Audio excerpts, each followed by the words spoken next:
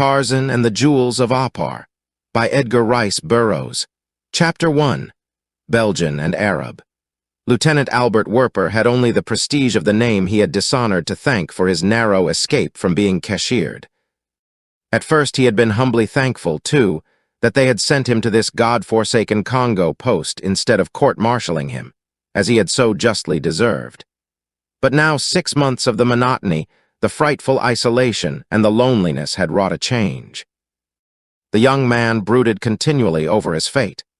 His days were filled with morbid self-pity, which eventually engendered in his weak and vacillating mind a hatred for those who had sent him here, for the very men he had at first inwardly thanked for saving him from the ignominy of degradation. He regretted the gay life of Brussels as he never had regretted the sins which had snatched him from that gayest of capitals. And as the days passed, he came to center his resentment upon the representative in Congo land of the authority which had exiled him, his captain and immediate superior. This officer was a cold, taciturn man, inspiring little love in those directly beneath him, yet respected and feared by the black soldiers of his little command. Werper was accustomed to sit for hours glaring at his superior as the two sat upon the veranda of their common quarters, smoking their evening cigarettes in a silence which neither seemed desirous of breaking. The senseless hatred of the lieutenant grew at last into a form of mania. The captain's natural taciturnity he distorted into a studied attempt to insult him because of his past shortcomings. He imagined that his superior held him in contempt, and so he chafed and fumed inwardly until one evening his madness became suddenly homicidal. He fingered the butt of the revolver at his hip, his eyes narrowed and his brows contracted. At last he spoke. "You have insulted me for the last time," he cried, springing to his feet. "I am an officer and a gentleman, and I shall put up with it no longer without an accounting from you, you pig." The captain, an expression of surprise upon his features, turned toward his junior.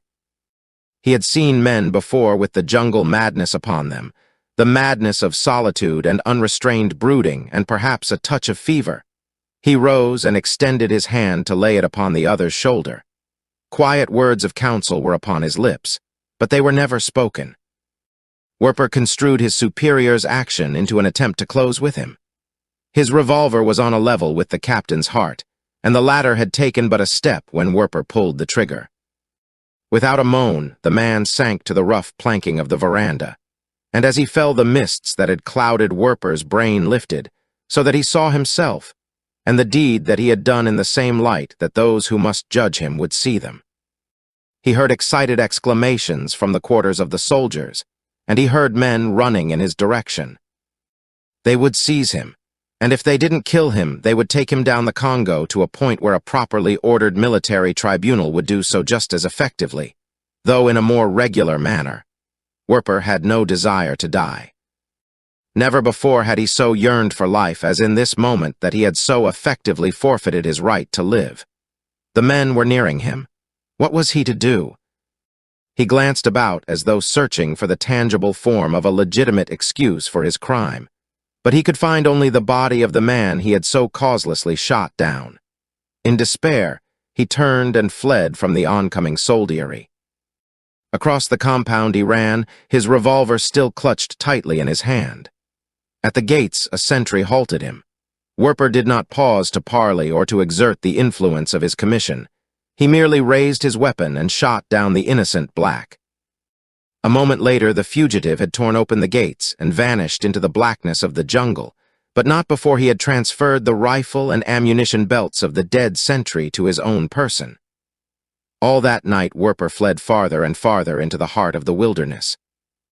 Now and again, the voice of a lion brought him to a listening halt, but with cocked and ready rifle he pushed ahead again, more fearful of the human huntsman in his rear than of the wild carnivora ahead.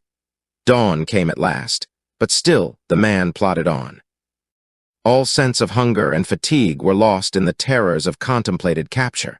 He could think only of escape. He dared not pause to rest or eat until there was no further danger from pursuit, and so he staggered on until at last he fell and could rise no more. How long he had fled he did not know, or try to know. When he could flee no longer, the knowledge that he had reached his limit was hidden from him in the unconsciousness of utter exhaustion. And thus it was that Achmet Zek, the Arab, found him. Achmet's followers were for running a spear through the body of their hereditary enemy, but Achmet would have it otherwise. First, he would question the Belgian. It were easier to question a man first and kill him afterward than kill him first and then question him. So he had Lieutenant Albert Werper carried to his own tent, and their slaves administered wine and food in small quantities until at last the prisoner regained consciousness. As he opened his eyes, he saw the faces of strange black men about him, and just outside the tent the figure of an Arab. Nowhere was the uniform of his soldiers to be seen. The Arab turned and, seeing the open eyes of the prisoner upon him, entered the tent. "I am Achmet Zek," he announced. "Who are you and what were you doing in my country? Where are your soldiers?" Achmet Zek. Werper's eyes went wide, and his heart sank. He was in the clutches of the most notorious of cutthroats, a hater of all Europeans, especially those who wore the uniform of Belgium. For years, the military forces of Belgian Congo had waged a fruitless war upon this man and his followers, a war in which quarter had never been asked nor expected by either side.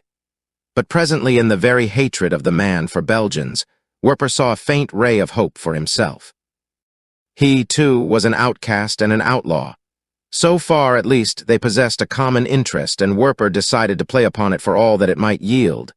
"I have heard of you," he replied, "and was searching for you. My people have turned against me. I hate them. Even now their soldiers are searching for me to kill me. I knew that you would protect me from them, for you, too, hate them. In return, I will take service with you. I am a trained soldier. I can fight, and your enemies are my enemies." Achmet Zek eyed the European in silence. In his mind, he revolved many thoughts, chief among which was that the unbeliever lied. Of course, there was the chance that he did not lie, and if he told the truth, then his proposition was one well worthy of consideration, since fighting men were never over-plentiful, especially white men with the training and knowledge of military matters that a European officer must possess. Achmet Zek scowled and Werper's heart sank, but Werper did not know Achmet Zek, who was quite apt to scowl where another would smile and smile where another would scowl. "And if you have lied to me," said Achmet Zek, "I will kill you at any time. What return, other than your life, do you expect for your services?" "My keep only at first," replied Werper. "Later, if I am worth more, we can easily reach an understanding." Werper's only desire at the moment was to preserve his life. And so the agreement was reached, and Lieutenant Albert Werper became a member of the ivory and slave raiding band of the notorious Achmet Zek. For months, the renegade Belgian rode with the savage raider. He fought with a savage abandon and a vicious cruelty fully equal to that of his fellow desperados. Achmet Zek watched his recruit with eagle eye, and with a growing satisfaction which finally found expression in a greater confidence in the man, and resulted in an increased independence of action for Werper. Achmet Zek took the Belgian into his confidence to a great extent, and at last unfolded to him a pet scheme which the Arab had long fostered, but which he never had found an opportunity to effect. With the aid of a European, however, the thing might be easily accomplished. He sounded Werper. "You have heard of the man men call Tarzan?" he asked. Werper nodded. "I have heard of him, but I do not know him." "But for him we might carry on our trading in safety and with great profit," continued the Arab. "For years he has fought us, driving us from the richest part of the country, harassing us, and arming the natives that they may repel us when we come to trade. He is very rich. If we could find some way to make him pay us many pieces of gold, we should not only be avenged upon him, but repaid for much that he has prevented us from winning from the natives under his protection." Werper withdrew a cigarette from a jeweled case and lighted it. "And you have a plan to make him pay?" he asked. "He has a wife," replied Achmet Zek, "whom men say is very beautiful. She would bring a great price farther north if we found it too difficult to collect ransom money from this Tarzan." Werper bent his head in thought. Achmet Zek stood awaiting his reply. What good remained in Albert Werper revolted at the thought of selling a white woman into the slavery and degradation of a Moslem harem. He looked up at Achmet Zek. He saw the Arab's eyes narrow, and he guessed that the other had sensed his antagonism to the plan. What would it mean to Werper to refuse? His life lay in the hands of this semi-barbarian who esteemed the life of an unbeliever less highly than that of a dog.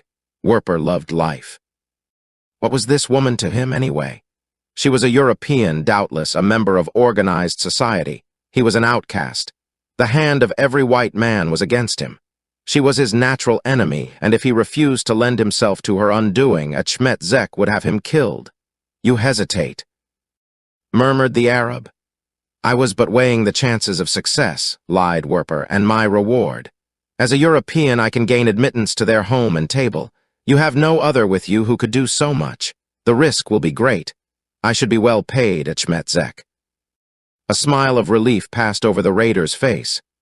"Well said, Werper," and Achmet Zek slapped his lieutenant upon the shoulder. "You should be well paid, and you shall. Now let us sit together and plan how best the thing may be done." And the two men squatted upon a soft rug beneath the faded silks of Achmet's once gorgeous tent, and talked together in low voices well into the night. Both were tall and bearded, and the exposure to sun and wind had given an almost Arab hue to the European's complexion. In every detail of dress, too, he copied the fashions of his chief, so that outwardly he was as much an Arab as the other. It was late when he arose and retired to his own tent. The following day, Werper spent in overhauling his Belgian uniform, removing from it every vestige of evidence that might indicate its military purposes.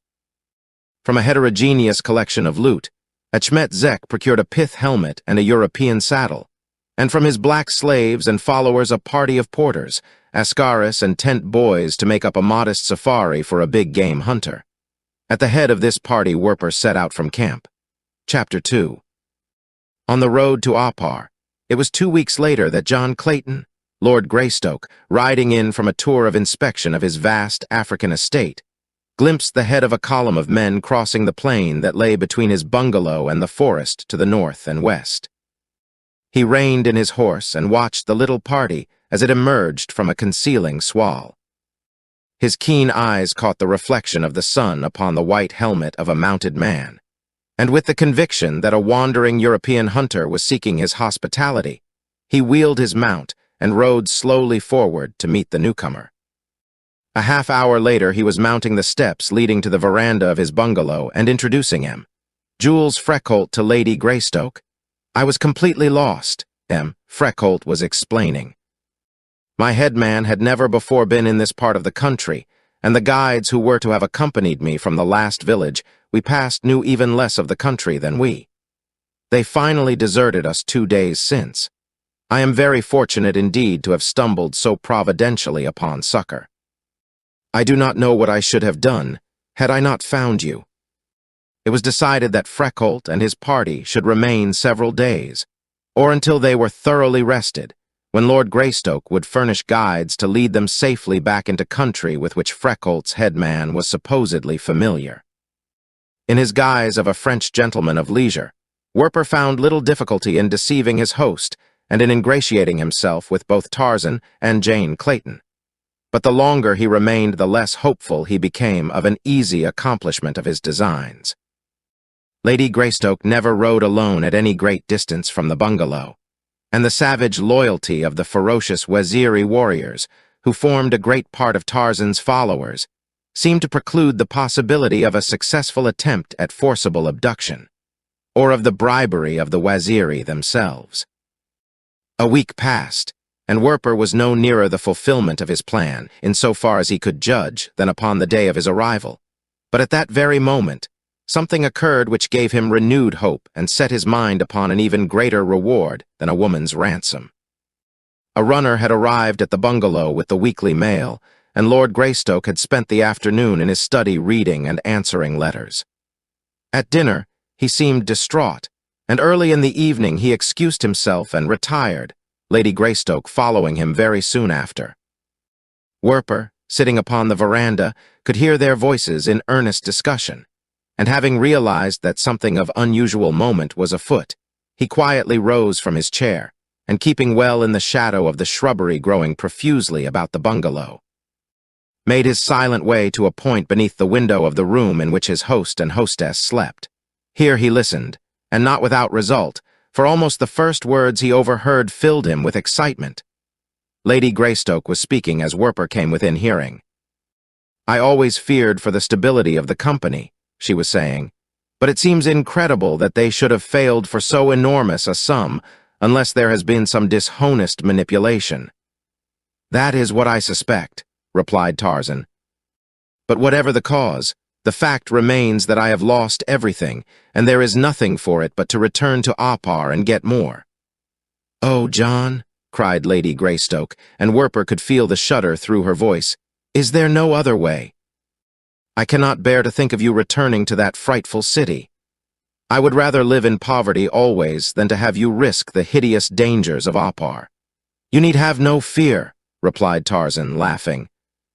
"I am pretty well able to take care of myself, and were I not, the Waziri who will accompany me will see that no harm befalls me." "They ran away from Opar once and left you to your fate," she reminded him. "They will not do it again," he answered. "They were very much ashamed of themselves and were coming back when I met them." "But there must be some other way," insisted the woman. "There is no other way half so easy to obtain another fortune as to go to the treasure vaults of Opar and bring it away," he replied. "I shall be very careful, Jane, and the chances are that the inhabitants of Opar will never know that I have been there again, and despoiled them of another portion of the treasure, the very existence of which they are as ignorant of as they would be of its value." The finality in his tone seemed to assure Lady Greystoke that further argument was futile, and so she abandoned the subject. Werper remained, listening for a short time, and then, confident that he had overheard all that was necessary and fearing discovery, returned to the veranda, where he smoked numerous cigarettes in rapid succession before retiring. The following morning at breakfast, Werper announced his intention of making an early departure, and asked Tarzan's permission to hunt big game in the Waziri country on his way out, permission which Lord Greystoke readily granted. The Belgian consumed 2 days in completing his preparations, but finally got away with his safari, accompanied by a single Waziri guide whom Lord Greystoke had loaned him. The party made but a single short march when Werper simulated illness, and announced his intention of remaining where he was until he had fully recovered. As they had gone but a short distance from the Greystoke bungalow, Werper dismissed the Waziri guide, telling the warrior that he would send for him when he was able to proceed. The Waziri gone, the Belgian summoned one of Achmet Zek's trusted blacks to his tent, and dispatched him to watch for the departure of Tarzan, returning immediately to advise Werper of the event and the direction taken by the Englishman. The Belgian did not have long to wait, for the following day his emissary returned with word that Tarzan and a party of 50 Waziri warriors had set out toward the southeast early in the morning. Werper called his headman to him, after writing a long letter to Achmet Zek. This letter he handed to the headman. "Send a runner at once to Achmet Zek with this," he instructed the headman. "Remain here in camp awaiting further instructions from him or from me. If any come from the bungalow of the Englishman, tell them that I am very ill within my tent and can see no one. Now, give me 6 porters and 6 askaris, the strongest and bravest of the safari, and I will march after the Englishman and discover where his gold is hidden." And so it was that as Tarzan, stripped to the loin cloth and armed after the primitive fashion he best loved, led his loyal Waziri toward the dead city of Opar, Werper the renegade haunted his trail through the long, hot days and camped close behind him by night. And as they marched, Achmet Zek rode with his entire following southward toward the Greystoke farm. To Tarzan of the Apes, the expedition was in the nature of a holiday outing. His civilization was at best but an outward veneer which he gladly peeled off with his uncomfortable European clothes whenever any reasonable pretext presented itself. It was a woman's love which kept Tarzan even to the semblance of civilization, a condition for which familiarity had bred contempt. He hated the shams and the hypocrisies of it, and with the clear vision of an unspoiled mind he had penetrated to the rotten core of the heart of the thing, the cowardly greed for peace and ease, and the safeguarding of property rights. that the fine things of life, art, music, and literature, had thriven upon such enervating ideals he strenuously denied, insisting, rather, that they had endured in spite of civilization.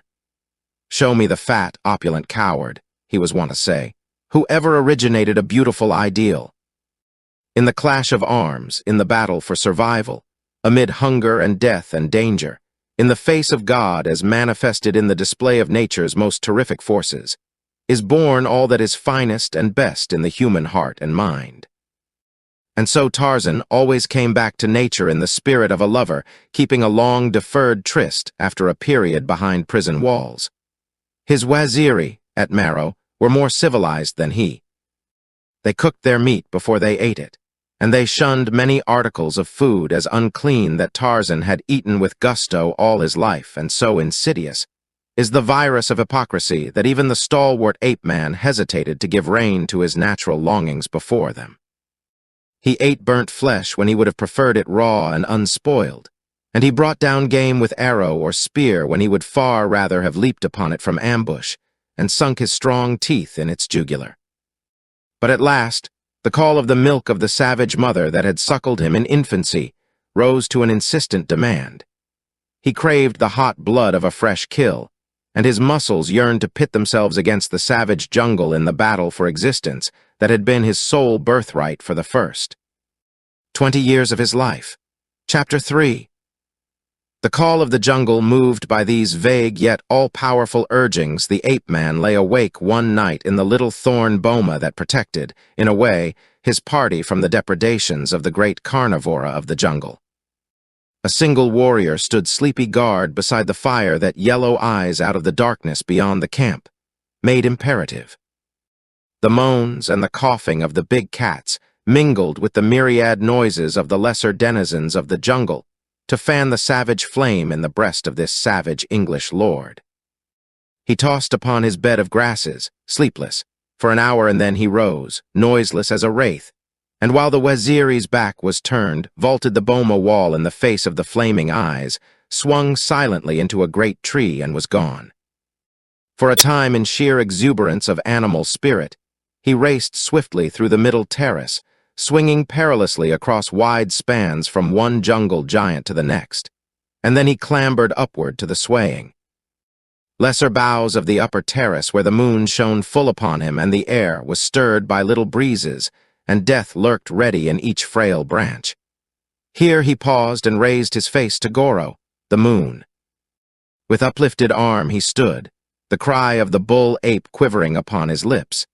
Yet he remained silent lest he arouse his faithful waziri, who were all too familiar with the hideous challenge of their master. And then he went on more slowly and with greater stealth and caution, for now Tarzan of the apes was seeking a kill. Down to the ground he came in the utter blackness of the close-set boles and the overhanging verdure of the jungle. He stooped from time to time and put his nose close to earth.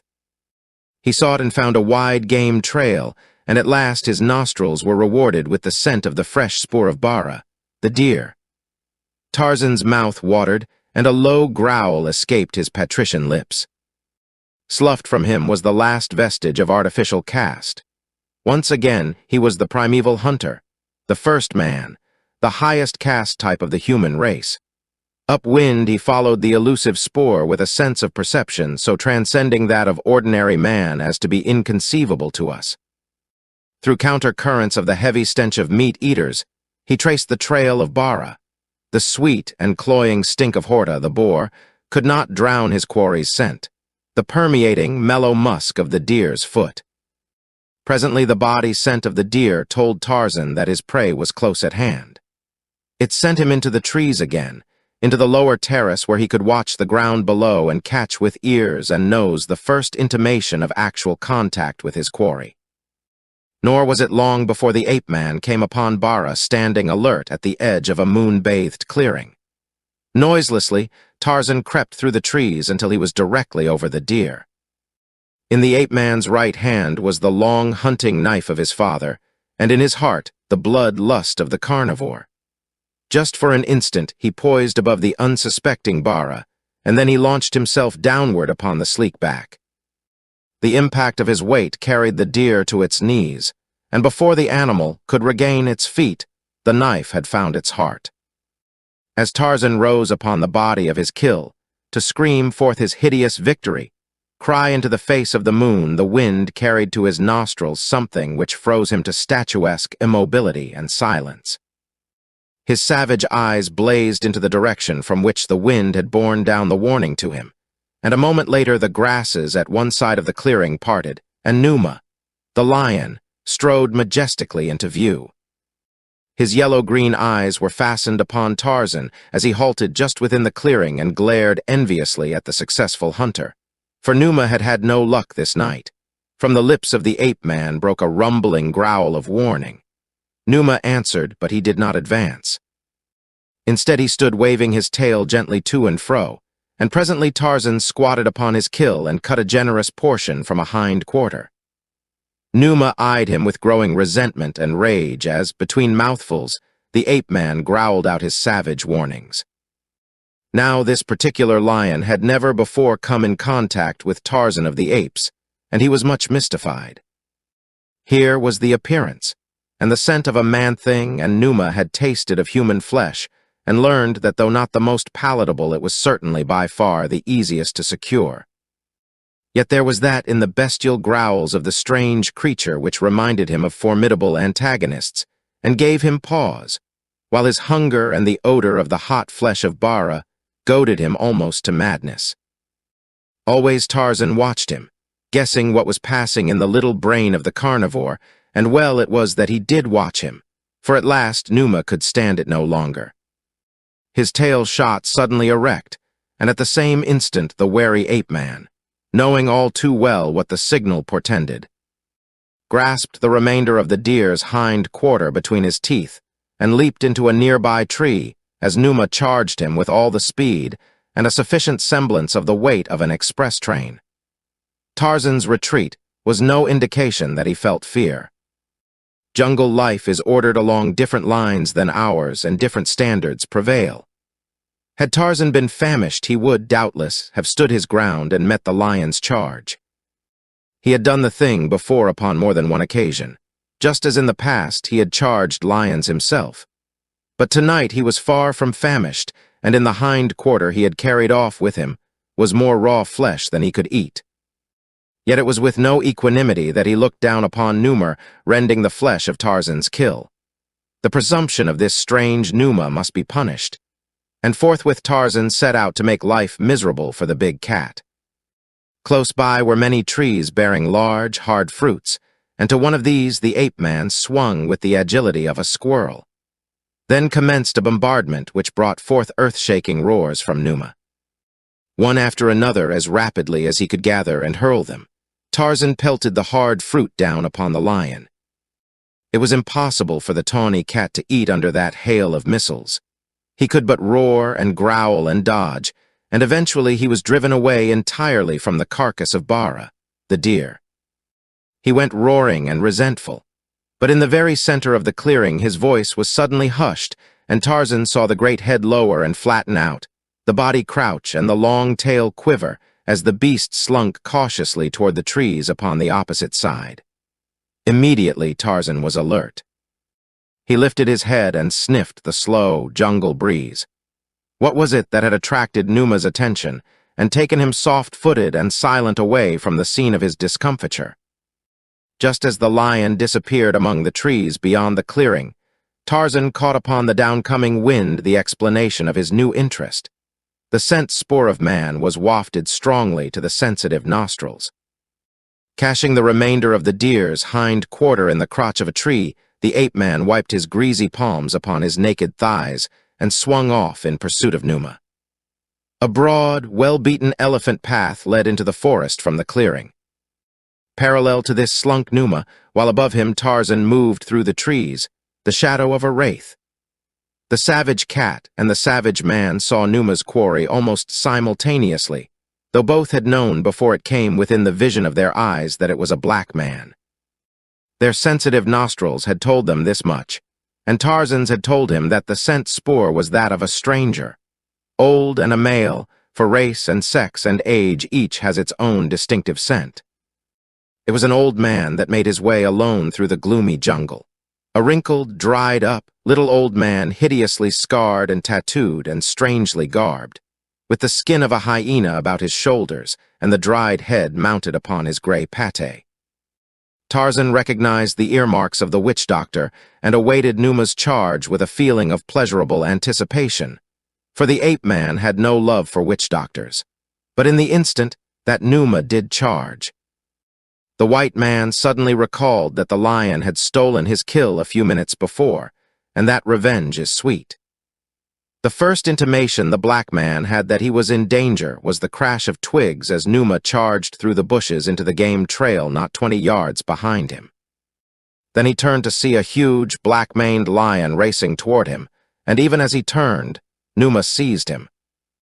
At the same instant, the ape-man dropped from an overhanging limb full upon the lion's back, and as he alighted, he plunged his knife into the tawny side behind the left shoulder, tangled the fingers of his right hand in the long mane, buried his teeth in Numa's neck, and wound his powerful legs about the beast's torso. With a roar of pain and rage, Numa reared up and fell backward upon the ape-man, but still the mighty man-thing clung to his hold, and repeatedly the long knife plunged rapidly into his side.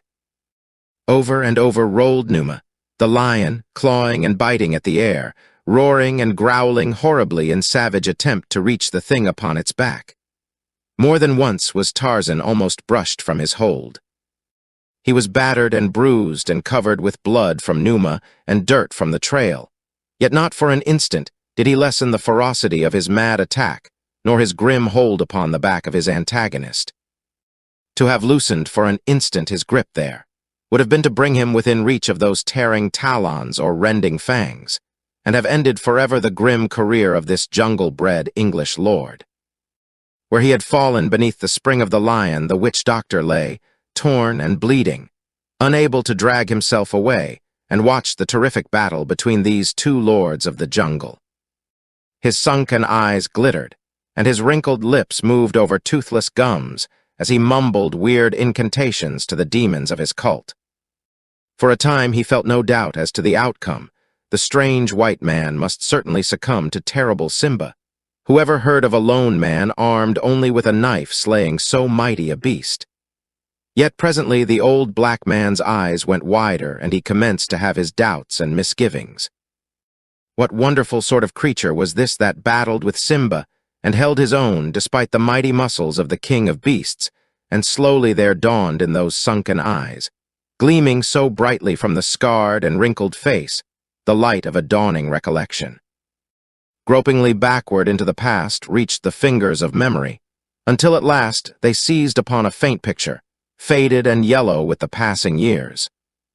It was the picture of a lithe, white-skinned youth swinging through the trees in company with a band of huge apes, and the old eyes blinked, and a great fear came into them, the superstitious fear of one who believes in ghosts and spirits and demons. And came the time once more when the witch doctor no longer doubted the outcome of the duel, yet his first judgment was reversed. For now he knew that the jungle god would slay Simba, and the old black was even more terrified of his own impending fate at the hands of the victor than he had been by the sure and sudden death which the triumphant lion would have meted out to him. He saw the lion weaken from loss of blood. He saw the mighty limbs tremble and stagger, and at last he saw the beast sink down to rise no more. He saw the forest god or demon rise from the vanquished foe, and placing a foot upon the still quivering carcass, raise his face to the moon and bay out a hideous cry that froze the ebbing blood in the veins of the witch doctor. Chapter 4. Prophecy and fulfillment. Then Tarzan turned his attention to the man. He had not slain Numa to save the Negro. He had merely done it in revenge upon the lion. But now that he saw the old man lying helpless and dying before him, something akin to pity touched his savage heart. In his youth, he would have slain the witch doctor without the slightest compunction. But civilization had had its softening effect upon him, even as it does upon the nations and races which it touches, though it had not yet gone far enough with Tarzan to render him either cowardly or effeminate. He saw an old man suffering and dying, and he stooped and felt of his wounds and stanched the flow of blood. "Who are you?" asked the old man in a trembling voice. "I am Tarzan, Tarzan of the Apes," replied the ape-man, and not without a greater touch of pride than he would have said. "I am John Clayton, Lord Greystoke." The witch-doctor shook convulsively and closed his eyes. When he opened them again, there was in them a resignation to whatever horrible fate awaited him at the hands of this feared demon of the woods. "Why do you not kill me?" he asked. "Why should I kill you?" inquired Tarzan. "You have not harmed me, and anyway you are already dying. Numa the lion has killed you." "You would not kill me." Surprise and incredulity were in the tones of the quavering old voice. "I would save you if I could," replied Tarzan. "But that cannot be done. Why did you think I would kill you?" For a moment the old man was silent. When he spoke, it was evidently after some little effort to muster his courage. "I knew you of old," he said, "when you ranged the jungle in the country of Mbonga, the chief. I was already a witch-doctor when you slew Kilonga and the others, and when you robbed our huts and our poison pot. At first I did not remember you, but at last I did.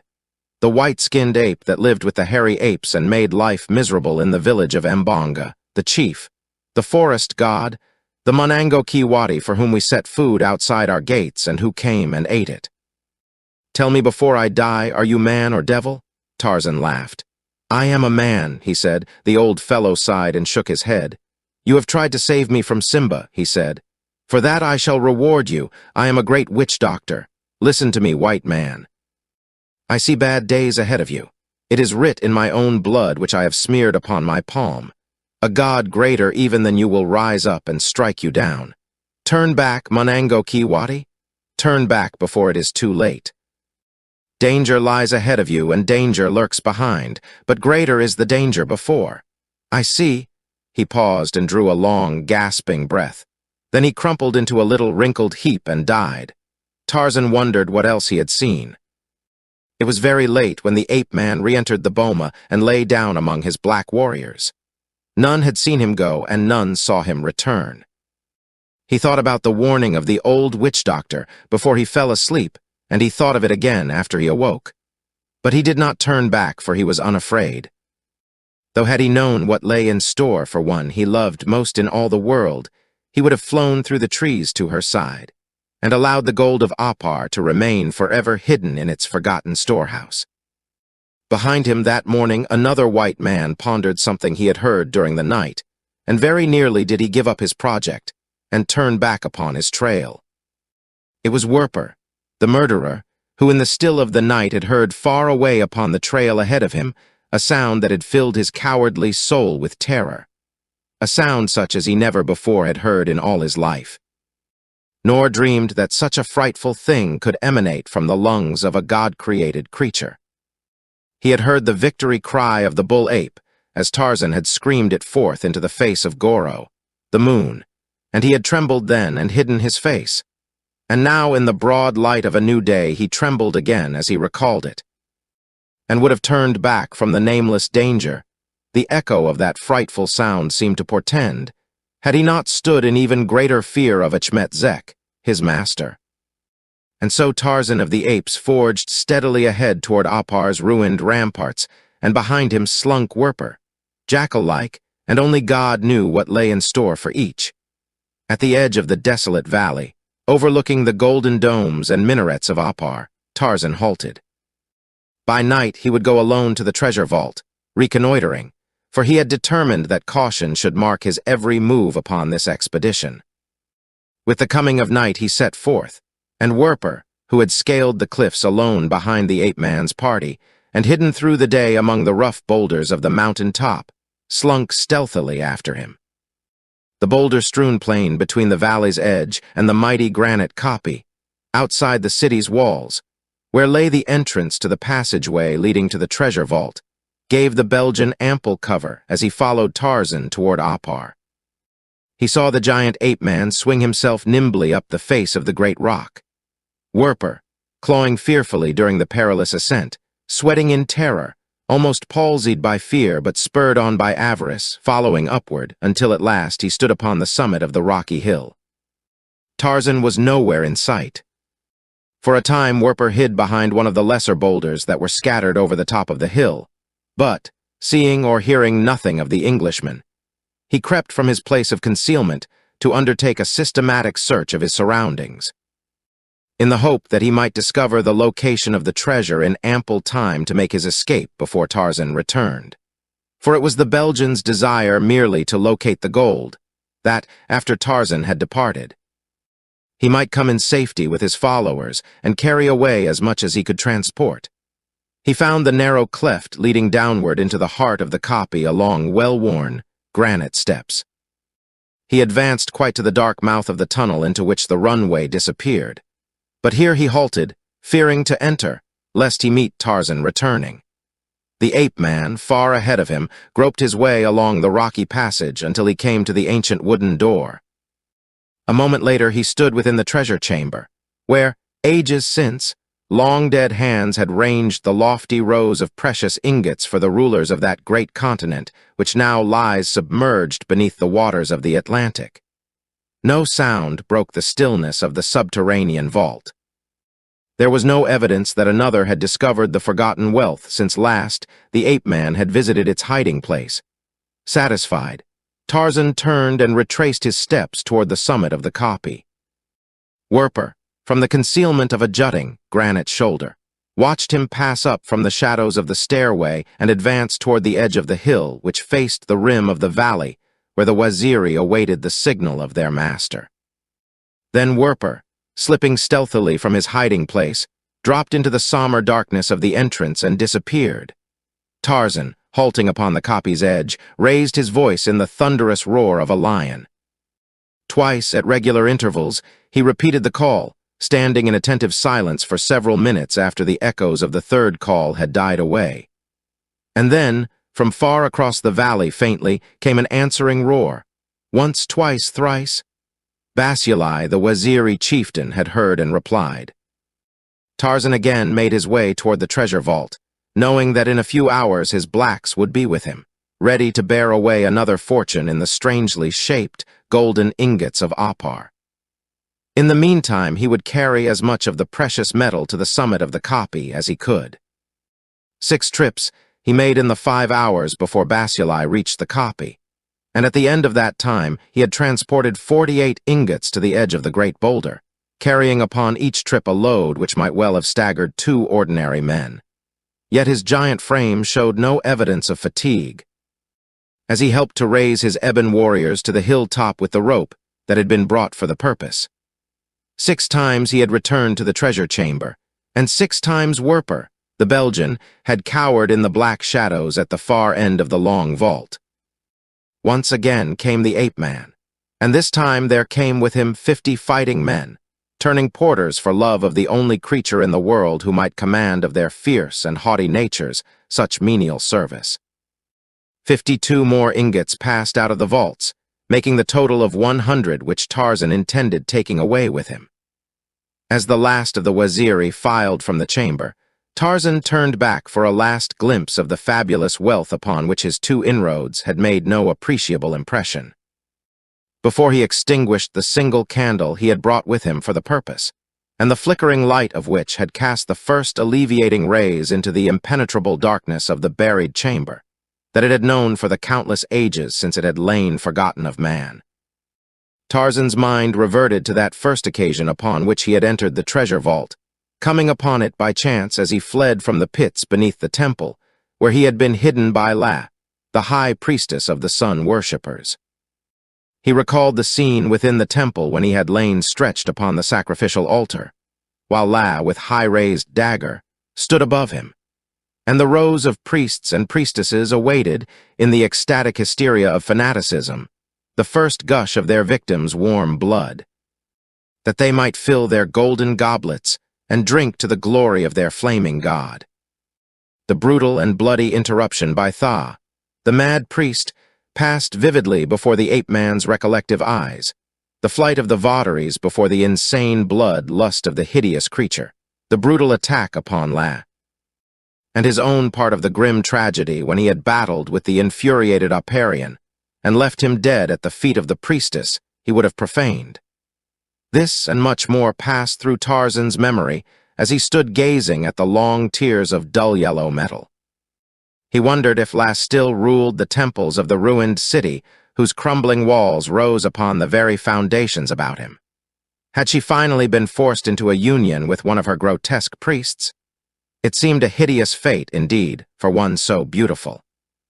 With a shake of his head, Tarzan stepped to the flickering candle, extinguished its feeble rays, and turned toward the exit.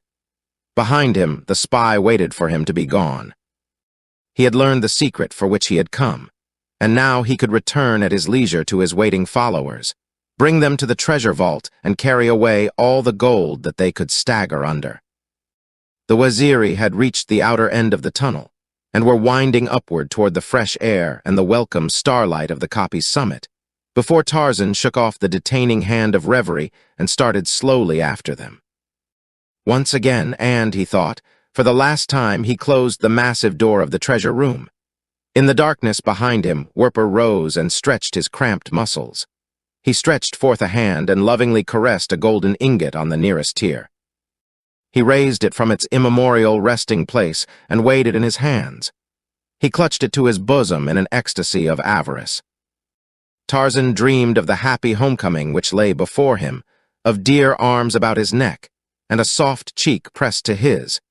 But there rose to dispel that dream the memory of the old witch-doctor and his warning. And then, in the span of a few brief seconds, the hopes of both these men were shattered. The one forgot even his greed in the panic of terror. The other was plunged into total forgetfulness of the past by a jagged fragment of rock which gashed a deep cut upon his head. Chapter 5.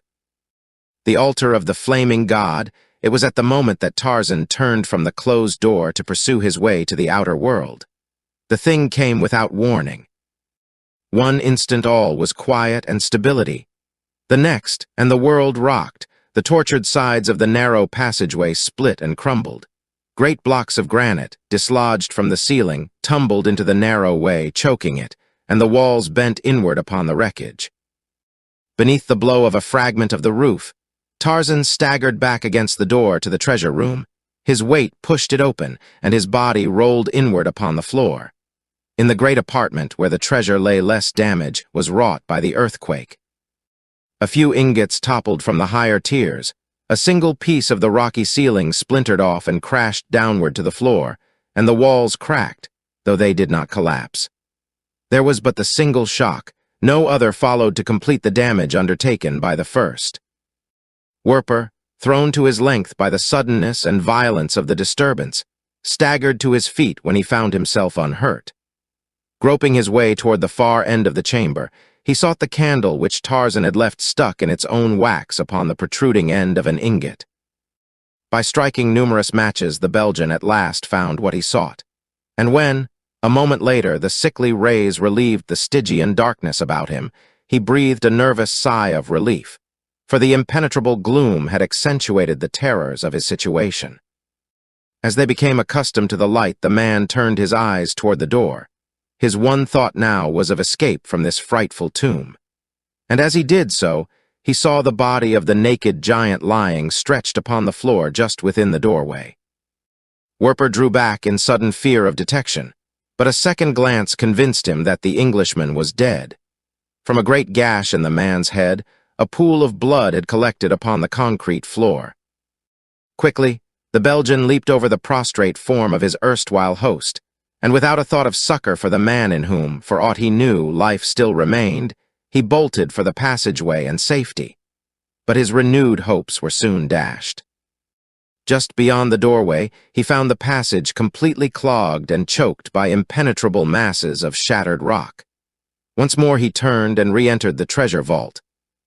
Taking the candle from its place, he commenced a systematic search of the apartment, nor had he gone far before he discovered another door in the opposite end of the room, a door which gave upon creaking hinges to the weight of his body.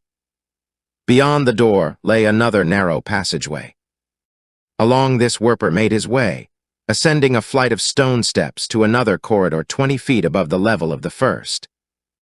The flickering candle lighted the way before him, and a moment later he was thankful for the possession of this crude and antiquated luminant, which, a few hours before, he might have looked upon with contempt, for it showed him, just in time, a yawning pit. apparently terminating the tunnel he was traversing. Before him was a circular shaft. He held the candle above it and peered downward. Below him, at a great distance, he saw the light reflected back from the surface of a pool of water. He had come upon a well. He raised the candle above his head and peered across the black void, and there, upon the opposite side, he saw the continuation of the tunnel. But how was he to span the gulf? As he stood there measuring the distance to the opposite side, and wondering if he dared venture so great a leap, there broke suddenly upon his startled ears a piercing scream which diminished gradually, until it ended in a series of dismal moans. The voice seemed partly human, yet so hideous that it might well have emanated from the tortured throat of a lost soul, writhing in the fires of hell. The Belgian shuddered and looked fearfully upward, for the scream had seemed to come from above him. As he looked, he saw an opening far overhead, and a patch of sky pinked with brilliant stars. His half-formed intention to call for help was expunged by the terrifying cry.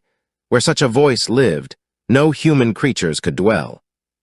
He dared not reveal himself to whatever inhabitants dwelt in the place above him. He cursed himself for a fool that he had ever embarked upon such a mission. He wished himself safely back in the camp of Achmet Zek, and would almost have embraced an opportunity to give himself up to the military authorities of the Congo, if by so doing he might be rescued from the frightful predicament in which he now was. He listened fearfully, but the cry was not repeated, and at last, spurred to desperate means, he gathered himself for the leap across the chasm. Going back 20 paces, he took a running start, and at the edge of the well, leaped upward and outward in an attempt to gain the opposite side. In his hand, he clutched the sputtering candle, and as he took the leap, the rush of air extinguished it. In utter darkness, he flew through space, clutching outward for a hold should his feet miss the invisible ledge. He struck the edge of the door of the opposite terminus of the rocky tunnel with his knees, slipped backward, clutched desperately for a moment, and at last hung half within and half without the opening. But he was safe.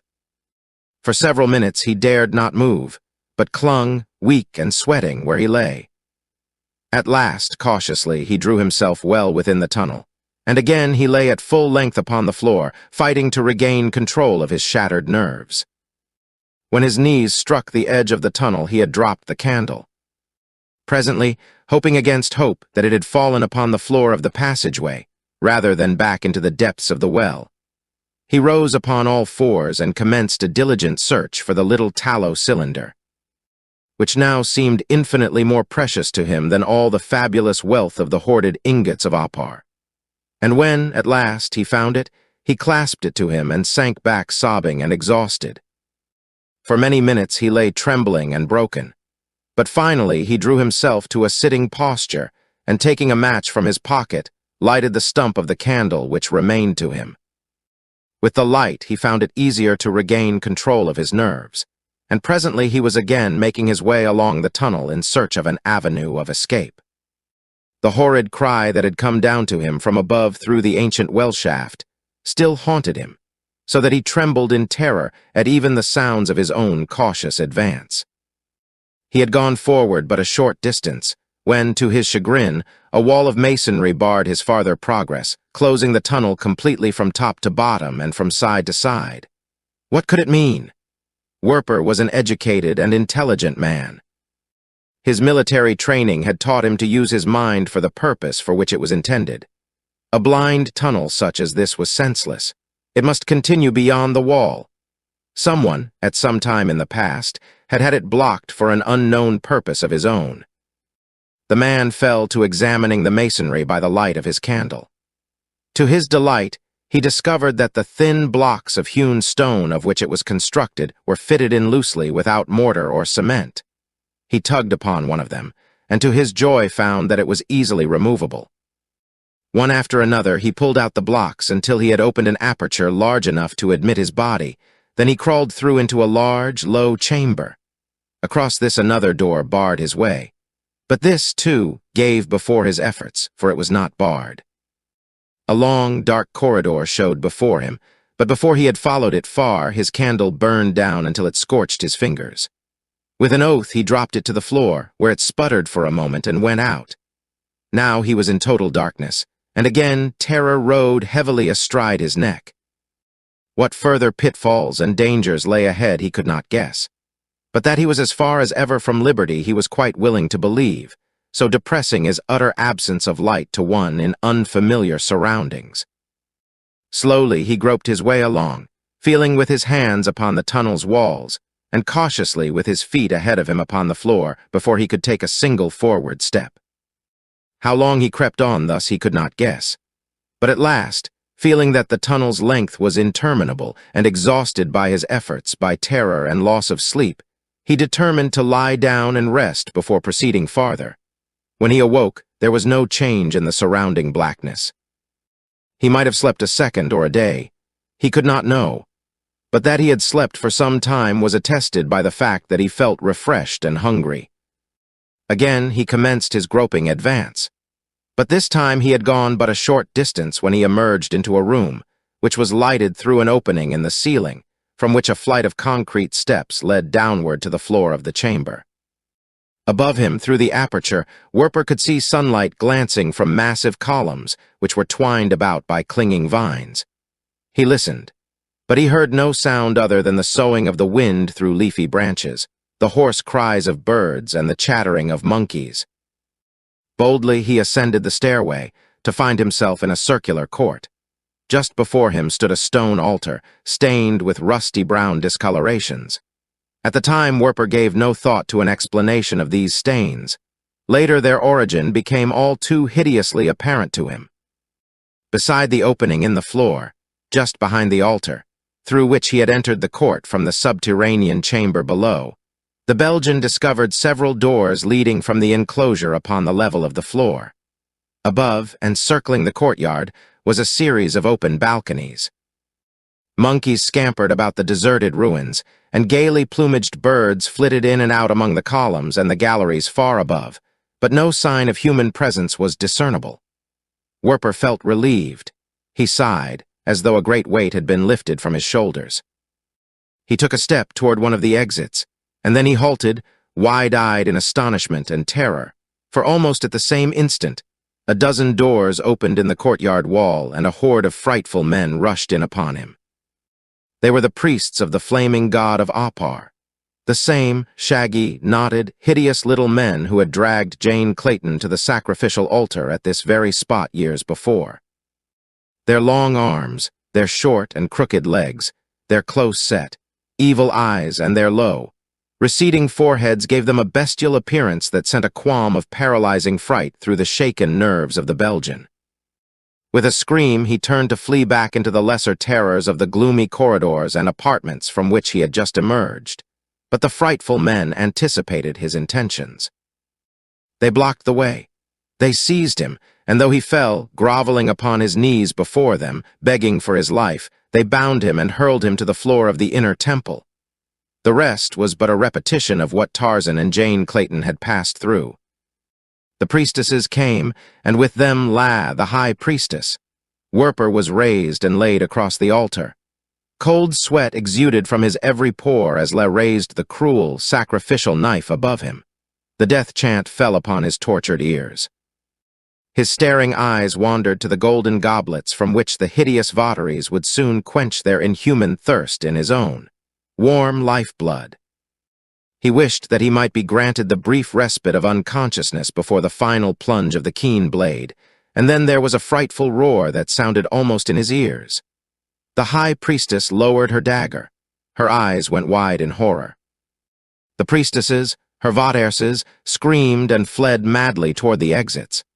The priests roared out their rage and terror according to the temper of their courage. Werper strained his neck about to catch a sight of the cause of their panic. And when, at last, he saw it, he too went cold in dread, for what his eyes beheld was the figure of a huge lion standing in the center of the temple, and already a single victim lay mangled beneath his cruel paws. Again the Lord of the Wilderness roared, turning his baleful gaze upon the altar. La staggered forward, reeled, and fell across Werper in a swoon. Chapter 6. The Arab raid after their first terror had subsided subsequent to the shock of the earthquake. Basuli and his warriors hastened back into the passageway in search of Tarzan, and two of their own number who were also missing. They found the way blocked by jammed and distorted rock. For 2 days they labored to tear a way through to their imprisoned friends. But when, after Herculean efforts, they had unearthed but a few yards of the choked passage and discovered the mangled remains of one of their fellows, they were forced to the conclusion that Tarzan and the second Waziri also lay dead beneath the rock mass farther in, beyond human aid, and no longer susceptible of it. Again and again, as they labored, they called aloud the names of their master and their comrade, but no answering call rewarded their listening ears. At last, they gave up the search. Tearfully, they cast a last look at the shattered tomb of their master, shouldered the heavy burden of gold that would at least furnish comfort, if not happiness, to their bereaved and beloved mistress, and made their mournful way back across the desolate valley of Opar, and downward through the forests beyond toward the distant bungalow. And as they marched, what sorry fate was already drawing down upon that peaceful, happy home? From the north came Achmet Zek, riding to the summons of his lieutenant's letter. With him came his horde of renegade Arabs, outlawed marauders, these and equally degraded blacks, garnered from the more debased and ignorant tribes of savage cannibals through whose countries the raider passed to and fro with perfect impunity. Mugambai, the ebon Hercules, who had shared the dangers and vicissitudes of his beloved Biwana, from Jungle Island, almost to the headwaters of the Ugambai, was the first to note the bold approach of the sinister caravan. He it was whom Tarzan had left in charge of the warriors who remained to guard Lady Greystoke. Nor could a braver or more loyal guardian have been found in any clime or upon any soil. A giant in stature, a savage, fearless warrior, the huge black possessed also soul and judgment in proportion to his bulk and his ferocity. Not once since his master had departed had he been beyond sight or sound of the bungalow, except when Lady Greystoke chose to canter across the broad plain, or relieve the monotony of her loneliness by a brief hunting excursion. On such occasions, Mugambai, mounted upon a wiry Arab, had ridden close at her horse's heels. The raiders were still a long way off when the warrior's keen eyes discovered them. For a time he stood scrutinizing the advancing party in silence. Then he turned and ran rapidly in the direction of the native huts which lay a few hundred yards below the bungalow. Here he called out to the lolling warriors. He issued orders rapidly. In compliance with them, the men seized upon their weapons and their shields. Some ran to call in the workers from the fields and to warn the tenders of the flocks and herds. The majority followed Mugambai back toward the bungalow. The dust of the raiders was still a long distance away. Mugambai could not know positively that it hid an enemy, but he had spent a lifetime of savage life in savage Africa, and he had seen parties before come thus unheralded. Sometimes they had come in peace, and sometimes they had come in war. One could never tell. It was well to be prepared. Mugambai did not like the haste with which the strangers advanced. The Greystoke bungalow was not well adapted for defense. No palisade surrounded it, for, situated as it was, in the heart of loyal Waziri, its master had anticipated no possibility of an attack in force by any enemy. Heavy wooden shutters there were to close the window apertures against hostile arrows, and these Mugambai was engaged in lowering when Lady Greystoke appeared upon the veranda. "Why, Mugambai," she exclaimed, "what has happened? Why are you lowering the shutters?" Mugambai pointed out across the plain to where a white-robed force of mounted men was now distinctly visible. "Arabs," he explained. "They come for no good purpose in the absence of the great Biwana." Beyond the neat lawn and the flowering shrubs, Jane Clayton saw the glistening bodies of her Waziri. The sun glanced from the tips of their metal-shod spears, picked out the gorgeous colors in the feathers of their war bonnets, and reflected the highlights from the glossy skins of their broad shoulders and high cheekbones. Jane Clayton surveyed them with unmixed feelings of pride and affection. What harm could befall her with such as these to protect her? The raiders had halted now, 100 yards out upon the plain. Mugambai had hastened down to join his warriors. He advanced a few yards before them, and raising his voice hailed the strangers. Achmet Zek sat straight in his saddle before his henchmen. "Arab," cried Mugambai, "What are you here?" "We come in peace," Achmet Zek called back. "Then turn and go in peace," replied Mugambai. "We do not want you here. There can be no peace between Arab and Waziri." Mugambai, although not born in Waziri, had been adopted into the tribe, which now contained no member more jealous of its traditions and its prowess than he. Achmet Zek drew to one side of his horde, speaking to his men in a low voice. A moment later, without warning, a ragged volley was poured into the ranks of the Waziri. A couple of warriors fell, the others were for charging the attackers, but Mugambai was a cautious as well as a brave leader. He knew the futility of charging mounted men armed with muskets. He withdrew his force behind the shrubbery of the garden. Some he dispatched to various other parts of the grounds surrounding the bungalow. Half a dozen he sent to the bungalow itself with instructions to keep their mistress within doors and to protect her with their lives. Adopting the tactics of the desert fighters from which he had sprung, Achmet Zek led his followers at a gallop in a long, thin line, describing a great circle which drew closer and closer in toward the defenders. At that part of the circle closest to the Waziri, a constant fusillade of shots was poured into the bushes behind which the black warriors had concealed themselves. The latter, on their part, loosed their slim shafts at the nearest of the enemy. The Waziri, justly famed for their archery, found no cause to blush for their performance that day. Time and again some swarthy horseman threw hands above his head and toppled from his saddle, pierced by a deadly arrow, but the contest was uneven.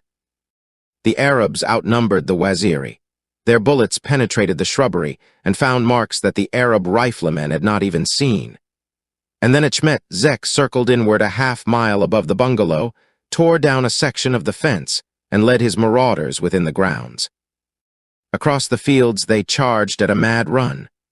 Not again did they pause to lower fences. Instead, they drove their wild mounts straight for them, clearing the obstacles as lightly as winged gulls.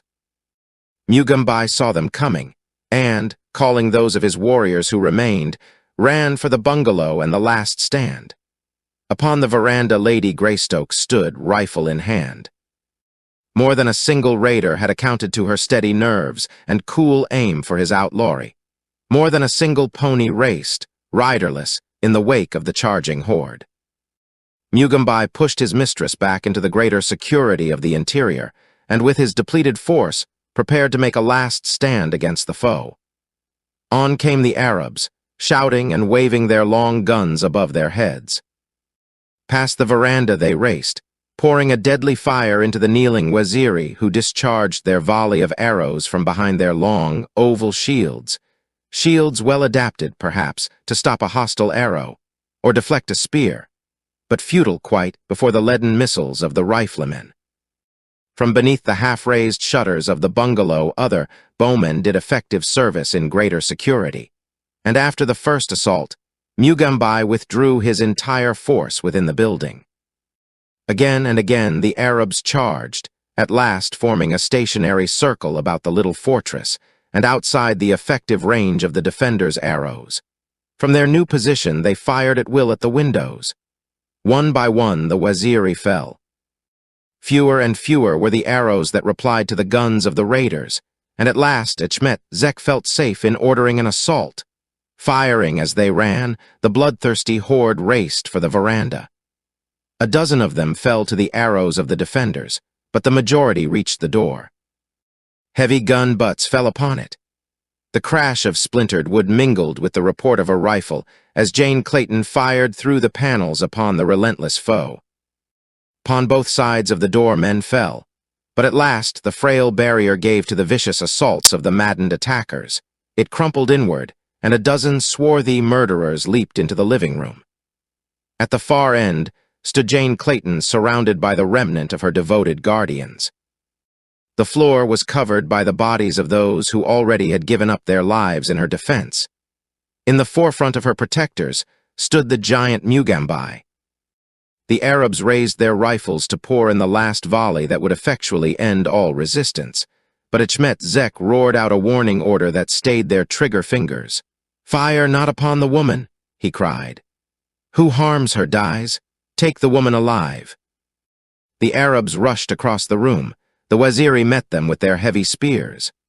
Swords flashed, long-barreled pistols roared out their sullen death dooms. Mugumbai launched his spear at the nearest of the enemy with a force that drove the heavy shaft completely through the Arab's body. Then he seized a pistol from another, and grasping it, by the barrel brained all who forced their way too near his mistress. Emulating his example, the few warriors who remained to him fought like demons, but one by one they fell, until only Mugumbai remained to defend the life and honor of the ape-man's mate. From across the room at Shmet, Zek watched the unequal struggle and urged on his minions. In his hands was a jeweled musket. Slowly he raised it to his shoulder, waiting until another move should place Mugumbai at his mercy without endangering the lives of the woman or any of his own followers. At last the moment came, and Achmet Zek pulled the trigger. Without a sound, the brave Mugumbai sank to the floor at the feet of Jane Clayton. An instant later she was surrounded and disarmed. Without a word, they dragged her from the bungalow. A giant Negro lifted her to the pommel of his saddle, and while the raiders searched the bungalow and outhouses for plunder, he rode with her beyond the gates and waited the coming of his master. Jane Clayton saw the raiders lead the horses from the corral and drive the herds in from the fields. She saw her home plundered of all that represented intrinsic worth in the eyes of the Arabs. And then she saw the torch applied, and the flames lick up what remained. And at last, when the raiders assembled after glutting their fury and their avarice, and rode away with her toward the north, she saw the smoke and the flames rising far into the heavens until the winding of the trail into the thick forests hid the sad view from her eyes. As the flames ate their way into the living room, reaching out forked tongues to lick up the bodies of the dead, one of that gruesome company whose bloody welterings had long since been stilled, moved again. It was a huge black who rolled over upon his side and opened bloodshot, suffering eyes. Mugumbai, whom the Arabs had left for dead, still lived. The hot flames were almost upon him as he raised himself painfully upon his hands and knees and crawled slowly toward the doorway. Again and again he sank weakly to the floor, but each time he rose again and continued his pitiful way toward safety. After what seemed to him an interminable time, during which the flames had become a veritable fiery furnace at the far side of the room, the great black managed to reach the veranda, roll down the steps, and crawl off into the cool safety of some nearby shrubbery. All night he lay there, alternately unconscious and painfully sentient, and in the latter state watching with savage hatred the lurid flames which still rose from burning crib and hay cock. A prowling lion roared close at hand, but the giant black was unafraid. There was place for but a single thought in his savage mind: revenge, revenge, revenge. Chapter 7. The jewel room of Opar. For some time Tarzan lay where he had fallen upon the floor of the treasure chamber beneath the ruined walls of Opar. He lay as one dead, but he was not dead. At length he stirred. His eyes opened upon the utter darkness of the room. He raised his hand to his head and brought it away sticky with clotted blood. He sniffed at his fingers as a wild beast might sniff at the lifeblood upon a wounded paw. Slowly he rose to a sitting posture, listening. No sound reached to the buried depths of his sepulchre. He staggered to his feet and groped his way about among the tiers of ingots. What was he? Where was he? His head ached, but otherwise he felt no ill effects from the blow that had felled him. The accident he did not recall, nor did he recall aught of what had led up to it. He let his hands grope unfamiliarly over his limbs, his torso, and his head. He felt of the quiver at his back, the knife in his loin cloth. Something struggled for recognition within his brain. Ah! He had it. There was something missing. He crawled about upon the floor, feeling with his hands for the thing that instinct warned him was gone. At last he found it. The heavy war spear that in past years had formed so important a feature of his daily life, almost of his very existence.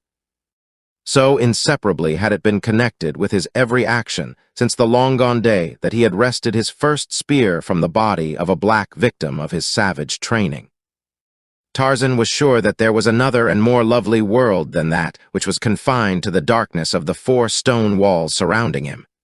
He continued his search, and at last found the doorway leading inward beneath the city and the temple. This he followed, most incautiously. He came to the stone steps leading upward to the higher level. He ascended them and continued onward toward the well. Nothing spurred his hurt memory to a recollection of past familiarity with his surroundings. He blundered on through the darkness, as though he were traversing an open plain under the brilliance of a noonday sun. And suddenly, there happened that which had to happen under the circumstances of his rash advance. He reached the brink of the well, stepped outward into space, lunged forward, and shot downward into the inky depths below. Still clutching his spear, he struck the water and sank beneath its surface, plumbing the depths. The fall had not injured him, and when he rose to the surface, he shook the water from his eyes and found that he could see. Daylight was filtering into the well from the orifice far above his head. It illumined the inner walls faintly. Tarzan gazed about him. On the level with the surface of the water, he saw a large opening in the dark and slimy wall. He swam to it and drew himself out upon the wet floor of a tunnel. Along this he passed. But now he went warily, for Tarzan of the Apes was learning. The unexpected pit had taught him care in the traversing of dark passageways. He needed no second lesson. For a long distance the passage went straight as an arrow.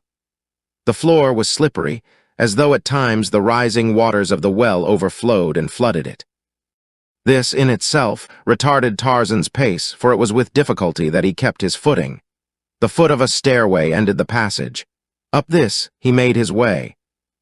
It turned back and forth many times, leading, at last, into a small, circular chamber, the gloom of which was relieved by a faint light which found ingress through a tubular shaft, several feet in diameter, which rose from the center of the room's ceiling.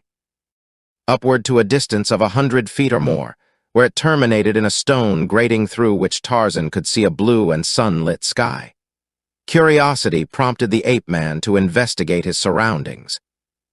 Several metal-bound, copper-studded chests constituted the sole furniture of the round room. Tarzan let his hands run over these. He felt of the copper studs, he pulled upon the hinges, and at last, by chance, he raised the cover of one. An exclamation of delight broke from his lips at sight of the pretty contents. Gleaming and glistening in the subdued light of the chamber lay a great tray full of brilliant stones. Tarzan, reverted to the primitive by his accident, had no conception of the fabulous value of his find. To him they were but pretty pebbles. He plunged his hands into them and let the priceless gems filter through his fingers. He went to others of the chests, only to find still further stores of precious stones. Nearly all were cut, and from these he gathered a handful and filled the pouch which dangled at his side. The uncut stones he tossed back into the chests. Unwittingly, the ape-man had stumbled upon the forgotten jewel room of Opar. For ages it had lain buried beneath the temple of the flaming god, midway of one of the many ink-key passages which the superstitious descendants of the ancient sun worshippers had either dared not or cared not to explore. Tiring at last of this diversion, Tarzan took up his way along the corridor which led upward from the jewel room by a steep incline. Winding and twisting, but always tending upward, the tunnel led him nearer and nearer to the surface, ending finally in a low-ceiled room, lighter than any that he had as yet discovered. Above him, an opening in the ceiling at the upper end of a flight of concrete steps revealed a brilliant sunlit scene. Tarzan viewed the vine-covered columns in mild wonderment. He puckered his brows in an attempt to recall some recollection of similar things. He was not sure of himself.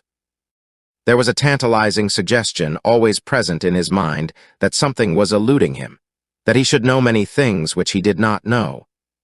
His earnest cogitation was rudely interrupted by a thunderous roar from the opening above him. Following the roar came the cries and screams of men and women. Tarzan grasped his spear more firmly and ascended the steps. A strange sight met his eyes as he emerged from the semi-darkness of the cellar to the brilliant light of the temple. The creatures he saw before him he recognized for what they were, men and women, and a huge lion. The men and women were scuttling for the safety of the exits. The lion stood upon the body of one who had been less fortunate than the others. He was in the center of the temple. Directly before Tarzan, a woman stood beside a block of stone. Upon the top of the stone lay stretched a man, and as the ape-man watched the scene, he saw the lion glare terribly at the two who remained within the temple. Another thunderous roar broke from the savage throat. The woman screamed and swooned across the body of the man stretched prostrate upon the stone altar before her. The lion advanced a few steps and crouched. The tip of his sinuous tail twitched nervously. He was upon the point of charging when his eyes were attracted toward the ape-man. Werper, helpless upon the altar, saw the great carnivore preparing to leap upon him. He saw the sudden change in the beast's expression as his eyes wandered to something beyond the altar and out of the Belgian's view. He saw the formidable creature rise to a standing position. A figure darted past Werper. He saw a mighty arm upraised and a stout spear shoot forward toward the lion, to bury itself in the broad chest. He saw the lion snapping and tearing at the weapon's shaft, and he saw, wonder of wonders, the naked giant who had hurled the missile charging upon the great beast, only a long knife ready to meet those ferocious fangs and talons. The lion reared up to meet this new enemy. The beast was growling frightfully, and then upon the startled ears of the Belgian broke a similar savage growl from the lips of the man rushing upon the beast. By a quick sidestep, Tarzan eluded the first swinging clutch of the lion's paws. Darting to the beast's side, he leaped upon the tawny back. His arms encircled the maned neck, his teeth sank deep into the brute's flesh. Roaring, leaping, rolling, and struggling, the giant cat attempted to dislodge this savage enemy, and all the while one great brown fist was driving a long, keen blade repeatedly into the beast's side. During the battle, La regained consciousness. Spellbound, she stood above her victim watching the spectacle. It seemed incredible that a human being could best the king of beasts in personal encounter, and yet before her very eyes there was taking place just such an improbability. At last Tarzan's knife found the great heart, and with a final, spasmodic struggle the lion rolled over upon the marble floor, dead. Leaping to his feet, the conqueror placed a foot upon the carcass of his kill, raised his face toward the heavens, and gave voice to so hideous a cry that both La and Werper trembled as it reverberated through the temple. Then the ape-man turned, and Werper recognized him as the man he had left for dead in the treasure room. Chapter 8. The escape from Opar. Werper was astounded. Could this creature be the same dignified Englishman who had entertained him so graciously in his luxurious African home? Could this wild beast, with blazing eyes and bloody countenance, be at the same time a man? Could the horrid victory cry he had but just heard have been formed in human throat? Tarzan was eyeing the man and the woman, a puzzled expression in his eyes, but there was no faintest tinge of recognition. It was as though he had discovered some new species of living creature and was marveling at his find. La was studying the ape-man's features. Slowly her large eyes opened very wide. "Tarzan!" she exclaimed, and then, in the vernacular of the great apes which constant association with the anthropoids had rendered the common language of the Oparians, "You have come back to me." La has ignored the mandates of her religion, waiting, always waiting for her Tarzan. She has taken no mate, for in all the world there was but one with whom La would mate. And now you have come back. Tell me, O Tarzan, that it is for me you have returned. Werper listened to the unintelligible jargon. He looked from La to Tarzan. Would the latter understand this strange tongue? To the Belgian's surprise, the Englishman answered in a language evidently identical to hers. "Tarzan," he repeated musingly. "Tarzan. The name sounds familiar." "It is your name. You are Tarzan," cried La. "I am Tarzan," the ape-man shrugged. "Well, it is a good name. I know no other, so I will keep it, but I do not know you. I did not come hither for you. Why I came I do not know at all, neither do I know from whence I came. Can you tell me?" La shook her head. "I never knew," she replied. Tarzan turned toward Werper and put the same question to him, but in the language of the great apes. The Belgian shook his head. "I do not understand that language," he said in French. Without effort, and apparently without realizing that he made the change, Tarzan repeated his question in French. Werper suddenly came to a full realization of the magnitude of the injury of which Tarzan was a victim. The man had lost his memory. No longer could he recollect past events. The Belgian was upon the point of enlightening him, when it suddenly occurred to him that by keeping Tarzan in ignorance, for a time at least, of his true identity, it might be possible to turn the ape-man's misfortune to his own advantage. "I cannot tell you from whence you came," he said. "But this I can tell you. If we do not get out of this horrible place, we shall both be slain upon this bloody altar." The woman was about to plunge her knife into my heart when the lion interrupted the fiendish ritual. "Come. Before they recover from their fright and reassemble, let us find a way out of their damnable temple." Tarzan turned again toward La. "Why," he asked, "would you have killed this man? Are you hungry?" The high priestess cried out in disgust. "Did he attempt to kill you?" Continued Tarzan. The woman shook her head. "Then why should you have wished to kill him?" Tarzan was determined to get to the bottom of the thing. La raised her slender arm and pointed toward the sun. "We were offering up his soul as a gift to the flaming god," she said. Tarzan looked puzzled. He was again an ape, and apes do not understand such matters as souls and flaming gods. "Do you wish to die?" he asked Werper. The Belgian assured him, with tears in his eyes, that he did not wish to die. "Very well, then, you shall not," said Tarzan. "Come. We will go. This she would kill you and keep me for herself. It is no place anyway for a Mangani. I should soon die shut up behind these stone walls." He turned toward La.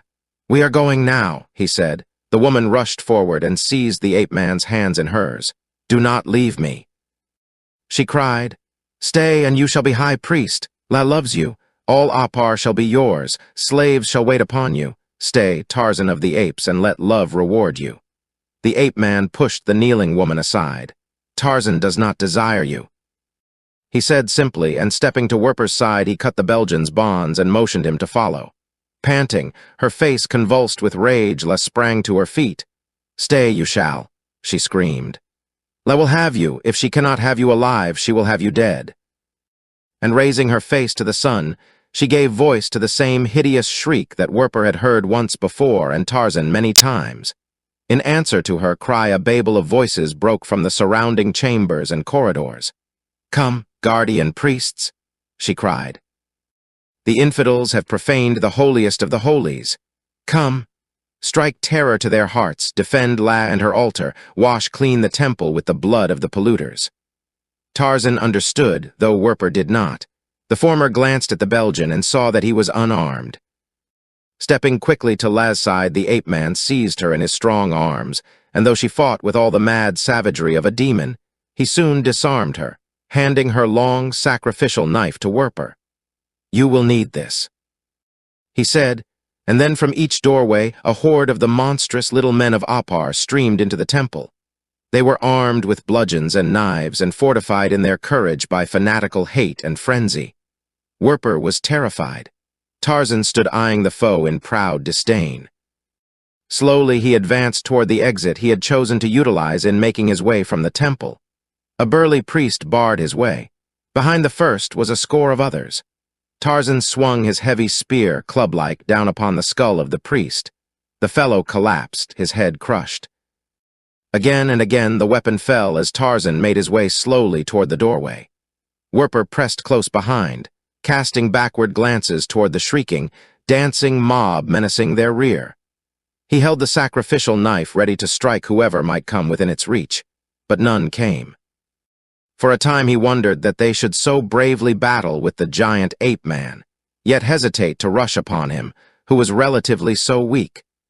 Had they done so, he knew that he must have fallen at the first charge.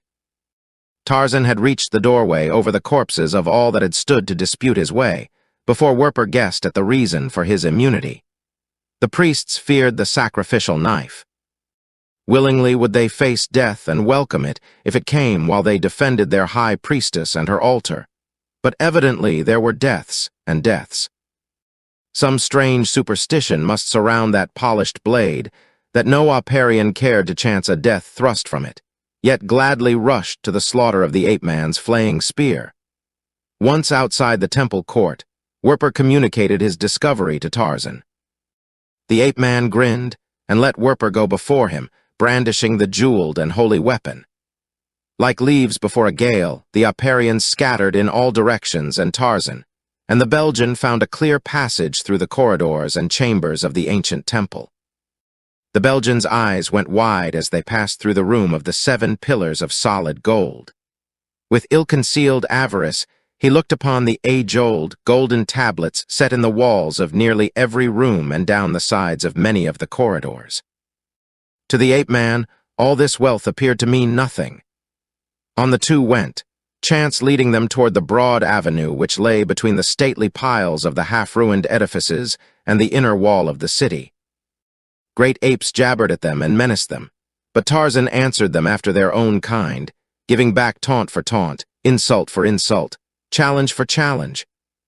Werper saw a hairy bull swing down from a broken column and advance, stiff-legged and bristling, toward the naked giant. The yellow fangs were bared. Angry snarls and barkings rumbled threateningly through the thick and hanging lips. The Belgian watched his companion. To his horror, he saw the man stoop until his closed knuckles rested upon the ground as did those of the anthropoid. He saw him circle, stiff-legged about the circling ape.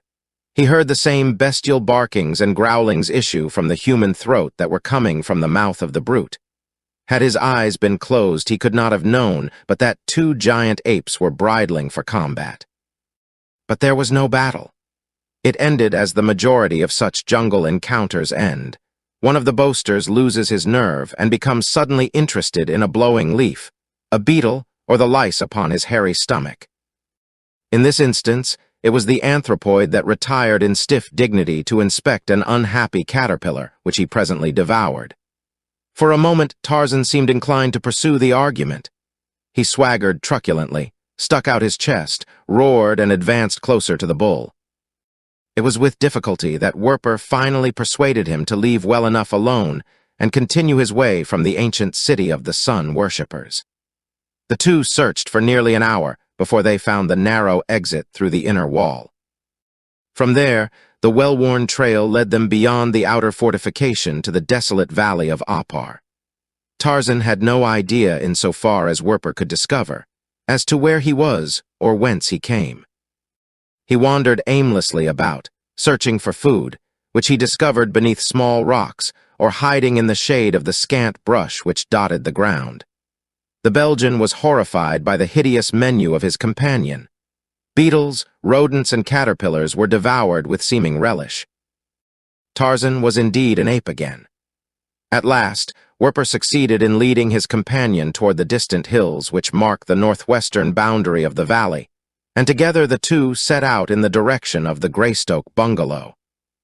What purpose prompted the Belgian in leading the victim of his treachery and greed back toward his former home, it is difficult to guess. Unless it was that, without Tarzan, there could be no ransom for Tarzan's wife.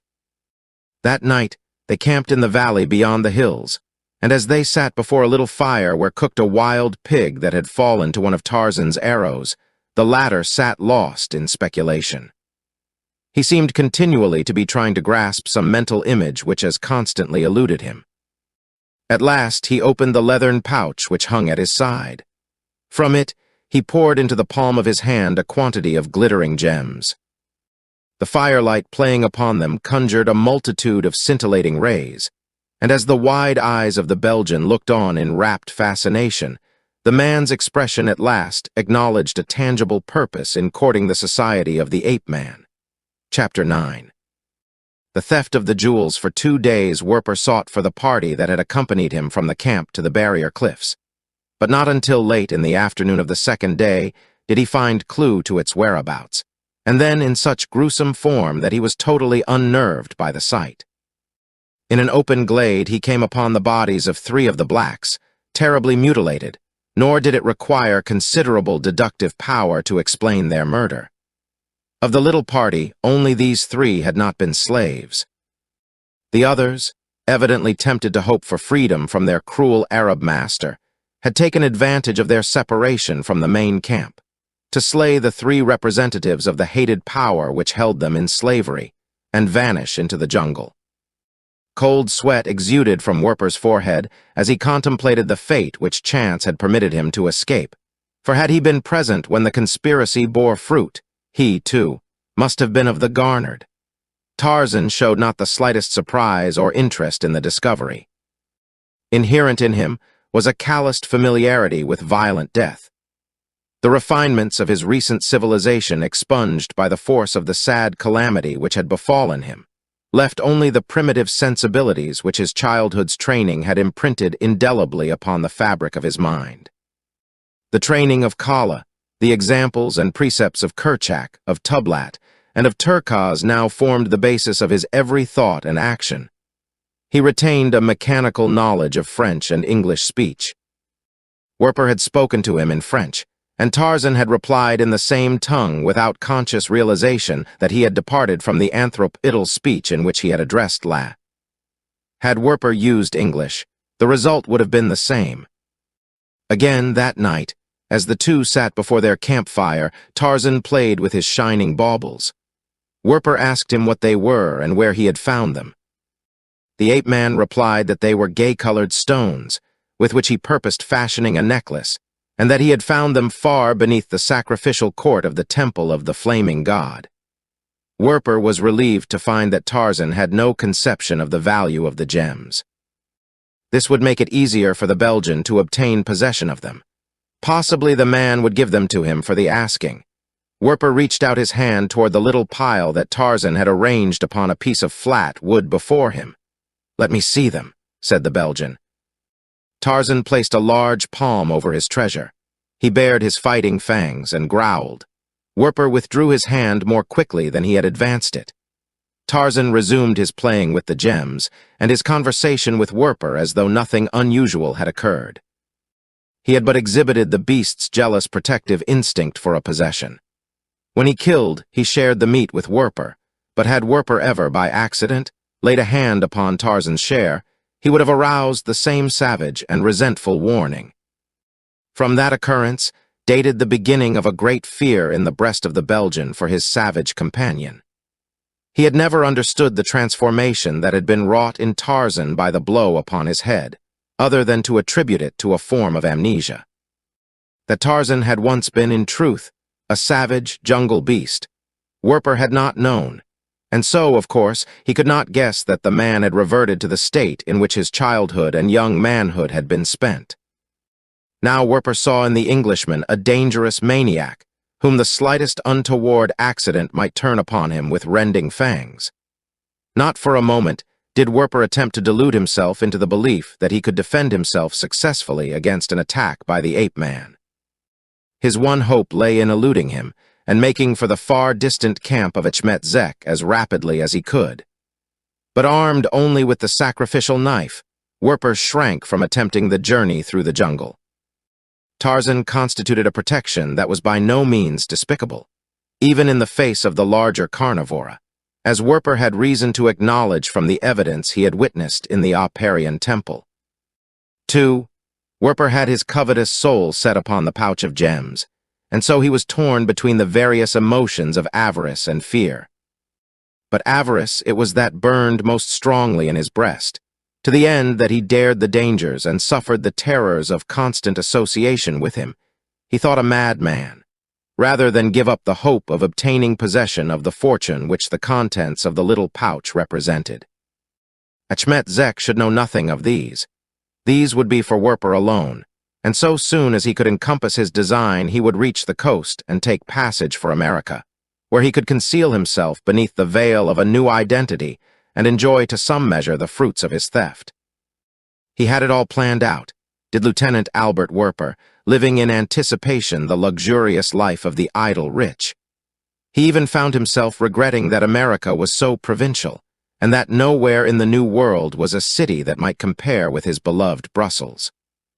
It was upon the third day of their progress from Opar that the keen ears of Tarzan caught the sound of men behind them. Werper heard nothing above the humming of the jungle insects and the chattering life of the lesser monkeys and the birds. For a time Tarzan stood in statuesque silence, listening, his sensitive nostrils dilating as he essayed each passing breeze. Then he withdrew Werper into the concealment of thick brush and waited. Presently, along the game trail that Werper and Tarzan had been following, there came in sight a sleek black warrior, alert and watchful. In single file behind him, there followed, one after another, near 50 others, each burdened with 2 dull yellow ingots lashed upon his back. Werper recognized the party immediately as that which had accompanied Tarzan on his journey to Opar. He glanced at the ape-man, but in the savage, watchful eyes he saw no recognition of Basialai and those other loyal Waziri. When all had passed, Tarzan rose and emerged from concealment. He looked down the trail in the direction the party had gone. Then he turned to Werper. "We will follow and slay them," he said. "Why?" asked the Belgian. "They are black," explained Tarzan. "It was a black who killed Kala. They are the enemies of the Manganis." Werper did not relish the idea of engaging in a battle with Basialai and his fierce fighting men.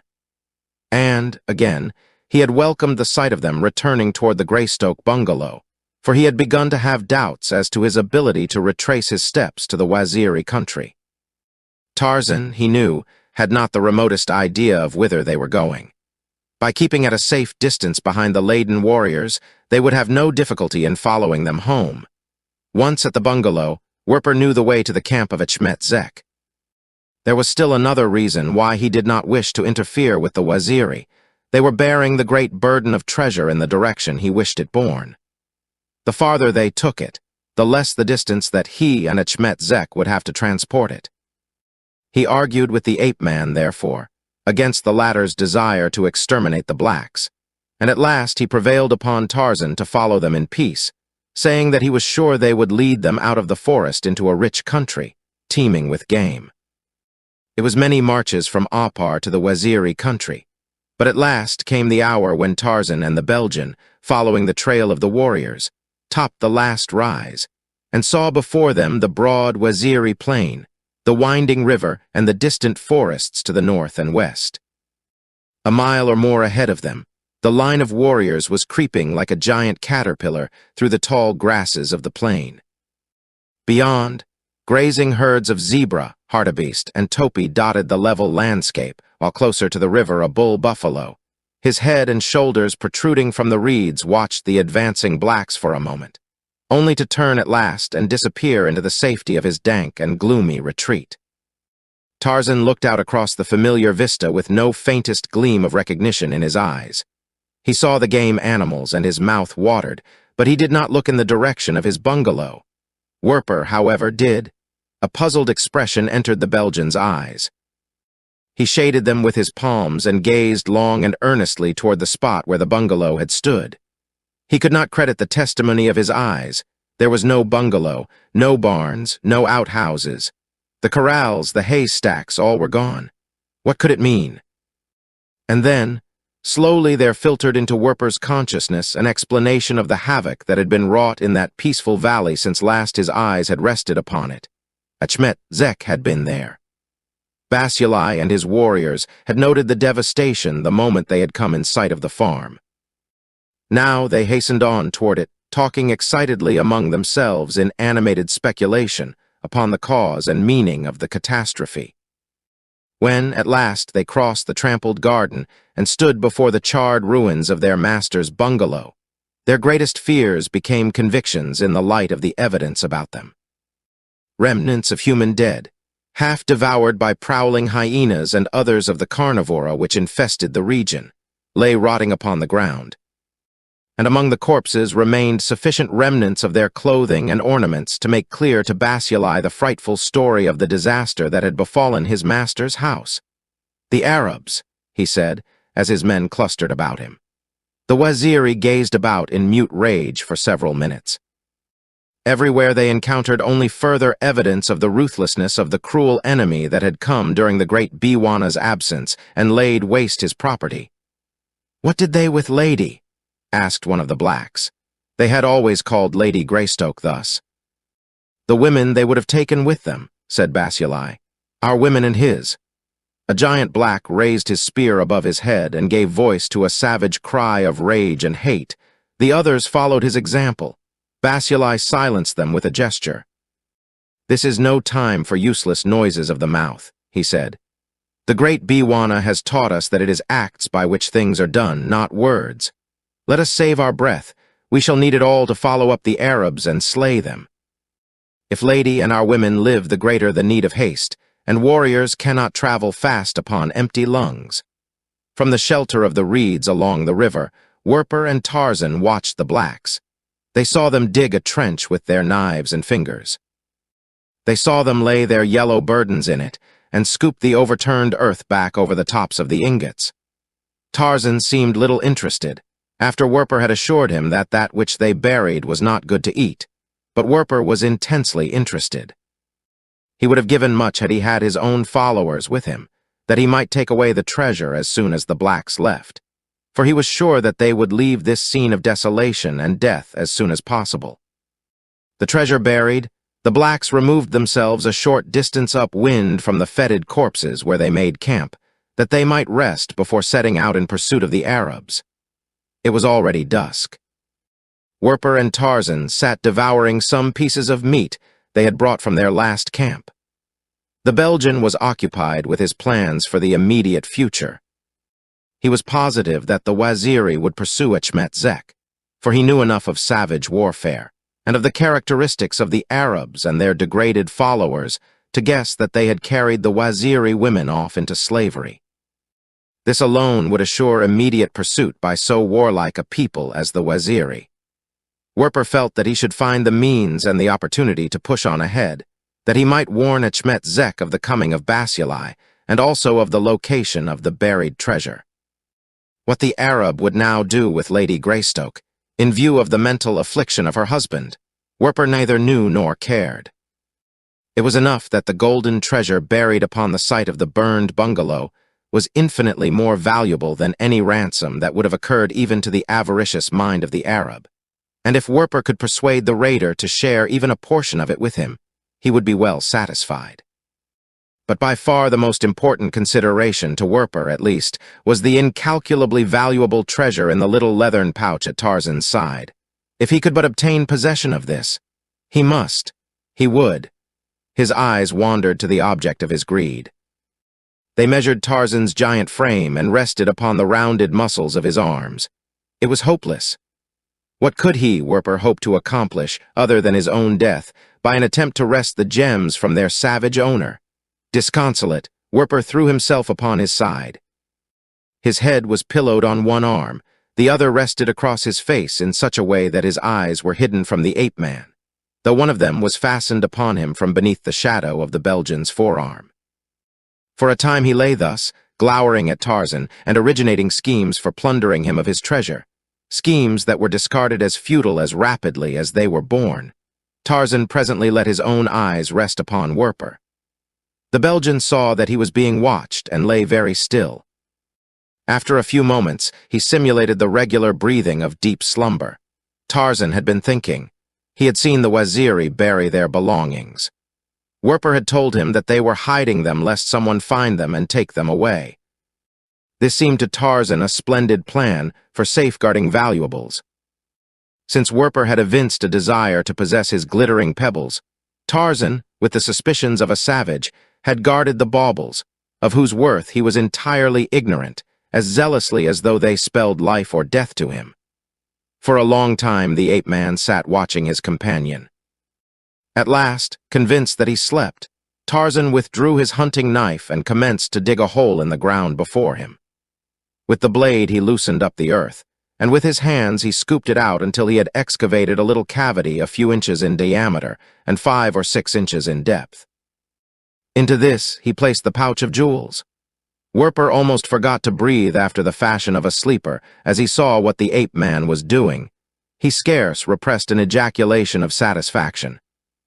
Tarzan became suddenly rigid as his keen ears noted the cessation of the regular inspirations and expirations of his companion. His narrowed eyes bored straight down upon the Belgian.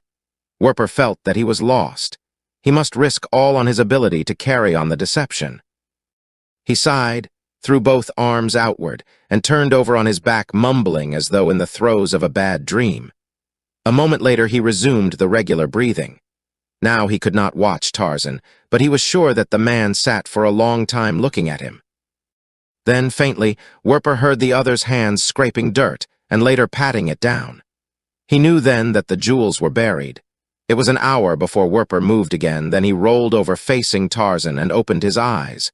The ape-man slept. By reaching out his hand, Werper could touch the spot where the pouch was buried. For a long time he lay watching and listening. He moved about, making more noise than necessary, yet Tarzan did not awaken. He drew the sacrificial knife from his belt and plunged it into the ground. Tarzan did not move. Cautiously, the Belgian pushed the blade downward through the loose earth above the pouch. He felt the point touch the soft, tough fabric of the leather. Then he pried down upon the handle. Slowly, the little mound of loose earth rose and parted. An instant later, a corner of the pouch came into view. Werper pulled it from its hiding place and tucked it in his shirt. Then he refilled the hole and pressed the dirt carefully down as it had been before.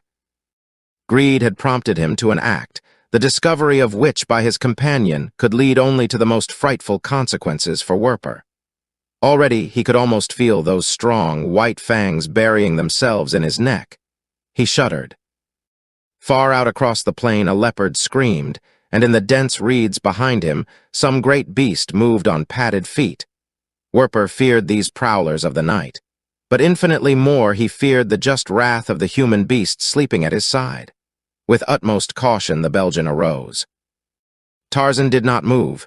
Werper took a few steps toward the plain and the distant forest to the northwest. Then he paused and fingered the hilt of the long knife in his belt.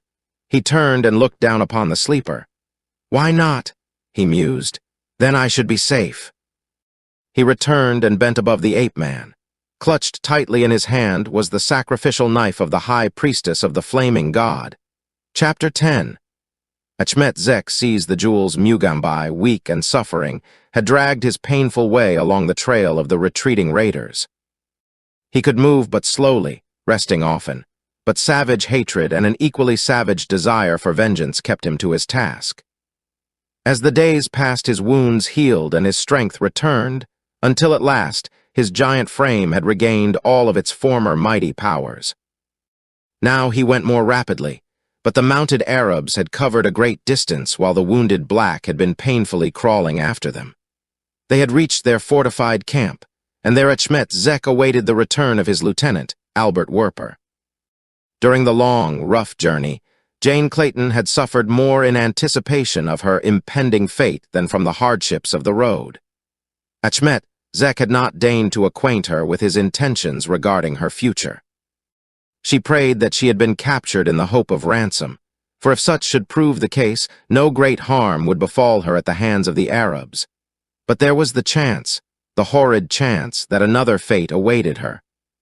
She had heard of many women, among whom were white women, who had been sold by outlaws such as Achmet Zek into the slavery of black harems, or taken farther north into the almost equally hideous existence of some Turkish seraglio. Jane Clayton was of sterner stuff than that which bends in spineless terror before danger. Until hope proved futile, she would not give it up. Nor did she entertain thoughts of self-destruction only as a final escape from dishonor. So long as Tarzan lived, there was every reason to expect succor. No man nor beast who roamed the savage continent could boast the cunning and the powers of her lord and master. To her, he was little short of omnipotent in his native world, this world of savage beasts and savage men. Tarzan would come, and she would be rescued and avenged, of that she was certain. She counted the days that must elapse before he would return from Opar and discover what had transpired during his absence. After that it would be but a short time before he had surrounded the Arab stronghold and punished the motley crew of wrongdoers who inhabited it.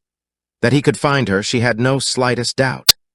No spoor, however faint, could elude the keen vigilance of his senses.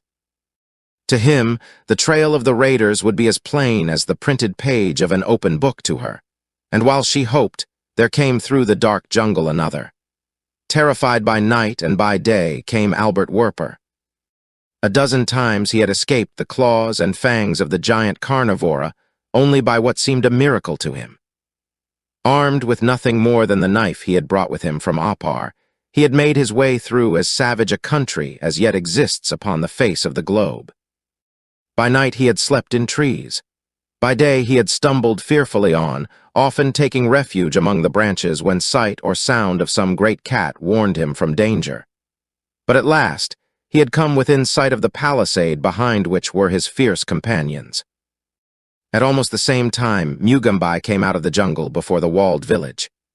As he stood in the shadow of a great tree, reconnoitering, he saw a man, ragged and disheveled, emerge from the jungle almost at his elbow.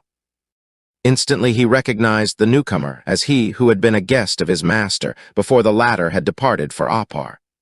The black was upon the point of hailing the Belgian when something stayed him. He saw the white man walking confidently across the clearing toward the village gate. No sane man thus approached a village in this part of Africa unless he was sure of a friendly welcome. Mugambai waited. His suspicions were aroused. He heard Werper halloo. He saw the gates swing open, and he witnessed the surprised and friendly welcome that was accorded the erstwhile guest of Lord and Lady Greystoke. A light broke upon the understanding of Mugambai.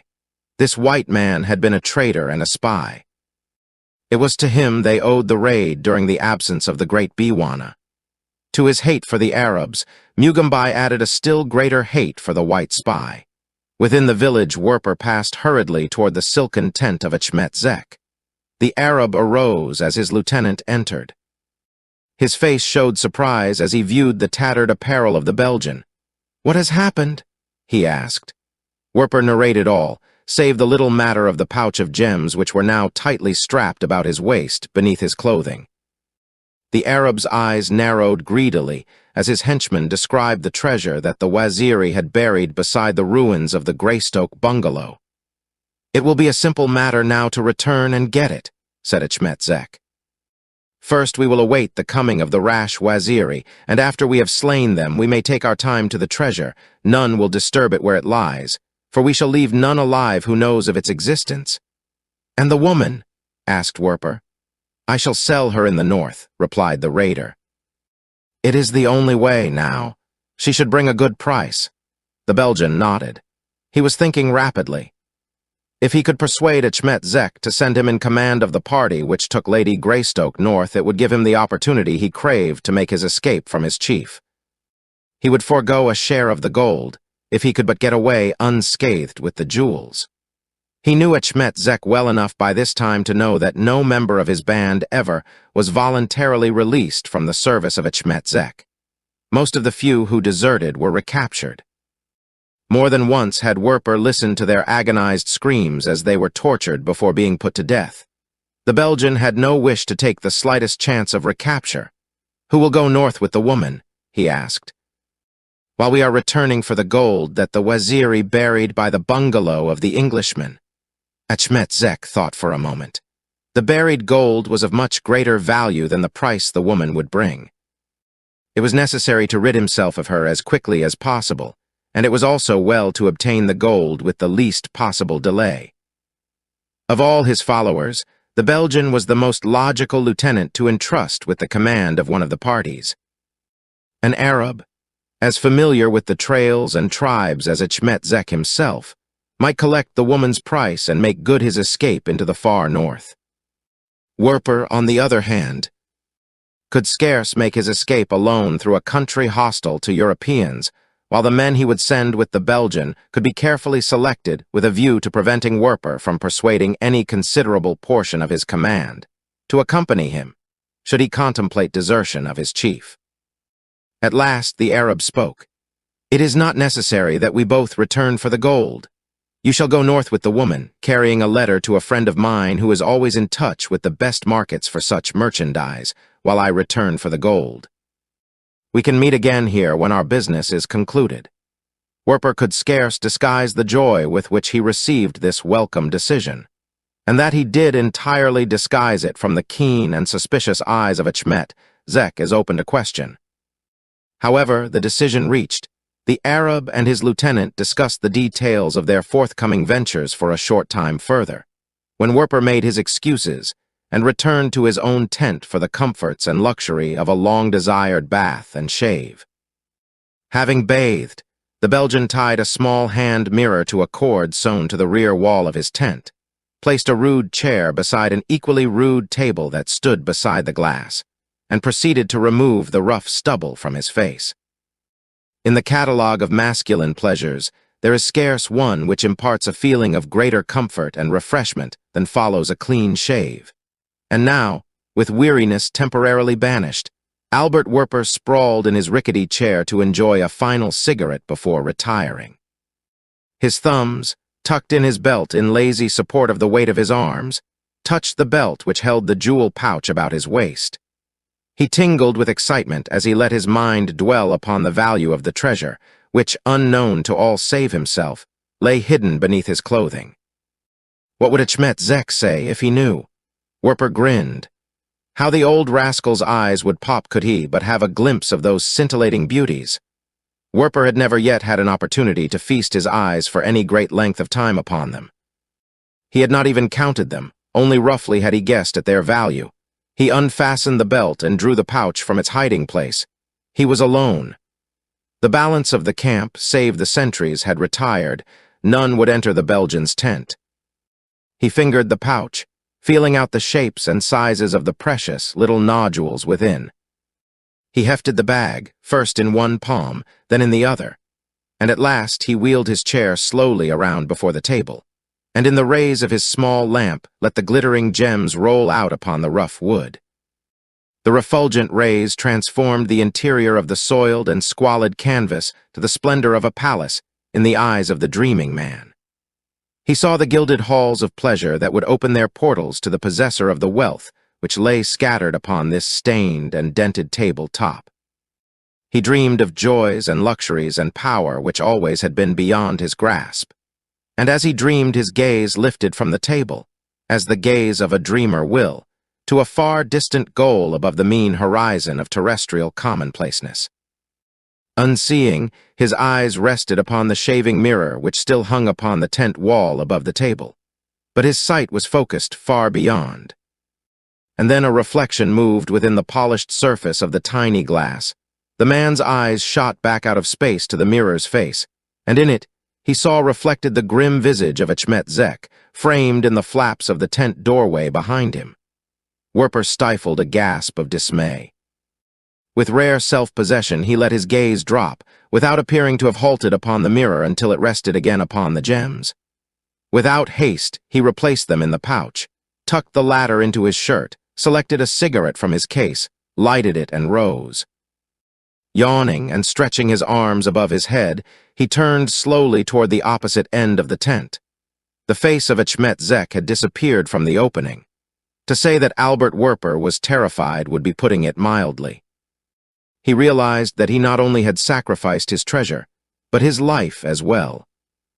Achmet Zek would never permit the wealth that he had discovered to slip through his fingers, nor would he forgive the duplicity of a lieutenant who had gained possession of such a treasure without offering to share it with his chief. Slowly, the Belgian prepared for bed. If he were being watched, he could not know, but if so, the watcher saw no indication of the nervous excitement which the European strove to conceal. When ready for his blankets, the man crossed to the little table and extinguished the light. It was 2 hours later that the flaps at the front of the tent separated silently and gave entrance to a dark-robed figure, which passed noiselessly from the darkness without to the darkness within. Cautiously, the prowler crossed the interior. In one hand was a long knife. He came at last to the pile of blankets spread upon several rugs close to one of the tent walls. Lightly, his fingers sought and found the bulk beneath the blankets, the bulk that should be Albert Werper. They traced out the figure of a man, and then an arm shot upward, poised for an instant and descended. Again and again it rose and fell, and each time the long blade of the knife buried itself in the thing beneath the blankets. But there was an initial lifelessness in the silent bulk that gave the assassin momentary wonder. Feverishly, he threw back the coverlets and searched with nervous hands for the pouch of jewels which he expected to find concealed upon his victim's body. An instant later he rose with a curse upon his lips. It was Achmet Zek, and he cursed because he had discovered beneath the blankets of his lieutenant only a pile of discarded clothing arranged in the form and semblance of a sleeping man. Albert Werper had fled. Out into the village ran the chief, calling in angry tones to the sleepy Arabs. who tumbled from their tents in answer to his voice. But though they searched the village again and again, they found no trace of the Belgian. Foaming with anger, Achmet Zek called his followers to horse, and though the night was pitchy black, they set out to scour the adjoining forest for their quarry. As they galloped from the open gates, Mugambai, hiding in a nearby bush, slipped, unseen, within the palisade. A score of blacks crowded about the entrance to watch the searchers depart, and as the last of them passed out of the village, the blacks seized the portals and drew them to, and Mugambai lent a hand in the work, as though the best of his life had been spent among the raiders. In the darkness he passed, unchallenged, as one of their number, and as they returned from the gates to their respective tents and huts, Mugambai melted into the shadows and disappeared. For an hour he crept about in the rear of the various huts and tents in an effort to locate that in which his master's mate was imprisoned. One there was which he was reasonably assured contained her, for it was the only hut before the door of which a sentry had been posted. Mugambai was crouching in the shadow of this structure, just around the corner from the unsuspecting guard, when another approached to relieve his comrade. "The prisoner is safe within?" asked the newcomer. "She is," replied the other, "for none has passed this doorway since I came." The new sentry squatted beside the door, while he whom he had relieved made his way to his own hut. Mugambai slunk closer to the corner of the building. In one powerful hand he gripped a heavy knobstick. No sign of elation disturbed his phlegmatic calm, yet inwardly he was aroused to joy by the proof he had just heard that lady really was within. The sentry's back was toward the corner of the hut, which hid the giant black. The fellow did not see the huge form which silently loomed behind him. The knobstick swung upward in a curve and downward again. There was the sound of a dull thud, the crushing of heavy bone, and the sentry slumped into a silent, inanimate lump of clay. A moment later, Mugambai was searching the interior of the hut, at first slowly calling "Lady," in a low whisper, and finally with almost frantic haste, until the truth presently dawned upon him. The hut was empty. Chapter 11. Tarzan becomes a beast again. For a moment, Werper had stood above the sleeping ape-man, his murderous knife poised for the fatal thrust, but fear stayed his hand. What if the first blow should fail to drive the point to his victim's heart? Werper shuddered in contemplation of the disastrous consequences to himself. Awakened, and even with a few moments of life remaining, the giant could literally tear his assailant to pieces should he choose, and the Belgian had no doubt but that Tarzan would so choose. Again came the soft sound of padded footsteps in the reeds, closer this time. Werper abandoned his design. Before him stretched the wide plain and escape. The jewels were in his possession. To remain longer was to risk death at the hands of Tarzan, or the jaws of the hunter creeping ever nearer.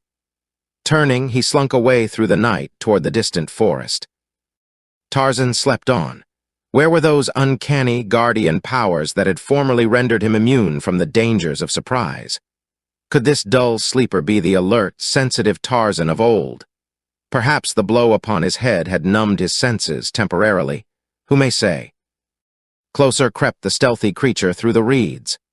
The rustling curtain of vegetation parted a few paces from where the sleeper lay, and the massive head of a lion appeared. The beast surveyed the ape-man intently for a moment, then he crouched, his hind feet drawn well beneath him, his tail lashing from side to side.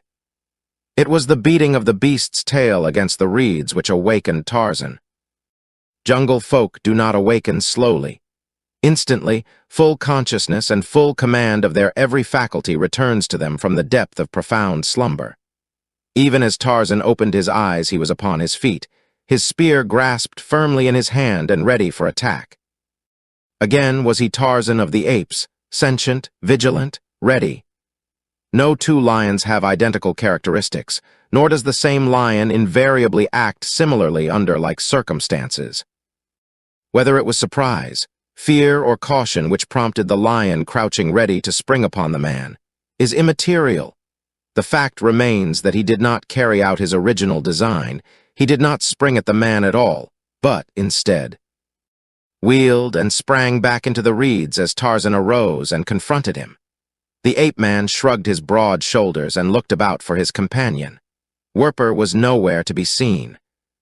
At first, Tarzan suspected that the man had been seized and dragged off by another lion. But upon examination of the ground, he soon discovered that the Belgian had gone away alone out into the plain.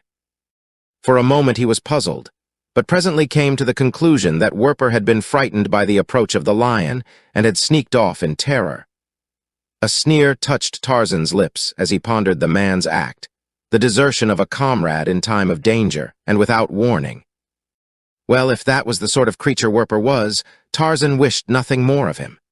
He had gone, and for all the ape-man cared, he might remain away. Tarzan would not search for him. 100 yards from where he stood grew a large tree, alone upon the edge of the reedy jungle. Tarzan made his way to it, clambered into it, and finding a comfortable crotch among its branches, reposed himself for uninterrupted sleep until morning. And when morning came, Tarzan slept on long after the sun had risen.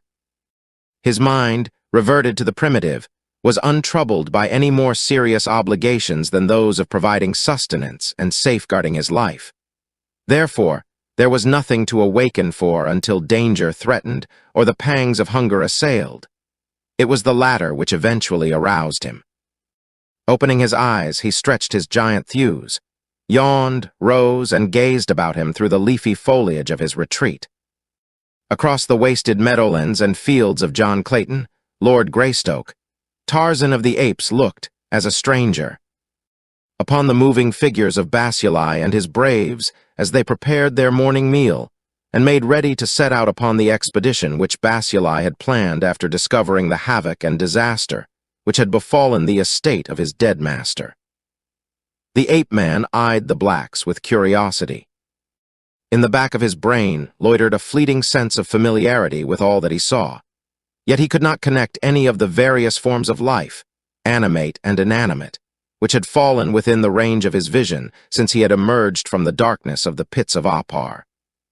With any particular event of the past, hazily he recalled a grim and hideous form, hairy, ferocious. A vague tenderness dominated his savage sentiments as this phantom memory struggled for recognition. His mind had reverted to his childhood days.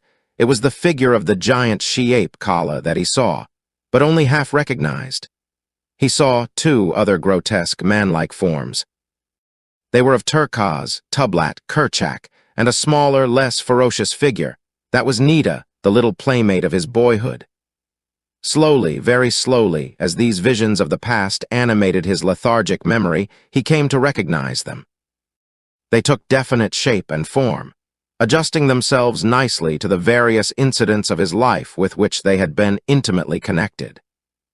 His boyhood among the apes spread itself in a slow panorama before him, and as it unfolded, it induced within him a mighty longing for the companionship of the shaggy, low-browed brutes of his past. He watched the blacks scatter their cook fire and depart, but though the face of each of them had but recently been as familiar to him as his own, they awakened within him no recollections whatsoever. When they had gone, he descended from the tree and sought food. Out upon the plain grazed numerous herds of wild ruminants. Toward a sleek, fat bunch of zebra, he wormed his stealthy way. No intricate process of reasoning caused him to circle widely until he was downwind from his prey. He acted instinctively. He took advantage of every form of cover as he crawled upon all fours and often flat upon his stomach toward them. A plump young mare and a fat stallion grazed nearest to him as he neared the herd. Again, it was instinct which selected the former for his meat. A low bush grew but a few yards from the unsuspecting two. The ape-man reached its shelter. He gathered his spear firmly in his grasp. Cautiously, he drew his feet beneath him. In a single swift move, he rose and cast his heavy weapon at the mare's side. Nor did he wait to note the effect of his assault, but leaped cat-like after his spear, his hunting knife in his hand. For an instant, the 2 animals stood motionless. The tearing of the cruel barb into her side brought a sudden scream of pain and fright from the mare, and then they both wheeled and broke for safety. But Tarzan of the Apes, for a distance of a few yards, could equal the speed of even these, and the first stride of the mare found her overhauled. with a savage beast at her shoulder. She turned, biting and kicking at her foe. Her mate hesitated for an instant, as though about to rush to her assistance. But a backward glance revealed to him the flying heels of the balance of the herd, and with a snort and a shake of his head, he wheeled and dashed away. Clinging with one hand to the short mane of his quarry, Tarzan struck again and again with his knife at the unprotected heart. The result had from the first been inevitable. The mare fought bravely but hopelessly, and presently sank to the earth, her heart pierced. The ape-man placed a foot upon her carcass and raised his voice in the victory call of the Mangani. In the distance, Basuli halted as the faint notes of the hideous scream broke upon his ears. "The great apes," he said to his companion. "It has been long since I have heard them in the country of the Waziri. What could have brought them back?" Tarzan grasped his kill and dragged it to the partial seclusion of the bush which had hidden his own near approach. And there he squatted upon it, cut a huge hunk of flesh from the loin, and proceeded to satisfy his hunger with the warm and dripping meat. Attracted by the shrill screams of the mare, a pair of hyenas slunk presently into view. They trotted to a point a few yards from the gorging ape-man and halted. Tarzan looked up, bared his fighting fangs, and growled. The hyenas returned the compliment and withdrew a couple of paces. They made no move to attack, but continued to sit at a respectful distance until Tarzan had concluded his meal. After the ape-man had cut a few strips from the carcass to carry with him, he walked slowly off in the direction of the river to quench his thirst. His way lay directly toward the hyenas, nor did he alter his course because of them. With all the lordly majesty of Numa, the lion, he strode straight toward the growling beasts. For a moment, they held their ground, bristling and defiant, but only for a moment, and then slunk away to one side while the indifferent ape-man passed them on his lordly way. A moment later, they were tearing at the remains of the zebra. Back to the reeds went Tarzan, and threw them toward the river. A herd of buffalo, startled by his approach, rose ready to charge or to fly. A great bull pawed the ground and bellowed as his bloodshot eyes discovered the intruder. But the ape-man passed across their front as though ignorant of their existence. The bull's bellowing lessened to a low rumbling. He turned and scraped a horde of flies from his side with his muzzle, cast a final glance at the ape-man, and resumed his feeding. His numerous family either followed his example or stood gazing after Tarzan in mild-eyed curiosity, until the opposite reeds swallowed him from view. At the river, Tarzan drank his fill and bathed. During the heat of the day, he lay up under the shade of a tree near the ruins of his burned barns. His eyes wandered out across the plain toward the forest, and a longing for the pleasures of its mysterious depths possessed his thoughts for a considerable time. With the next sun, he would cross the open and enter the forest. There was no hurry. There lay before him an endless vista of tomorrows with naught to fill them but the satisfying of the appetites and caprices of the moment. The ape-man's mind was untroubled by regret for the past, or aspiration for the future. He could lie at full length along a swaying branch, stretching his giant limbs and luxuriating in the blessed peace of utter thoughtlessness, without an apprehension or a worry to sap his nervous energy and rob him of his peace of mind. Recalling only dimly any other existence, the ape-man was happy. Lord Greystoke had ceased to exist. For several hours Tarzan lolled upon his swaying, leafy couch until once again hunger and thirst suggested an excursion. Stretching lazily, he dropped to the ground and moved slowly toward the river. The game trail down which he walked had become by ages of use a deep, narrow trench, its walls topped on either side by impenetrable thicket and dense-growing trees closely interwoven with thick-stemmed creepers and lesser vines, inextricably matted into two solid ramparts of vegetation. Tarzan had almost reached the point where the trail debouched upon the open river bottom, when he saw a family of lions approaching along the path from the direction of the river. The ape-man counted 7, a male and 2 lionesses, full-grown, and 4 young lions as large and quite as formidable as their parents. Tarzan halted, growling, and the lions paused, the great male in the lead baring his fangs and rumbling forth a warning roar. In his hand, the ape-man held his heavy spear, but he had no intention of pitting his puny weapon against 7 lions. Yet he stood there growling and roaring, and the lions did likewise. It was purely an exhibition of jungle bluff. Each was trying to frighten off the other. Neither wished to turn back and give way, nor did either at first desire to precipitate an encounter. The lions were fed sufficiently so as not to be goaded by pangs of hunger, and as for Tarzan, he seldom ate the meat of the carnivores. But a point of ethics was at stake, and neither side wished to back down. So they stood there facing one another, making all sorts of hideous noises the while they hurled jungle invective back and forth. How long this bloodless duel would have persisted it is difficult to say, though eventually Tarzan would have been forced to yield to superior numbers. There came, however, an interruption which put an end to the deadlock, and it came from Tarzan's rear. He and the lions had been making so much noise that neither could hear anything above their concerted bedlam. And so it was that Tarzan did not hear the great bulk bearing down upon him from behind until an instant before it was upon him.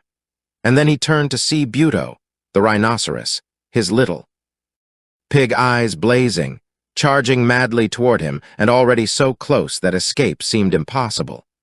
Yet so perfectly were mind and muscles coordinated in this unspoiled primitive man that almost simultaneously with the sense perception of the threatened danger he wheeled and hurled his spear at Buto's chest.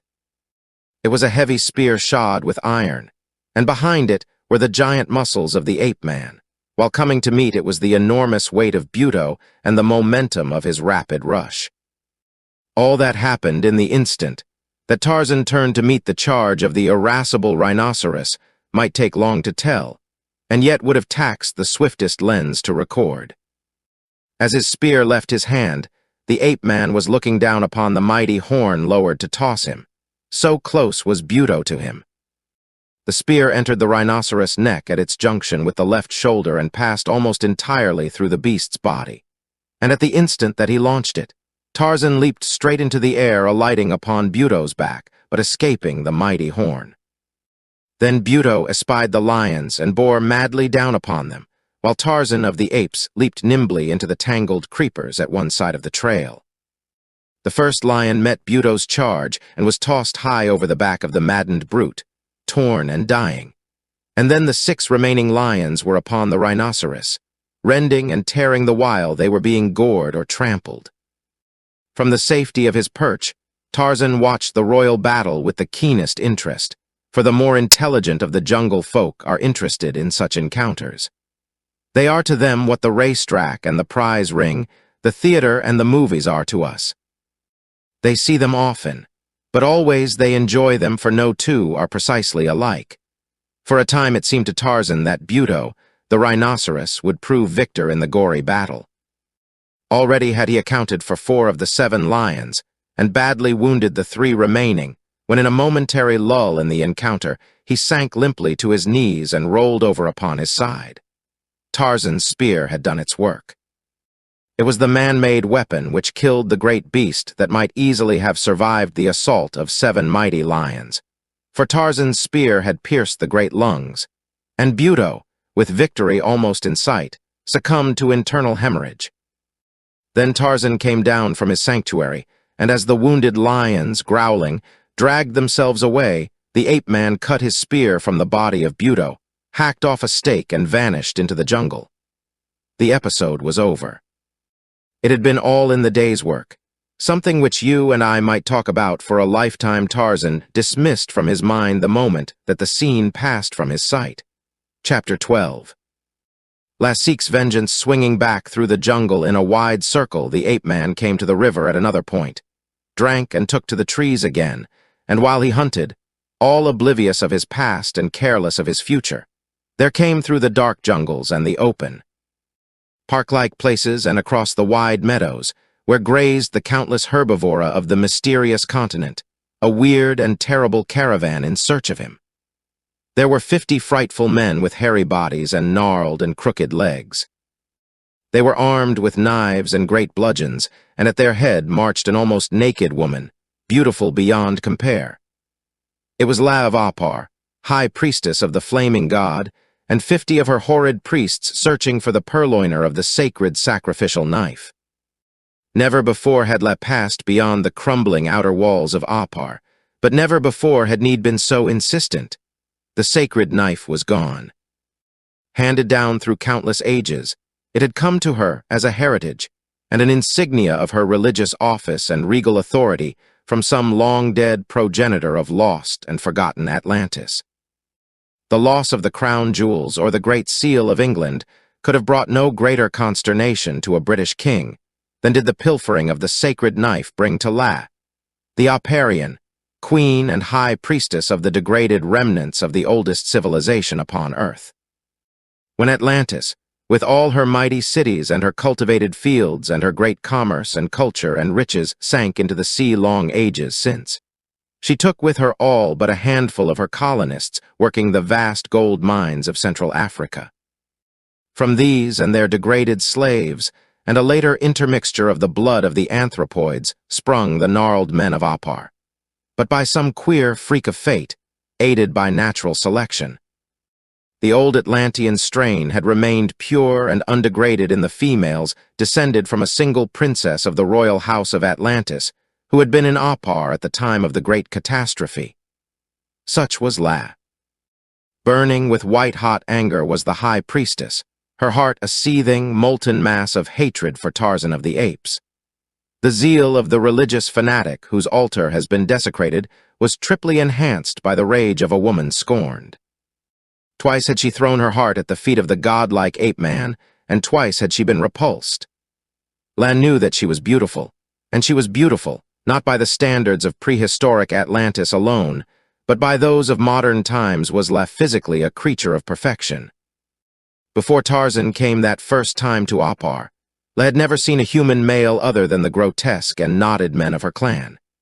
With one of these, she must mate sooner or later that the direct line of high priestesses might not be broken, unless fate should bring other men to Opar. Before Tarzan came upon his first visit, La had had no thought that such men as he existed, for she knew only her hideous little priests and the bulls of the tribe of great anthropoids that had dwelt from time immemorial in and about Opar, until they had come to be looked upon almost as equals by the Oparians. Among the legends of Opar were tales of godlike men of the olden time and of black men who had come more recently, but these latter had been enemies who killed and robbed. And, too, these legends always held forth the hope that someday that nameless continent from which their race had sprung would rise once more out of the sea, and with slaves at the long sweeps would send her carven, gold-picked galleys forth to succor the long-exiled colonists.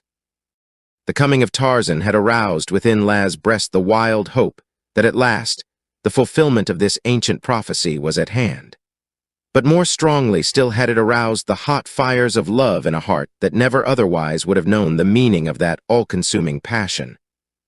For such a wondrous creature as La could never have felt love for any of the repulsive priests of Opar. Custom, duty, and religious zeal might have commanded the union, but there could have been no love on La's part. She had grown to young womanhood a cold and heartless creature, daughter of 1,000 other cold, heartless, beautiful women who had never known love.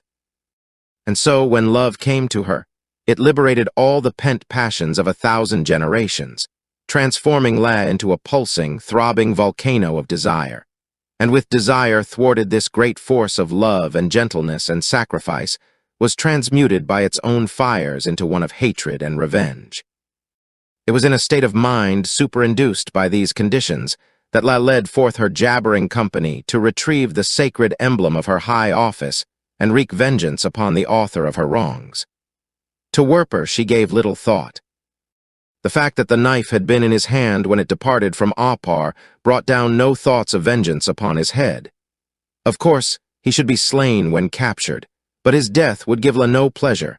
She looked for that in the contemplated death agonies of Tarzan. He should be tortured. His should be a slow and frightful death. His punishment should be adequate to the immensity of his crime. He had wrested the sacred knife from La. He had lain sacrilegious hands upon the high priestess of the flaming god. He had desecrated the altar and the temple. For these things he should die, But he had scorned the love of La, the woman, and for this he should die horribly with great anguish. The march of La and her priests was not without its adventures. Unused were these to the ways of the jungle, since seldom did any venture forth from behind Opar's crumbling walls, yet their very numbers protected them, and so they came without fatalities far along the trail of Tarzan and Werper.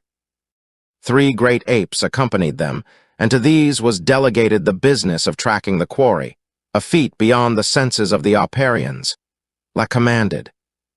She arranged the order of march, she selected the camps. She set the hour for halting and the hour for resuming, and though she was inexperienced in such matters, her native intelligence was so far above that of the men or the apes that she did better than they could have done. She was a hard taskmaster, too, for she looked down with loathing and contempt upon the misshapen creatures amongst which cruel fate had thrown her, and to some extent vented upon them her dissatisfaction and her thwarted love. She made them build her a strong protection and shelter each night and keep a great fire burning before it from dusk to dawn. When she tired of walking, they were forced to carry her upon an improvised litter, nor did one dare to question her authority or her right to such services. In fact, they did not question either. To them, she was a goddess, and each loved her, and each hoped that he would be chosen as her mate, so they slaved for her and bore the stinging lash of her displeasure and the habitually haughty disdain of her manner without a murmur.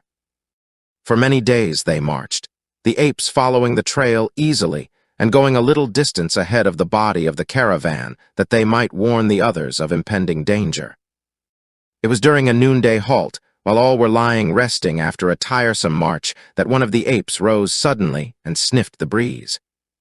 In a low guttural, he cautioned the others to silence, and a moment later was swinging quietly upwind into the jungle. La and the priests gathered silently together, the hideous little men fingering their knives and bludgeons, and awaited the return of the shaggy anthropoid. Nor had they long to wait before they saw him emerge from a leafy thicket and approach them. Straight to La he came, and in the language of the great apes, which was also the language of decadent Opar, he addressed her. "The great Tarmangani lies asleep there," he said, pointing in the direction from which he had just come. "Come and we can kill him." "Do not kill him," commanded La in cold tones.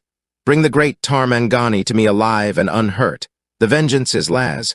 Go, but make no sound." And she waved her hands to include all her followers.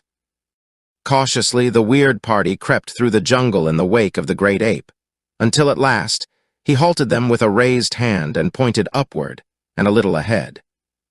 There they saw the giant form of the ape-man stretched along a low bough, and even in sleep one hand grasped a stout limb and one strong, brown leg reached out and overlapped another. At ease lay Tarzan of the apes, sleeping heavily upon a full stomach and dreaming of Numa, the lion, and Horta, the boar, and other creatures of the jungle. No intimation of danger assailed the dormant faculties of the ape-man. He saw no crouching hairy figures upon the ground beneath him, nor the 3 apes that swung quietly into the tree beside him. The first intimation of danger that came to Tarzan was the impact of 3 bodies as the 3 apes leaped upon him and hurled him to the ground, where he alighted half-stunned beneath their combined weight and was immediately set upon by the 50 hairy men, or as many of them as could swarm upon his person. Instantly, the ape-man became the center of a whirling, striking, biting maelstrom of horror. He fought nobly, but the odds against him were too great.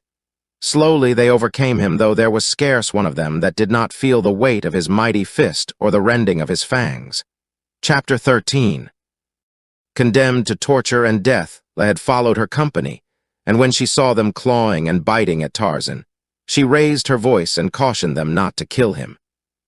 She saw that he was weakening, and that soon the greater numbers would prevail over him, nor had she long to wait before the mighty jungle creature lay helpless and bound at her feet. "Bring him to the place at which we stopped."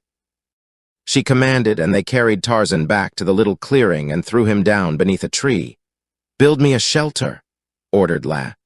"We shall stop here tonight, and tomorrow, in the face of the flaming god, La will offer up the heart of this defiler of the temple."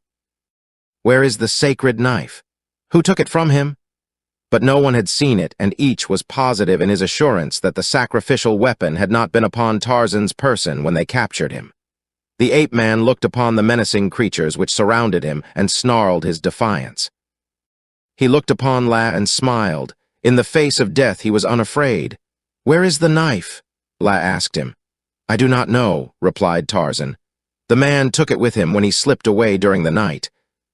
Since you are so desirous for its return, I would look for him and get it back for you, did you not hold me prisoner. But now that I am to die, I cannot get it back. Of what good was your knife, anyway? You can make another. Did you follow us all this way for nothing more than a knife? Let me go and find him, and I will bring it back to you." La laughed a bitter laugh, for in her heart she knew that Tarzan's sin was greater than the purloining of the sacrificial knife of Opar.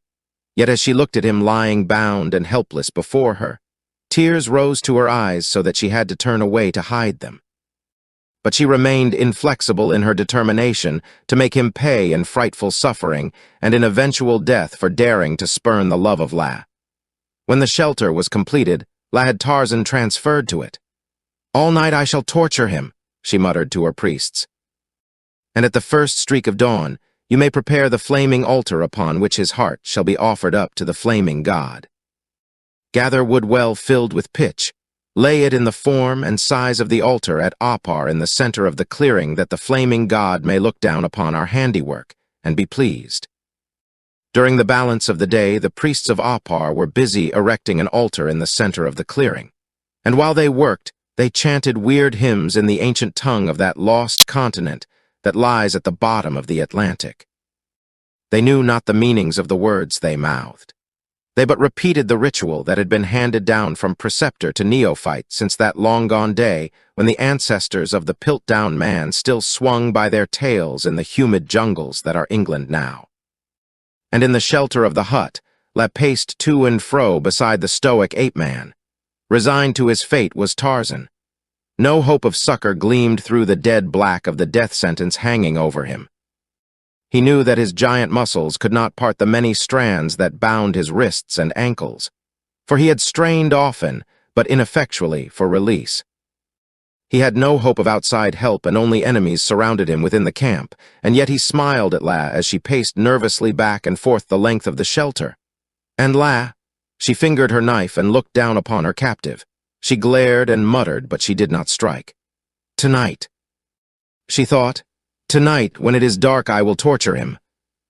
She looked upon his perfect, godlike figure, and upon his handsome, smiling face, and then she steeled her heart again by thoughts of her love spurned. By religious thoughts that damned the infidel who had desecrated the Holy of Holies, who had taken from the blood-stained altar of Opar the offering to the flaming god, and not once but thrice. 3 times had Tarzan cheated the god of her fathers. At the thought, La paused and knelt at his side. In her hand was a sharp knife. She placed its point against the ape-man's side and pressed upon the hilt, but Tarzan only smiled and shrugged his shoulders. How beautiful he was! La bent low over him, looking into his eyes. How perfect was his figure! She compared it with those of the knurled and knotted men from whom she must choose a mate, and La shuddered at the thought. Dusk came, and after dusk came night. A great fire blazed within the little thorn boma about the camp. The flames played upon the new altar erected in the center of the clearing, arousing in the mind of the high priestess of the flaming god a picture of the event of the coming dawn. She saw this giant and perfect form writhing amid the flames of the burning pyre. She saw those smiling lips, burned and blackened, falling away from the strong, white teeth. She saw the shock of black hair tousled upon Tarzan's well-shaped head disappear in a spurt of flame. She saw these and many other frightful pictures as she stood with closed eyes and clenched fists above the object of her hate. Ah! Was it hate that La of Opar felt?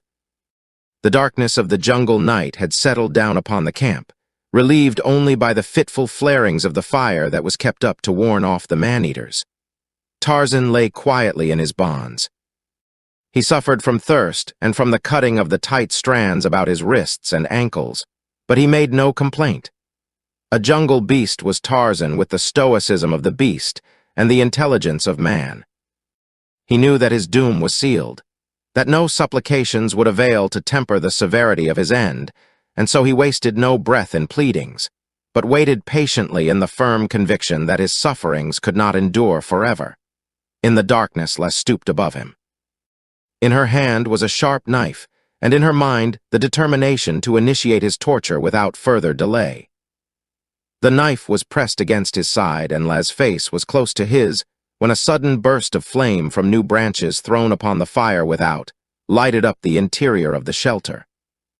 Close beneath her lips, La saw the perfect features of the forest god, and into her woman's heart welled all the great love she had felt for Tarzan since first she had seen him, and all the accumulated passion of the years that she had dreamed of him. Dagger in hand, La, the high priestess, towered above the helpless creature that had dared to violate the sanctuary of her deity. There should be no torture. There should be instant death. No longer should the defiler of the temple pollute the sight of the Lord God Almighty. A single stroke of the heavy blade, and then the corpse to the flaming pyre without. The knife arm stiffened ready for the downward plunge, and then La, the woman, collapsed weakly upon the body of the man she loved. She ran her hands in mute caress over his naked flesh. She covered his forehead, his eyes, his lips with hot kisses. She covered him with her body as though to protect him from the hideous fate she had ordained for him, and in trembling, piteous tones she begged him for his love. For hours the frenzy of her passion possessed the burning handmaiden of the flaming god, until at last sleep overpowered her, and she lapsed into unconsciousness beside the man she had sworn to torture and to slay. And Tarzan, untroubled by thoughts of the future, slept peacefully in La's embrace. At the first hint of dawn, the chanting of the priests of Opar brought Tarzan to wakefulness. Initiated in low and subdued tones, the sound soon rose in volume to the open diapason of barbaric blood-lust. La stirred. Her perfect arm pressed Tarzan closer to her. A smile parted her lips, and then she awoke, and slowly the smile faded and her eyes went wide in horror as the significance of the death chant impinged upon her understanding. "Love me, Tarzan," she cried. "Love me, and you shall be saved." Tarzan's bonds hurt him. He was suffering the tortures of long-restricted circulation. With an angry growl, he rolled over with his back toward La. That was her answer. The high priestess leaped to her feet. A hot flush of shame mantled her cheek, and then she went dead white and stepped to the shelter's entrance. "Come, priests of the flaming god," she cried, "and make ready the sacrifice." The warped things advanced and entered the shelter. They laid hands upon Tarzan and bore him forth, and as they chanted, they kept time with their crooked bodies, swaying to and fro to the rhythm of their song of blood and death. Behind them came La, swaying too, but not in unison with the chanted cadence. White and drawn was the face of the high priestess, white and drawn with unrequited love and hideous terror of the moments to come. Yet stern in her resolve was La. The infidel should die. The scorner of her love should pay the price upon the fiery altar. She saw them lay the perfect body there upon the rough branches. She saw the high priest, he to whom custom would unite her, bent, crooked, gnarled, stunted, hideous, advance with the flaming torch and stand awaiting her command to apply it to the faggots surrounding the sacrificial pyre. His hairy, bestial face was distorted in a yellow-fanged grin of anticipatory enjoyment. His hands were cupped to receive the life-blood of the victim, the red nectar that at Opar would have filled the golden sacrificial goblets. La approached with upraised knife, her face turned toward the rising sun, and upon her lips a prayer to the burning deity of her people. The high priest looked questioningly toward her. The brand was burning close to his hand, and the faggots lay temptingly near. Tarzan closed his eyes and awaited the end. He knew that he would suffer, for he recalled the faint memories of past burns. He knew that he would suffer and die, but he did not flinch. Death is no great adventure to the jungle-bred who walk hand in hand with the grim specter by day and lie down at his side by night through all the years of their lives. It is doubtful that the ape-man even speculated upon what came after death. As a matter of fact, as his end approached, his mind was occupied by thoughts of the pretty pebbles he had lost, yet his every faculty still was open to what passed around him. He felt La lean over him, and he opened his eyes. He saw her white, drawn face, and he saw tears blinding her eyes. "Tarzan, my Tarzan," she moaned, "tell me that you love me, that you will return to Opar with me, and you shall live. Even in the face of the anger of my people, I will save you. This last chance I give you. What is your answer?" At the last moment, the woman in La had triumphed over the high priestess of a cruel cult. She saw upon the altar the only creature that ever had aroused the fires of love within her virgin breast. She saw the beast-faced fanatic who would one day be her mate, unless she found another less repulsive, standing with the burning torch ready to ignite the pyre. Yet with all her mad passion for the ape-man, she would give the word to apply the flame if Tarzan's final answer was unsatisfactory. With heaving bosom, she leaned close above him. "Yes or no?" she whispered. Through the jungle, out of the distance, came faintly a sound that brought a sudden light of hope to Tarzan's eyes. He raised his voice in a weird scream that sent La back from him a step or two.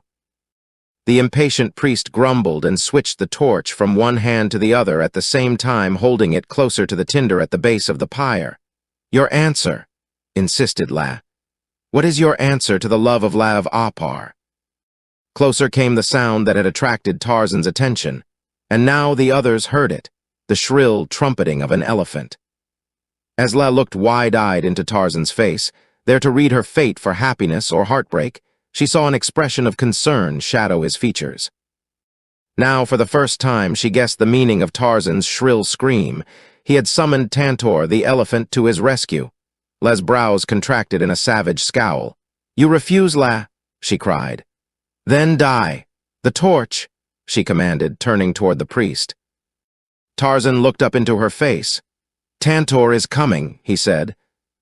"I thought that he would rescue me, but I know now from his voice that he will slay me and you and all that fall in his path, searching out with the cunning of Sheeta, the panther, those who would hide from him, for Tantor is mad with the madness of love." La knew only too well the insane ferocity of a bull elephant in must. She knew that Tarzan had not exaggerated.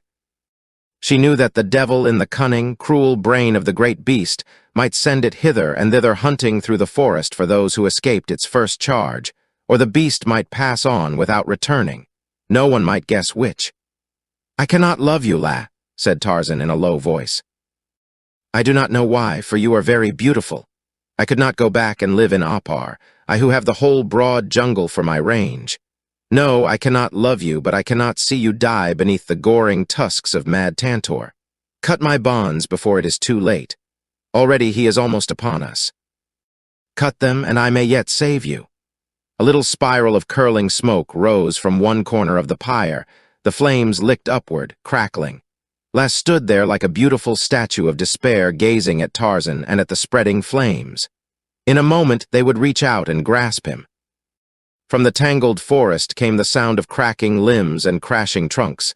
Tantor was coming down upon them, a huge juggernaut of the jungle. The priests were becoming uneasy. They cast apprehensive glances in the direction of the approaching elephant and then back at La. "Fly," she commanded them, and then she stooped and cut the bonds securing her prisoner's feet and hands. In an instant Tarzan was upon the ground. The priests screamed out their rage and disappointment. He with the torch took a menacing step toward La and the ape-man. "Traitor!" he shrieked at the woman. "For this you too shall die." Raising his bludgeon, he rushed upon the high priestess, but Tarzan was there before her. Leaping into close quarters, the ape-man seized the upraised weapon and wrenched it from the hands of the frenzied fanatic, and then the priest closed upon him with tooth and nail. Seizing the stocky, stunted body in his mighty hands, Tarzan raised the creature high above his head, hurling him at his fellows who were now gathered ready to bear down upon their erstwhile captive. La stood proudly with ready knife behind the ape-man. No faint sign of fear marked her perfect brow, only haughty disdain for her priests and admiration for the man she loved so hopelessly filled her thoughts. Suddenly upon this scene burst the mad bull, a huge tusker, his little eyes inflamed with insane rage.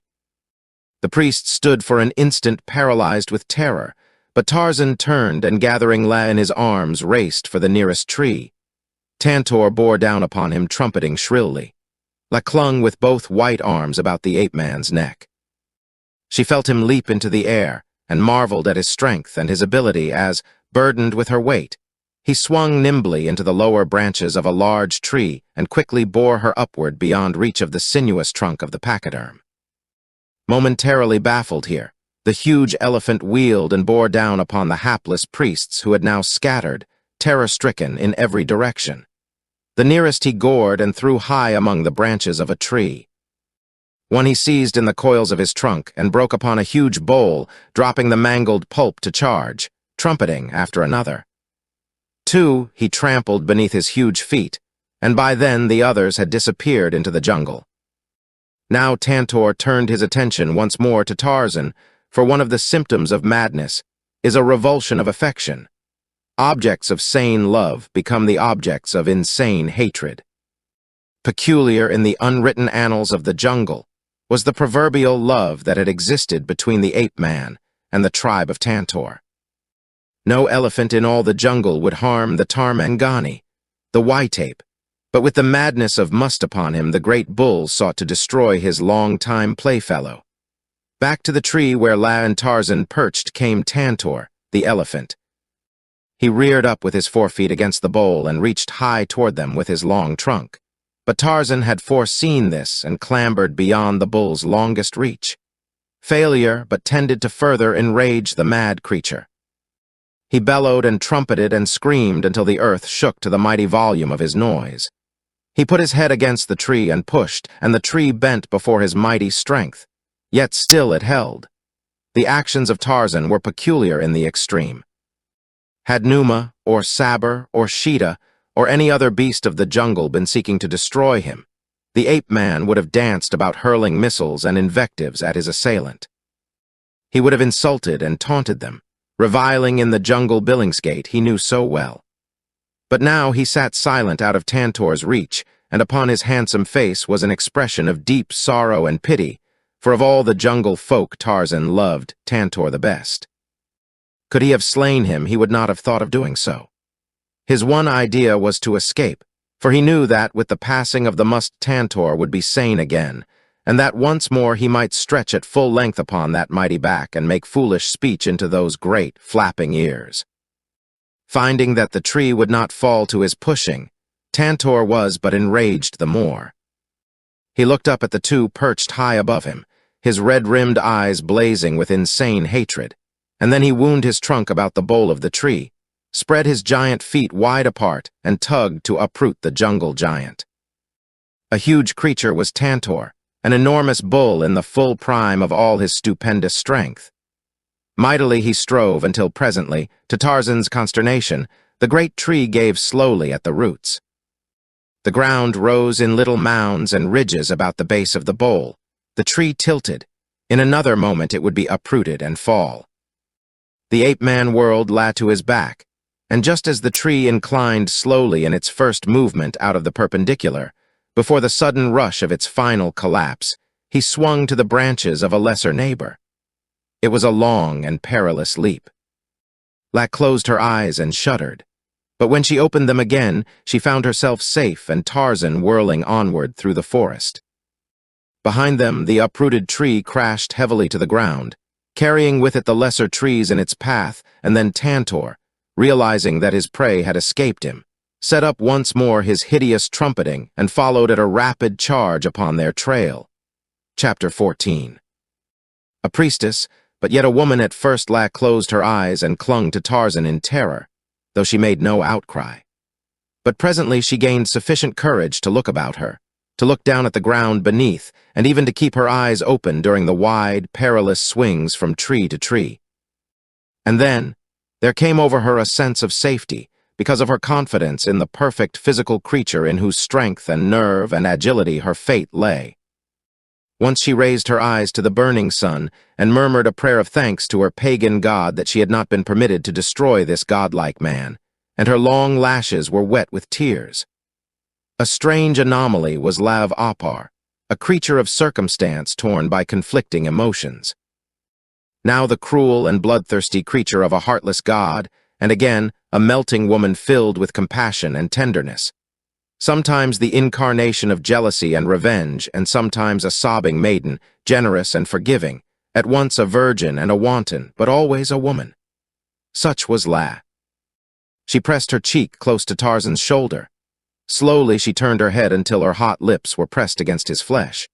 She loved him and would gladly have died for him. Yet within an hour she had been ready to plunge a knife into his heart and might again within the coming hour. A hapless priest seeking shelter in the jungle chanced to show himself to enraged Tantor. The great beast turned to one side, bore down upon the crooked little man, snuffed him out, and then, diverted from his course, blundered away toward the south. In a few minutes even the noise of his trumpeting was lost in the distance. Tarzan dropped to the ground and La slipped to her feet from his back.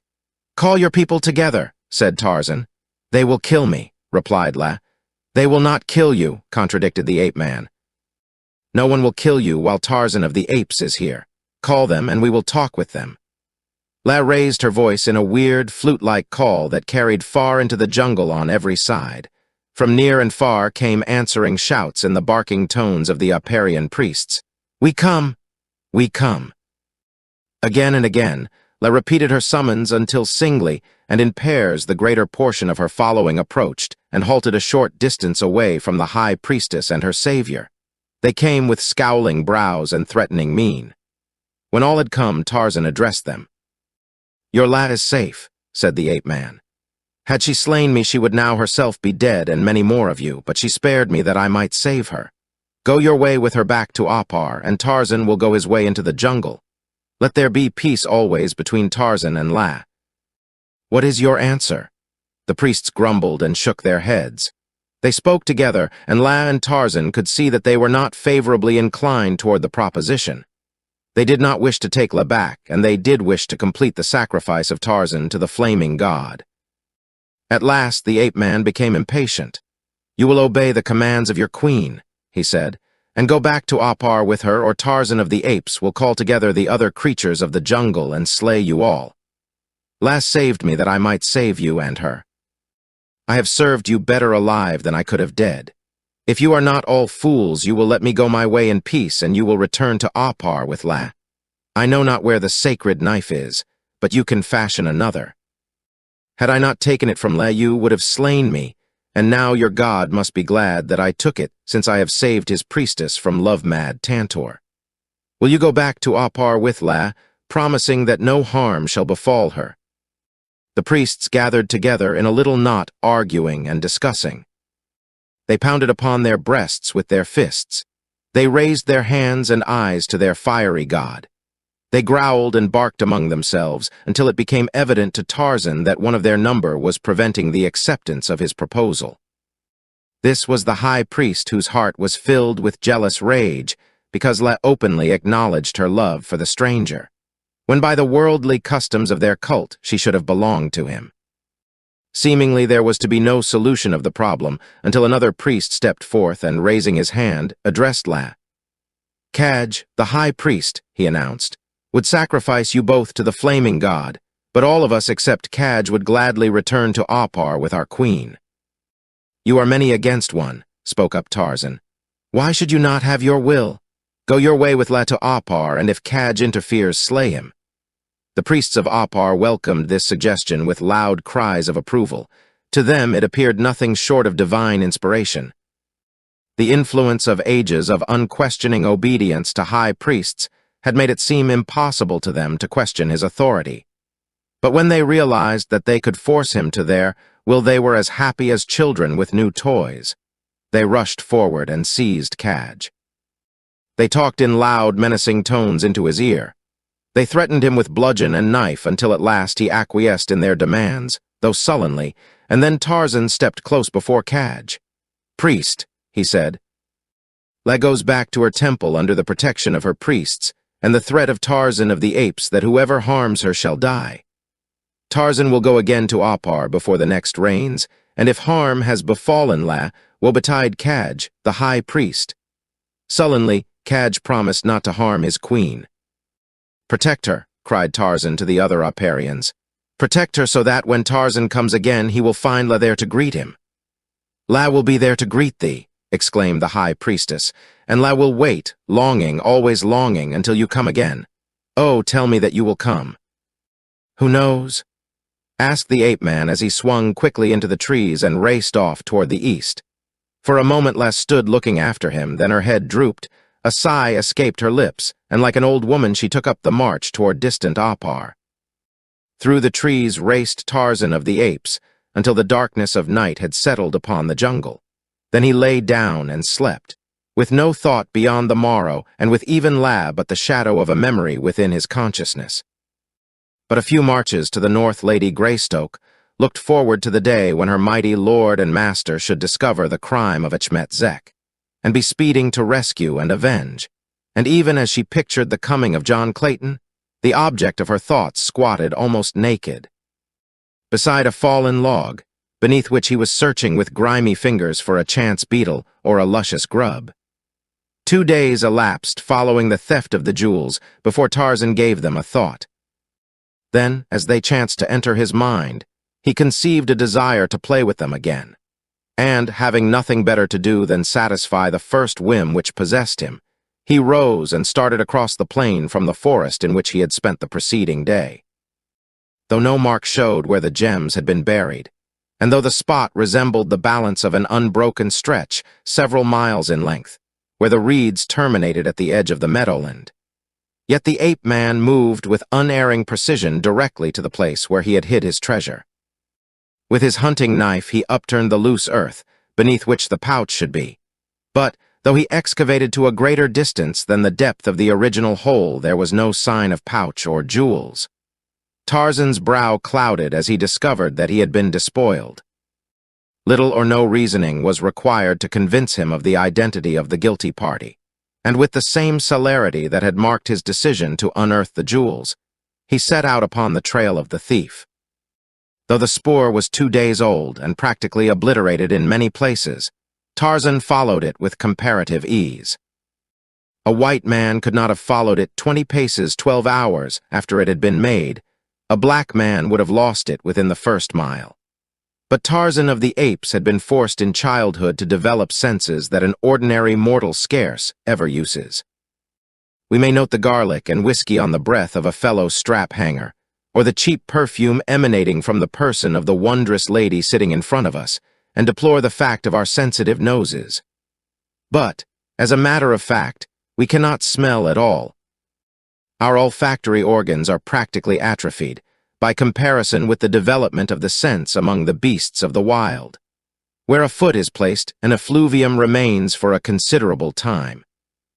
It is beyond the range of our sensibilities, but to a creature of the lower orders, especially to the hunters and the hunted, as interesting and oft-times more lucid than is the printed page to us. Nor was Tarzan dependent alone upon his sense of smell.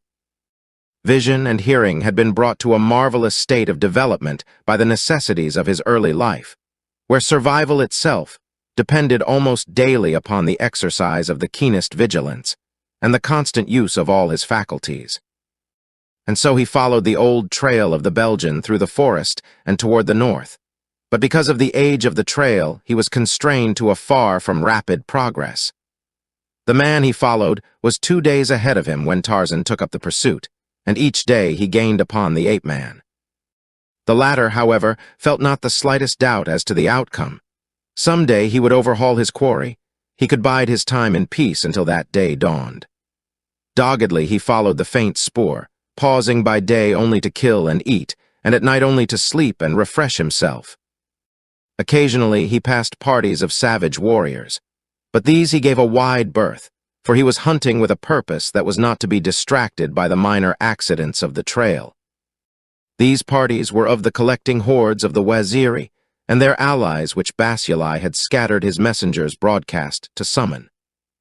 They were marching to a common rendezvous in preparation for an assault upon the stronghold of Achmet Zek. But to Tarzan, they were enemies.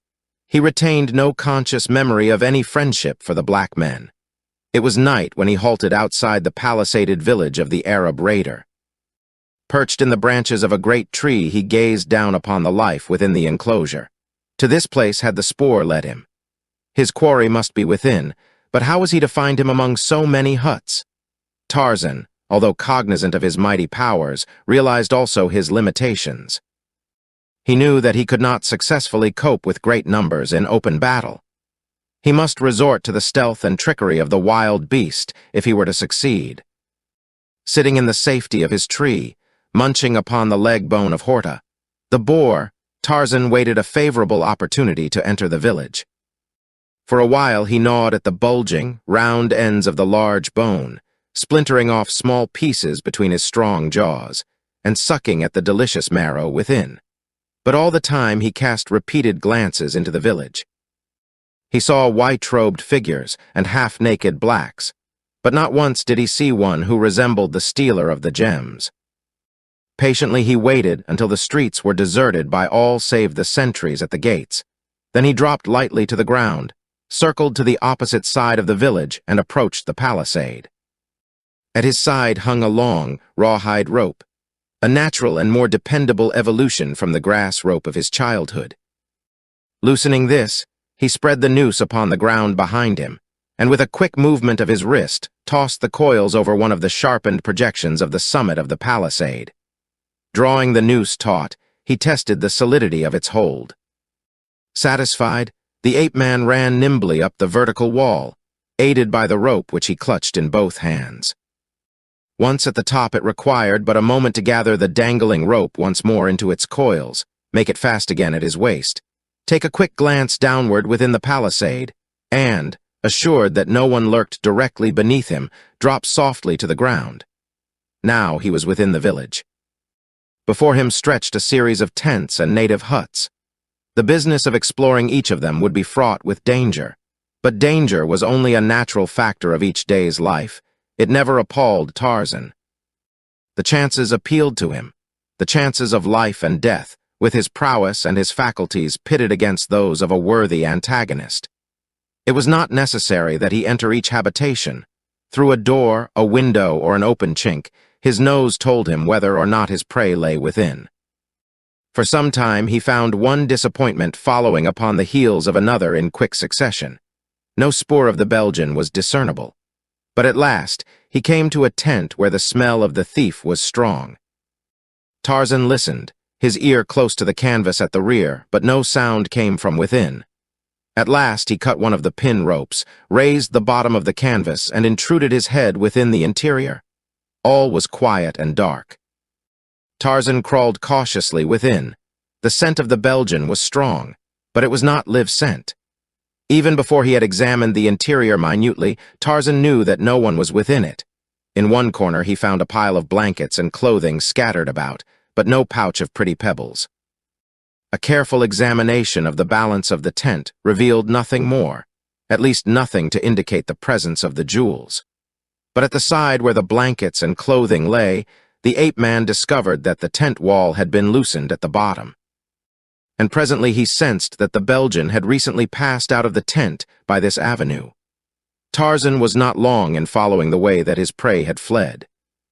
The spoor led always in the shadow and at the rear of the huts and tents of the village. It was quite evident to Tarzan that the Belgian had gone alone and secretly upon his mission. Evidently he feared the inhabitants of the village, or at least his work had been of such a nature that he dared not risk detection. At the back of a native hut, the spoor led through a small hole recently cut in the brush wall and into the dark interior beyond. Fearlessly, Tarzan followed the trail. On hands and knees, he crawled through the small aperture. Within the hut his nostrils were assailed by many odors, but clear and distinct among them was one that half aroused a latent memory of the past. It was the faint and delicate odor of a woman. With the cognizance of it, there rose in the breast of the ape-man a strange uneasiness, the result of an irresistible force which he was destined to become acquainted with anew, the instinct which draws the male to his mate. In the same hut was the scent spoor of the Belgian, too, and as both these assailed the nostrils of the ape-man, mingling one with the other, a jealous rage leaped and burned within him, though his memory held before the mirror of recollection no image of the she to which he had attached his desire. Like the tent he had investigated, the hut, too, was empty. and after satisfying himself that his stolen pouch was secreted nowhere within, he left as he had entered by the hole in the rear wall. Here he took up the spoor of the Belgian, followed it across the clearing, over the palisade, and out into the dark jungle beyond. Chapter 15. The flight of Werper after Werper had arranged the dummy in his bed, and sneaked out into the darkness of the village beneath the rear wall of his tent. He had gone directly to the hut in which Jane Clayton was held captive. Before the doorway squatted a black sentry. Werper approached him boldly, spoke a few words in his ear, handed him a package of tobacco, and passed into the hut. The black grinned and winked as the European disappeared within the darkness of the interior. The Belgian, being one of Achmet Zek's principal lieutenants, might naturally go where he wished within or without the village, and so the sentry had not questioned his right to enter the hut with the white woman prisoner. Within, Werper called in French and in a low whisper, "Lady Greystoke." "It is I, M. Freckholt. Where are you?" But there was no response. Hastily the man felt around the interior, groping blindly through the darkness with outstretched hands. There was no one within. Werper's astonishment surpassed words. He was on the point of stepping without to question the sentry, when his eyes, becoming accustomed to the dark, discovered a blotch of lesser blackness near the base of the rear wall of the hut. Examination revealed the fact that the blotch was an opening cut in the wall. It was large enough to permit the passage of his body, and assured as he was that Lady Greystoke had passed out through the aperture in an attempt to escape the village, he lost no time in availing himself of the same avenue, but neither did he lose time in a fruitless search for Jane Clayton. His own life depended upon the chance of his eluding, or outdistancing Achmet Zek, when that worthy should have discovered that he had escaped. His original plan had contemplated connivance in the escape of Lady Greystoke for two very good and sufficient reasons. The first was that by saving her, he would win the gratitude of the English, and thus lessen the chance of his extradition should his identity, and his crime against his superior officer, be charged against him. The second reason was based upon the fact that only one direction of escape was safely open to him. He could not travel to the west because of the Belgian possessions which lay between him and the Atlantic. The south was closed to him by the feared presence of the savage ape-man he had robbed. To the north lay the friends and allies of Achmet Zek. Only toward the east, through British East Africa, lay reasonable assurance of freedom. Accompanied by a titled Englishwoman whom he had rescued from a frightful fate, and his identity vouched for by her as that of a Frenchman by the name of Freckholt, he had looked forward, and not without reason, to the active assistance of the British from the moment that he came in contact with their first outpost. But now that Lady Greystoke had disappeared, though he still looked toward the east for hope, his chances were lessened, and another, subsidiary design completely dashed. From the moment that he had first laid eyes upon Jane Clayton, he had nursed within his breast a secret passion for the beautiful American wife of the English lord. And when Achmet Zek's discovery of the jewels had necessitated flight, the Belgian had dreamed in his planning of a future in which he might convince Lady Greystoke that her husband was dead, and by playing upon her gratitude, win her for himself. At that part of the village farthest from the gates, Werper discovered that 2 or 3 long poles, taken from a nearby pile which had been collected for the construction of huts, had been leaned against the top of the palisade, forming a precarious, though not impossible, avenue of escape. Rightly, he inferred that thus had Lady Greystoke found the means to scale the wall, nor did he lose even a moment in following her lead. Once in the jungle, he struck out directly eastward. A few miles south of him, Jane Clayton lay panting among the branches of a tree in which she had taken refuge from a prowling and hungry lioness. Her escape from the village had been much easier than she had anticipated. The knife which she had used to cut her way through the brush wall of the hut to freedom she had found sticking in the wall of her prison, doubtless left there by accident when a former tenant had vacated the premises. To cross the rear of the village, keeping always in the densest shadows, had required but a few moments, and the fortunate circumstance of the discovery of the hut poles lying so near the palisade had solved for her the problem of the passage of the high wall. For an hour, she had followed the old game trail toward the south, until there fell upon her trained hearing the stealthy padding of a stalking beast behind her. The nearest tree gave her instant sanctuary, for she was too wise in the ways of the jungle to chance her safety for a moment after discovering that she was being hunted. Werper, with better success, traveled slowly onward until dawn, when, to his chagrin, he discovered a mounted Arab upon his trail. It was one of Achmet Zek's minions, many of whom were scattered in all directions through the forest, searching for the fugitive Belgian. Jane Clayton's escape had not yet been discovered when Achmet Zek, and his searchers set forth to overhaul Werper. The only man who had seen the Belgian after his departure from his tent was the black sentry before the doorway of Lady Greystoke's prison hut, and he had been silenced by the discovery of the dead body of the man who had relieved him, the sentry that Mugambai had dispatched. The bribe-taker naturally inferred that Werper had slain his fellow, and dared not admit that he had permitted him to enter the hut, fearing, as he did, the anger of Achmet Zek. So, as chance directed that he should be the one to discover the body of the sentry, when the first alarm had been given following Achmet Zek's discovery that Werper had outwitted him, the crafty black had dragged the dead body to the interior of a nearby tent, and himself resumed his station before the doorway of the hut in which he still believed the woman to be. With the discovery of the Arab close behind him, the Belgian hid in the foliage of a leafy bush. Here the trail ran straight for a considerable distance, and down the shady forest aisle, beneath the overarching branches of the trees, rode the white-robed figure of the pursuer. Nearer and nearer he came. Werper crouched closer to the ground behind the leaves of his hiding place. Across the trail a vine moved. Werper's eyes instantly centered upon the spot. There was no wind to stir the foliage in the depths of the jungle. Again the vine moved. In the mind of the Belgian, only the presence of a sinister and malevolent force could account for the phenomenon. The man's eyes bored steadily into the screen of leaves upon the opposite side of the trail. Gradually, a form took shape beyond them. A tawny form, grim and terrible, with yellow-green eyes glaring fearsomely across the narrow trail straight into his. Werper could have screamed in fright, but up the trail was coming the messenger of another death, equally sure and no less terrible. He remained silent, almost paralyzed by fear. The Arab approached. Across the trail from Werper, the lion crouched for the spring, when suddenly his attention was attracted toward the horseman.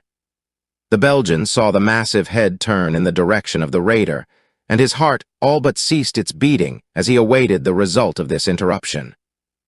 At a walk the horseman approached. Would the nervous animal he rode take fright at the odor of the carnivore and, bolting, leave Werper still to the mercies of the king of beasts? But he seemed unmindful of the near presence of the great cat.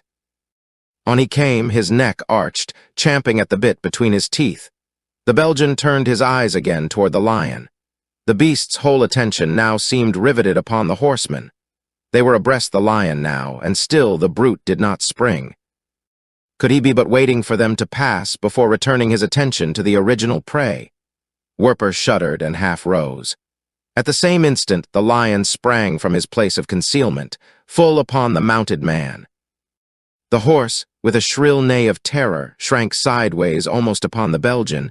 The lion dragged the helpless Arab from his saddle, and the horse leaped back into the trail and fled away toward the west.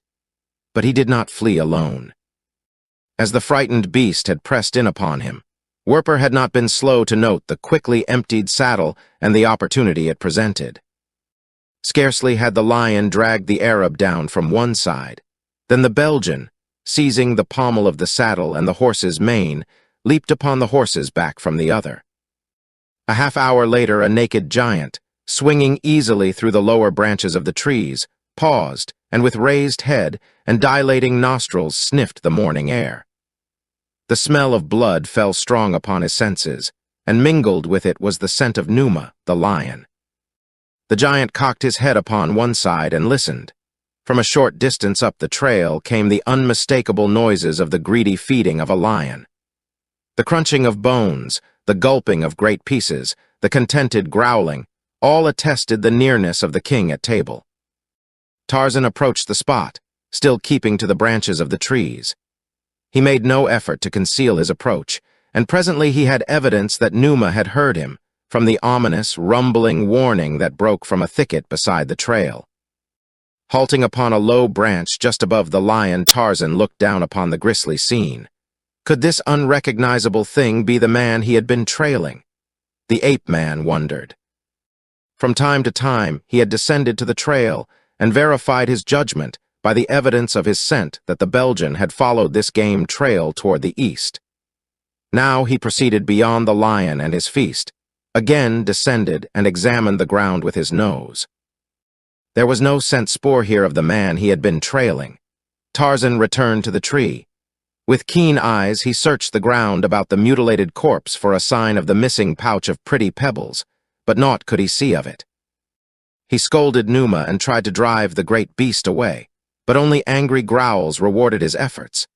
He tore small branches from a nearby limb and hurled them at his ancient enemy.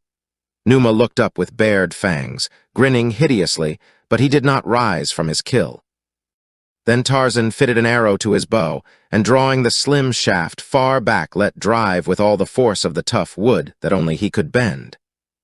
As the arrow sank deeply into his side, Numa leaped to his feet with a roar of mingled rage and pain.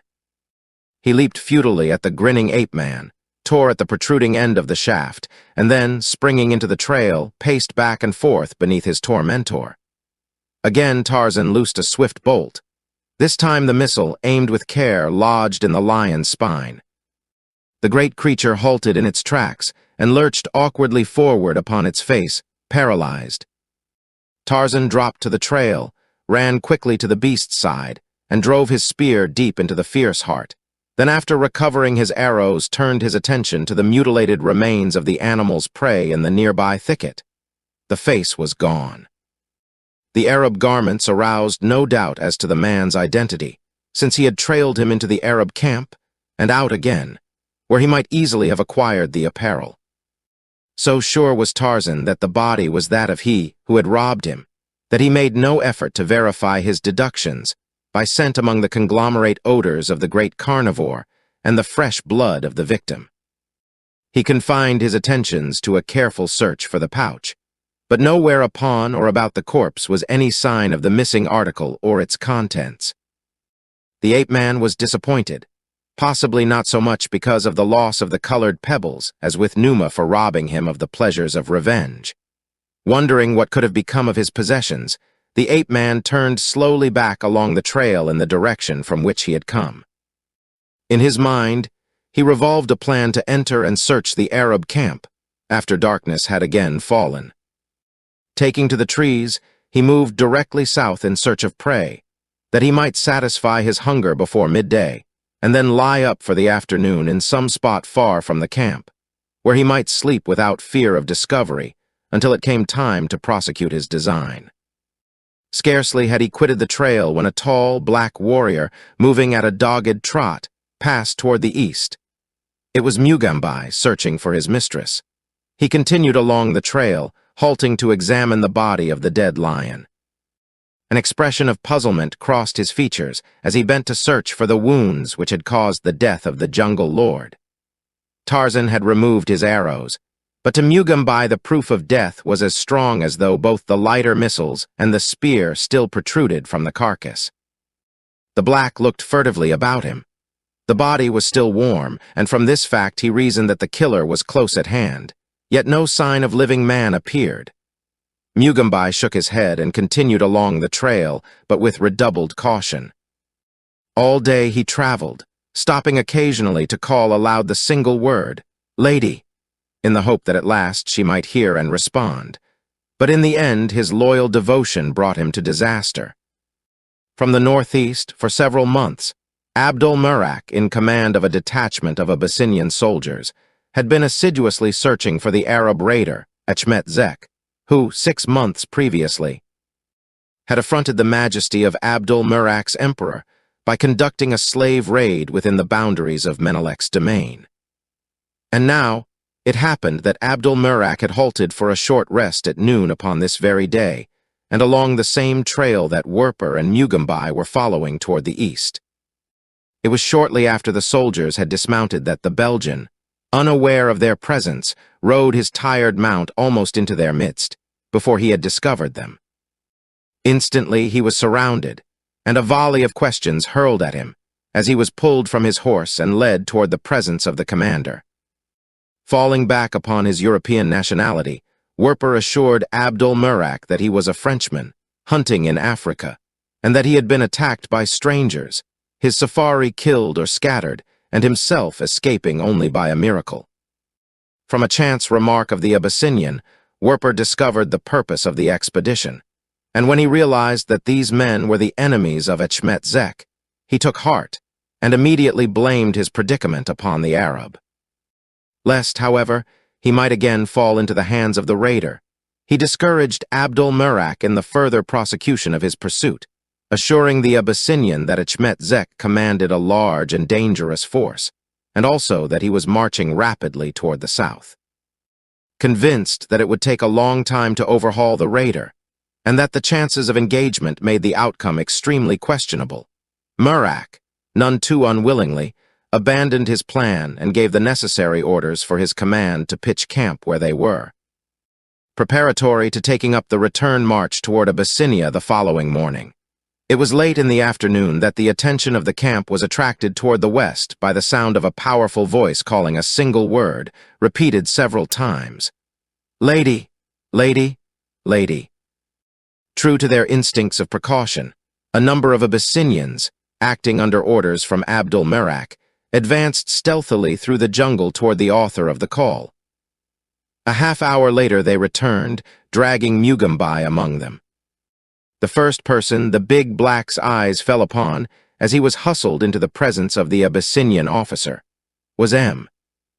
Jules Freckholt, the Frenchman who had been the guest of his master, and whom he last had seen entering the village of Achmet Zek under circumstances which pointed to his familiarity and friendship for the raiders. Between the disasters that had befallen his master and his master's house, and the Frenchman, Mugambai saw a sinister relationship, which kept him from recalling to Werper's attention the identity which the latter evidently failed to recognize. Pleading that he was but a harmless hunter from a tribe farther south, Mugambai begged to be allowed to go upon his way, but Abdul Murak, admiring the warrior's splendid physique, decided to take him back to Addis Abeba and present him to Menelik. A few moments later, Mugambai and Werper were marched away under guard, and the Belgian learned for the first time that he too was a prisoner rather than a guest. In vain, he protested against such treatment, until a strapping soldier struck him across the mouth and threatened to shoot him if he did not desist. Mugambai took the matter less to heart, for he had not the slightest doubt but that during the course of the journey he would find ample opportunity to elude the vigilance of his guards and make good his escape. With this idea always uppermost in his mind, he courted the good opinion of the Abyssinians, asked them many questions about their emperor and their country, and evinced a growing desire to reach their destination, that he might enjoy all the good things which they assured him the city of Addis Abeba contained. Thus he disarmed their suspicions, and each day found a slight relaxation of their watchfulness over him. By taking advantage of the fact that he and Werper always were kept together, Mugambai sought to learn what the other knew of the whereabouts of Tarzan, or the authorship of the raid upon the bungalow, as well as the fate of Lady Greystoke. But as he was confined to the accidents of conversation for this information, not daring to acquaint Werper with his true identity, and as Werper was equally anxious to conceal from the world his part in the destruction of his host's home and happiness, Mugambai learned nothing, at least in this way. But there came a time when he learned a very surprising thing, by accident. The party had camped early in the afternoon of a sultry day upon the banks of a clear and beautiful stream. The bottom of the river was gravelly. There was no indication of crocodiles, those menaces to promiscuous bathing in the rivers of certain portions of the Dark Continent. And so the Abyssinians took advantage of the opportunity to perform long-deferred and much-needed ablutions. As Werper, who with Mugambai had been given permission to enter the water, removed his clothing, the black noted the care with which he unfastened something which circled his waist, and which he took off with his shirt, keeping the latter always around and concealing the object of his suspicious solicitude. It was this very carefulness which attracted the black's attention to the thing, arousing a natural curiosity in the warrior's mind. And so it chanced that, when the Belgian, in the nervousness of overcaution, fumbled the hidden article and dropped it, Mugambi saw it as it fell upon the ground, spilling a portion of its contents on the sward. Now Mugambi had been to London with his master. He was not the unsophisticated savage that his apparel proclaimed him. He had mingled with the cosmopolitan hordes of the greatest city in the world. He had visited museums and inspected shop windows. And, besides, he was a shrewd and intelligent man. The instant that the Jewels of Opar rolled, scintillating before his astonished eyes, he recognized them for what they were. But he recognized something else, too, that interested him far more deeply than the value of the stones. 1,000 times he had seen the leathern pouch which dangled at his master's side, when Tarzan of the Apes had, in a spirit of play and adventure, elected to return for a few hours to the primitive manners and customs of his boyhood, and surrounded by his naked warriors hunt the lion and the leopard, the buffalo and the elephant after the manner he loved best. Werper saw that Mugambi had seen the pouch and the stones. Hastily he gathered up the precious gems and returned them to their container, while Mugambi, assuming an air of indifference, strolled down to the river for his bath. The following morning, Abdul Merak was enraged and chagrined to discover that his huge black prisoner had escaped during the night, while Werper was terrified for the same reason, until his trembling fingers discovered the pouch still in its place beneath his shirt, and within it the hard outlines of its contents. Chapter 16. Tarzan again leads the Mangani Achmet Zek with 2 of his followers had circled far to the south to intercept the flight of his deserting lieutenant, Werper. Others had spread out in various directions, so that a vast circle had been formed by them during the night, and now they were beating in toward the center. Achmet and the 2 with him halted for a short rest just before noon. They squatted beneath the trees upon the southern edge of a clearing. The chief of the raiders was in ill humor. To have been outwitted by an unbeliever was bad enough, but to have, at the same time, lost the jewels upon which he had set his avaricious heart was altogether too much. Allah must indeed be angry with his servant. Well, he still had the woman. She would bring a fair price in the north, and there was, too, the buried treasure beside the ruins of the Englishman's house. A slight noise in the jungle upon the opposite side of the clearing brought Achmet Zek to immediate and alert attention. He gathered his rifle in readiness for instant use, at the same time motioning his followers to silence and concealment. Crouching behind the bushes, the 3 waited, their eyes fastened upon the far side of the open space. Presently the foliage parted, and a woman's face appeared, glancing fearfully from side to side. A moment later, evidently satisfied that no immediate danger lurked before her, she stepped out into the clearing in full view of the Arab. Achmet Zek caught his breath with a muttered exclamation of incredulity and an imprecation. The woman was the prisoner he had thought safely guarded at his camp.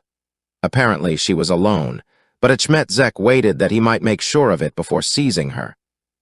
Slowly Jane Clayton started across the clearing. Twice already since she had quitted the village of the raiders had she barely escaped the fangs of carnivora, and once she had almost stumbled into the path of one of the searchers. Though she was almost despairing of ever reaching safety, she still was determined to fight on, until death or success terminated her endeavors. As the Arabs watched her from the safety of their concealment, and Achmet Zek noted with satisfaction that she was walking directly into his clutches, another pair of eyes looked down upon the entire scene from the foliage of an adjacent tree. Puzzled, troubled eyes they were, for all their gray and savage glint, for their owner was struggling with an intangible suggestion of the familiarity of the face and figure of the woman below him. A sudden crashing of the bushes at the point from which Jane Clayton had emerged into the clearing brought her to a sudden stop and attracted the attention of the Arabs and the watcher in the tree to the same point. The woman wheeled about to see what new danger menaced her from behind, and as she did so a great, anthropoid ape waddled into view. Behind him came another and another, but Lady Greystoke did not wait to learn how many more of the hideous creatures were so close upon her trail. With a smothered scream, she rushed toward the opposite jungle, and as she reached the bushes there, Achmet Zek and his 2 henchmen rose up and seized her.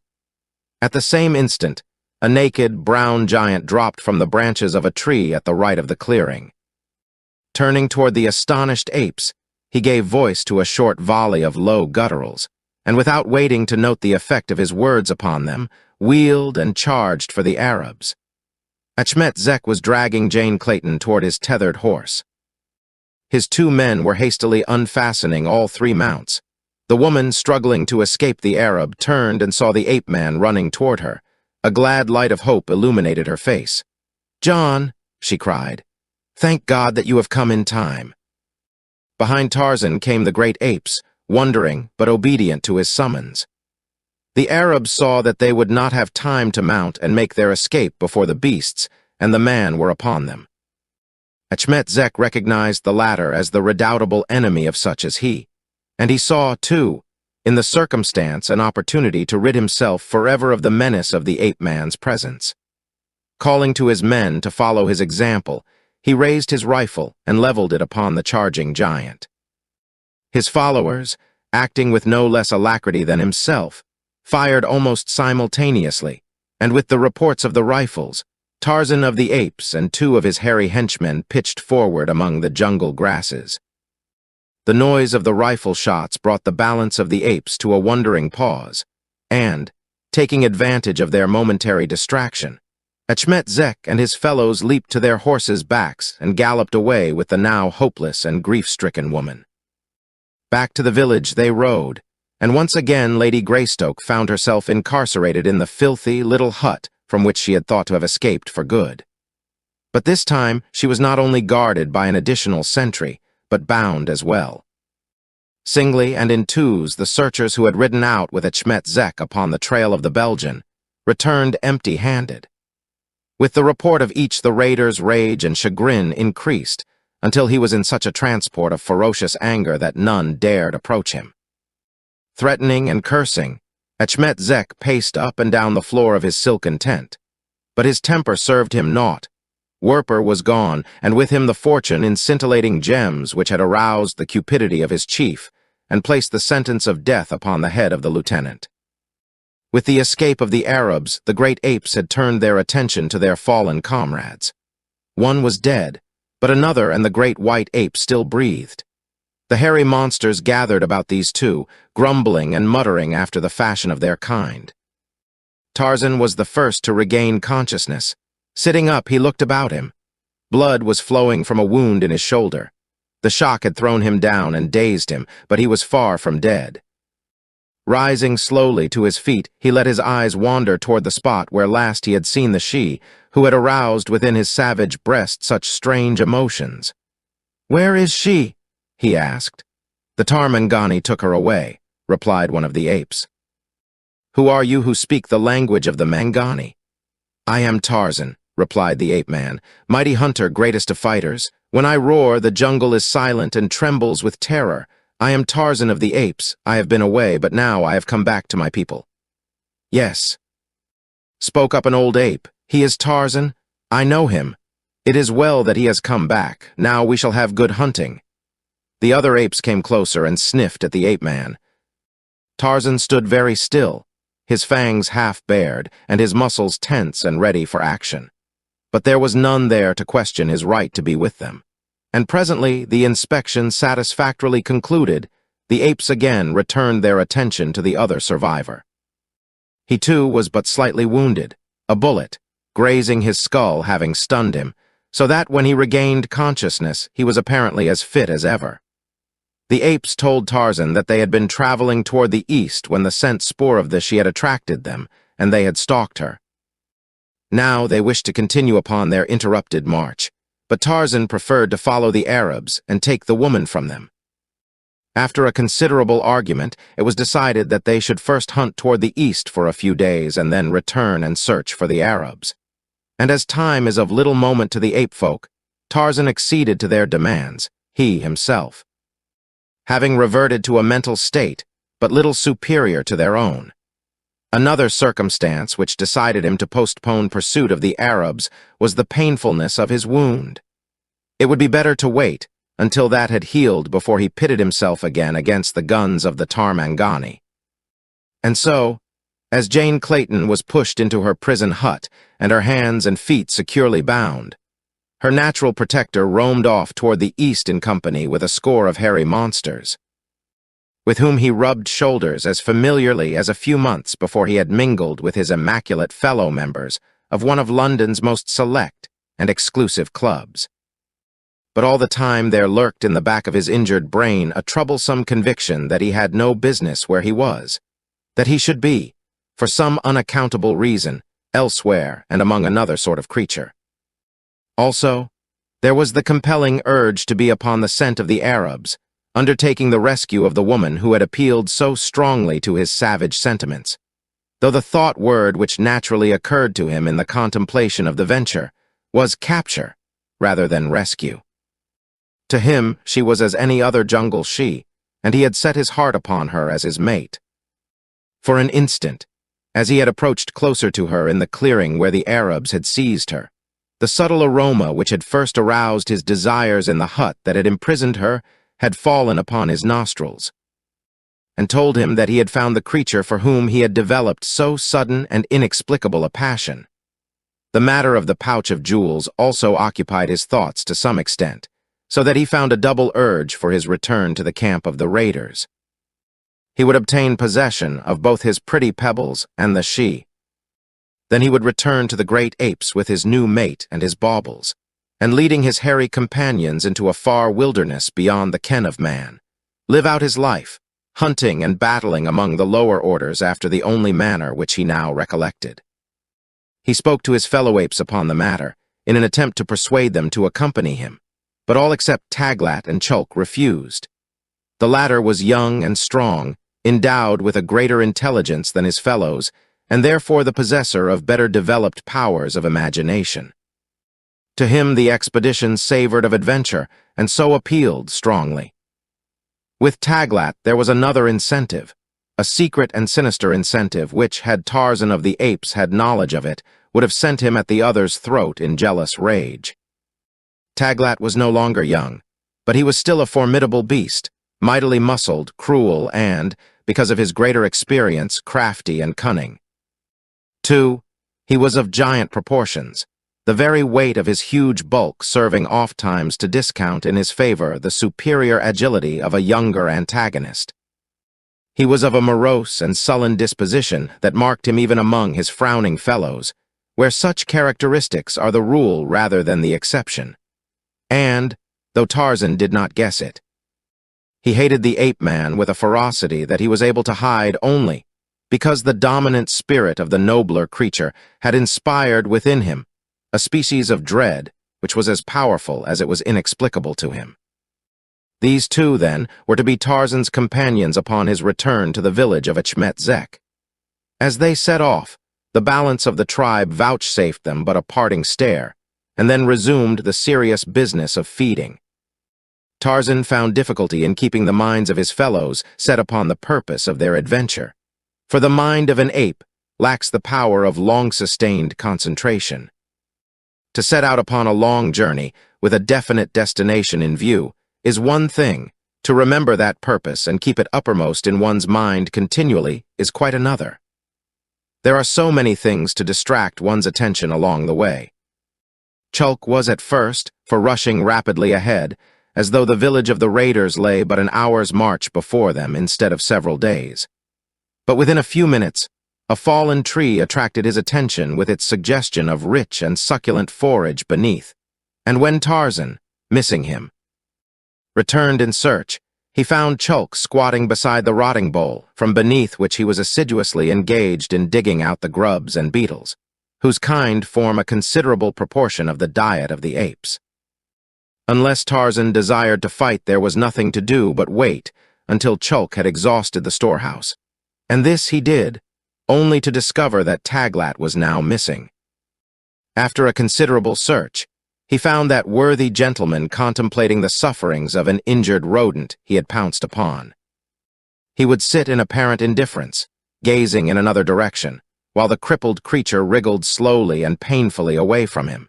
And then, just as his victim felt assured of escape, he would reach out a giant palm and slam it down upon the fugitive. Again and again he repeated this operation, until, tiring of the sport, he ended the sufferings of his plaything by devouring it.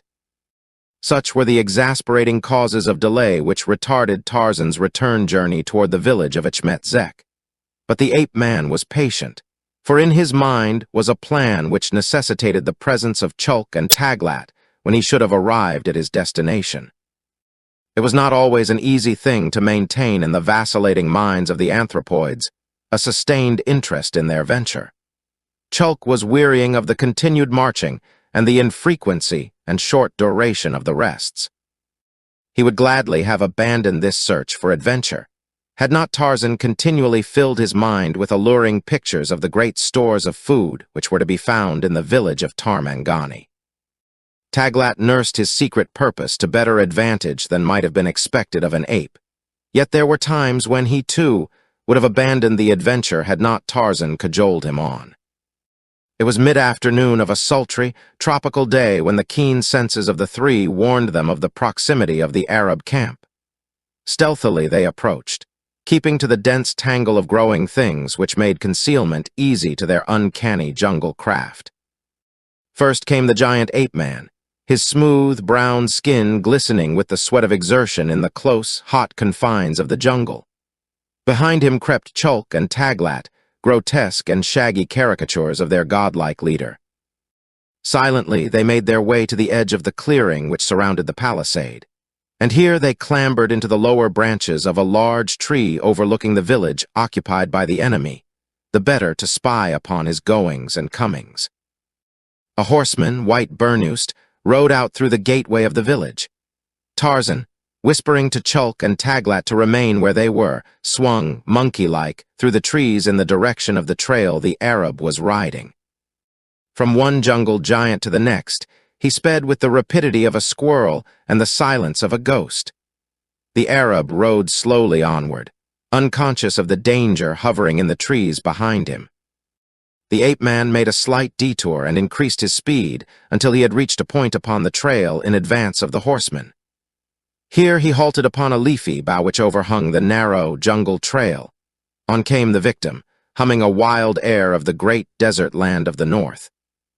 Above him poised the savage brute that was today bent upon the destruction of a human life, the same creature who a few months before had occupied his seat in the House of Lords at London, a respected and distinguished member of that august body. The Arab passed beneath the overhanging bough. There was a slight rustling of the leaves above. The horse snorted and plunged as a brown-skinned creature dropped upon its rump. A pair of mighty arms encircled the Arab, and he was dragged from his saddle to the trail. 10 minutes later, the ape-man, carrying the outer garments of an Arab bundled beneath an arm, rejoined his companions. He exhibited his trophies to them, explaining in low gutturals the details of his exploit. Chulk and Taglat fingered the fabrics, smelled of them, and, placing them to their ears, tried to listen to them. Then Tarzan led them back through the jungle to the trail, where the three hid themselves and waited. Nor had they long to wait before two of Achmet Zek's blacks, clothed in habiliments similar to their masters, came down the trail on foot, returning to the camp. One moment they were laughing and talking together. The next they lay stretched in death upon the trail, three mighty engines of destruction bending over them. Tarzan removed their outer garments, as he had removed those of his first victim, and again retired with Chulk and Taglat to the greater seclusion of the tree they had first selected. Here the ape-man arranged the garments upon his shaggy fellows and himself, until, at a distance, it might have appeared that three white-robed Arabs squatted silently among the branches of the forest. Until dark they remained where they were, for from his point of vantage, Tarzan could view the enclosure within the palisade. He marked the position of the hut in which he had first discovered the scent spoor of the she sought. He saw the two sentries standing before its doorway, and he located the habitation of Achmet Zek, where something told him he would most likely find the missing pouch and pebbles. Chulk and Taglat were, at first, greatly interested in their wonderful raiment. They fingered the fabric, smelled of it, and regarded each other intently with every mark of satisfaction and pride. Chulk, a humorist in his way, stretched forth a long and hairy arm, and grasping the hood of Taglat's burnous pulled it down over the latter's eyes, extinguishing him snuffer-like as it were. The older ape, pessimistic by nature, recognized no such thing as humor. Creatures laid their paws upon him for but two things, to search for fleas and to attack. The pulling of the Tarmangani-scented thing about his head and eyes could not be for the performance of the former act, therefore it must be the latter. He was attacked. Chulk had attacked him. With a snarl, he was at the other's throat, not even waiting to lift the woolen veil which obscured his vision. Tarzan leaped upon the two, and swaying and toppling upon their insecure perch, the three great beasts tussled and snapped at one another until the ape-man finally succeeded in separating the enraged anthropoids. As apology is unknown to these savage progenitors of man, and explanation a laborious and usually futile process, Tarzan bridged the dangerous gulf by distracting their attention from their altercation to a consideration of their plans for the immediate future. Accustomed to frequent arguments in which more hair than blood is wasted, the apes speedily forget such trivial encounters, and presently Chulk and Taglat were again squatting in close proximity to each other and peaceful repose, awaiting the moment when the ape-man should lead them into the village of the Tarmangani. It was long after darkness had fallen that Tarzan led his companions from their hiding place in the tree to the ground and around the palisade to the far side of the village. Gathering the skirts of his burnous beneath one arm that his legs might have free action, the ape-man took a short running start and scrambled to the top of the barrier. Fearing lest the apes should rend their garments to shreds in a similar attempt, he had directed them to wait below for him, and himself securely perched upon the summit of the palisade, he unslung his spear and lowered one end of it to Chulk. The ape seized it, and while Tarzan held tightly to the upper end, the anthropoid climbed quickly up the shaft until with one paw he grasped the top of the wall. To scramble then to Tarzan's side was the work of but an instant. In like manner Taglat was conducted to their sides, and a moment later the three dropped silently within the enclosure. Tarzan led them first to the rear of the hut in which Jane Clayton was confined, where, through the roughly repaired aperture in the wall, he sought with his sensitive nostrils for proof that the she he had come for was within. Chulk and Taglat, their hairy faces pressed close to that of the patrician, sniffed with him. Each caught the scent spoor of the woman within, and each reacted according to his temperament and his habits of thought. It left Chulk indifferent. The she was for Tarzan. All that he desired was to bury his snout in the foodstuffs of the Tarmangani. He had come to eat his fill without labor. Tarzan had told him that that should be his reward, and he was satisfied. But Taglat's wicked, bloodshot eyes narrowed to the realization of the nearing fulfillment of his carefully nursed plan. It is true that sometimes during the several days that had elapsed since they had set out upon their expedition, it had been difficult for Taglat to hold his idea uppermost in his mind, and on several occasions he had completely forgotten it, until Tarzan, by a chance word, had recalled it to him. But for an ape, Taglat had done well. Now he licked his chops, and he made a sickening, sucking noise with his flabby lips as he drew in his breath. Satisfied that the she was where he had hoped to find her, Tarzan led his apes toward the tent of Achmet Zek. A passing Arab and two slaves saw them, but the night was dark and the white burnouses hid the hairy limbs of the apes and the giant figure of their leader, so that the three, by squatting down as though in conversation, were passed by unsuspected. To the rear of the tent they made their way. Within, Achmet Zek conversed with several of his lieutenants. Without, Tarzan listened. Chapter 17. The deadly peril of Jane Clayton, Lieutenant Albert Werper, terrified by contemplation of the fate which might await him at Addis Abeba, cast about for some scheme of escape. But after the black Mugambi had eluded their vigilance, The Abyssinians redoubled their precautions to prevent Werper following the lead of the Negro. For some time, Werper entertained the idea of bribing Abdul Murak with a portion of the contents of the pouch. But fearing that the man would demand all the gems as the price of liberty, the Belgian, influenced by avarice, sought another avenue from his dilemma.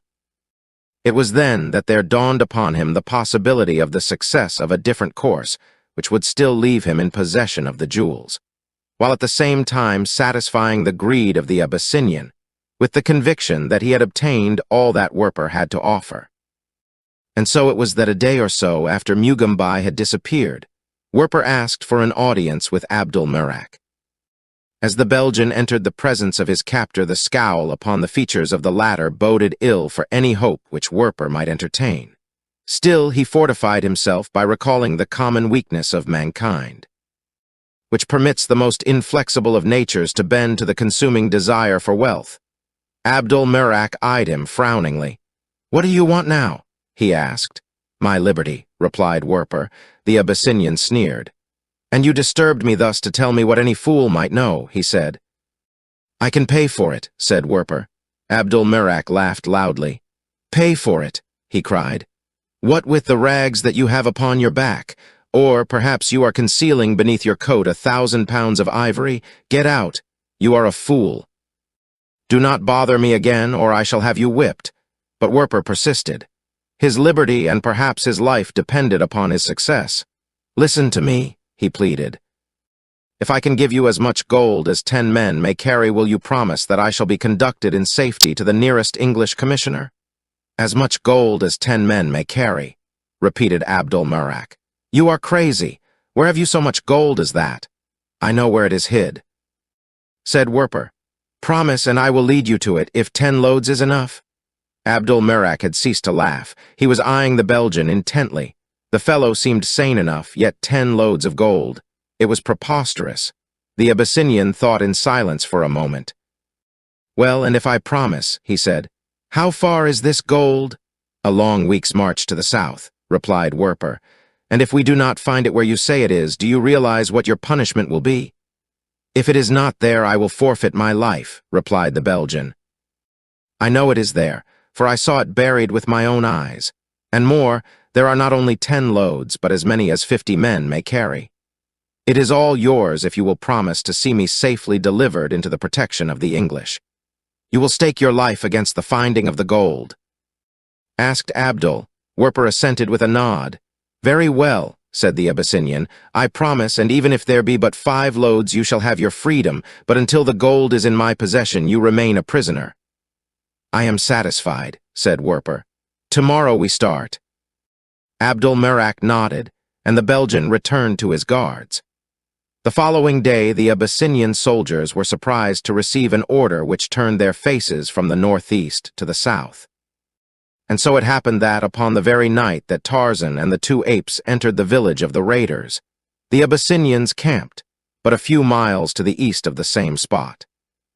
While Werper dreamed of freedom and the unmolested enjoyment of the fortune in his stolen pouch, and Abdul Murak lay awake in greedy contemplation of the 50 loads of gold which lay but a few days farther to the south of him. Achmet Zek gave orders to his lieutenants that they should prepare a force of fighting men and carriers to proceed to the ruins of the Englishman's douar on the morrow, and bring back the fabulous fortune which his renegade lieutenant had told him was buried there. And as he delivered his instructions to those within, a silent listener crouched without his tent, waiting for the time when he might enter in safety and prosecute his search for the missing pouch and the pretty pebbles that had caught his fancy. At last, the swarthy companions of Achmet Zek quitted his tent, and the leader went with them to smoke a pipe with one of their number, leaving his own silken habitation unguarded. Scarcely had they left the interior when a knife blade was thrust through the fabric of the rear wall, some 6 feet above the ground, and a swift downward stroke opened an entrance to those who waited beyond. Through the opening stepped the ape-man, and close behind him came the huge Chulk, but Taglat did not follow them. Instead, he turned and slunk through the darkness toward the hut where the she who had arrested his brutish interest lay securely bound. Before the doorway, the sentries sat upon their haunches, conversing in monotones. Within, the young woman lay upon a filthy sleeping mat, resigned, through utter hopelessness, to whatever fate lay in store for her, until the opportunity arrived which would permit her to free herself by the only means which now seemed even remotely possible, the hitherto detested act of self-destruction. Creeping silently toward the sentries, a white burnoosed figure approached the shadows at one end of the hut. The meager intellect of the creature denied it the advantage it might have taken of its disguise. Where it could have walked boldly to the very sides of the sentries, it chose rather to sneak upon them, unseen from the rear. It came to the corner of the hut and peered around. The sentries were but a few paces away, but the ape did not dare expose himself, even for an instant, to those feared and hated thundersticks which the Tarmangani knew so well how to use, if there were another and safer method of attack. Taglat wished that there was a tree nearby from the overhanging branches of which he might spring upon his unsuspecting prey. But, though there was no tree, the idea gave birth to a plan. The eaves of the hut were just above the heads of the sentries. From them he could leap upon the Tarmangani, unseen. A quick snap of those mighty jaws would dispose of one of them before the other realized that they were attacked, and the second would fall an easy prey to the strength, agility, and ferocity of a second quick charge. Taglat withdrew a few paces to the rear of the hut, gathered himself for the effort, ran quickly forward, and leaped high into the air. He struck the roof directly above the rear wall of the hut, and the structure, reinforced by the wall beneath, held his enormous weight for an instant. Then he moved forward a step, the roof sagged, the thatching parted, and the great anthropoid shot through into the interior. The sentries, hearing the crashing of the roof poles, leaped to their feet and rushed into the hut. Jane Clayton tried to roll aside as the great form lit upon the floor so close to her that one foot pinned her clothing to the ground. The ape, feeling the movement beside him, reached down and gathered the girl in the hollow of one mighty arm. The burnoose covered the hairy body so that Jane Clayton believed that a human arm supported her, and from the extremity of hopelessness, a great hope sprang into her breast that at last she was in the keeping of a rescuer. The two sentries were now within the hut, but hesitating because of doubt as to the nature of the cause of the disturbance. Their eyes, not yet accustomed to the darkness of the interior, told them nothing, nor did they hear any sound, for the ape stood silently awaiting their attack. Seeing that they stood without advancing, and realizing that, handicapped as he was by the weight of the she, he could put up but a poor battle, Taglat elected to risk a sudden break for liberty. Lowering his head, he charged straight for the two sentries who blocked the doorway. The impact of his mighty shoulders bowled them over upon their backs, and before they could scramble to their feet, the ape was gone, darting in the shadows of the huts toward the palisade at the far end of the village. The speed and strength of her rescuer filled Jane Clayton with wonder. Could it be that Tarzan had survived the bullet of the Arab? Who else in all the jungle could bear the weight of a grown woman as lightly as he who held her? She spoke his name, but there was no response. Still, she did not give up hope. At the palisade, the beast did not even hesitate. A single mighty leap carried it to the top, where it poised but for an instant before dropping to the ground upon the opposite side.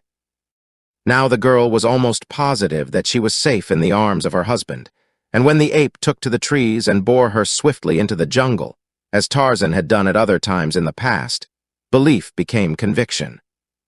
In a little moonlit glade, a mile or so from the camp of the raiders, her rescuer halted and dropped her to the ground. His roughness surprised her, but still she had no doubts. Again she called him by name, and at the same instant the ape, fretting under the restraints of the unaccustomed garments of the Tarmangani, tore the burnoose from him, revealing to the eyes of the horror-struck woman the hideous face and hairy form of a giant anthropoid.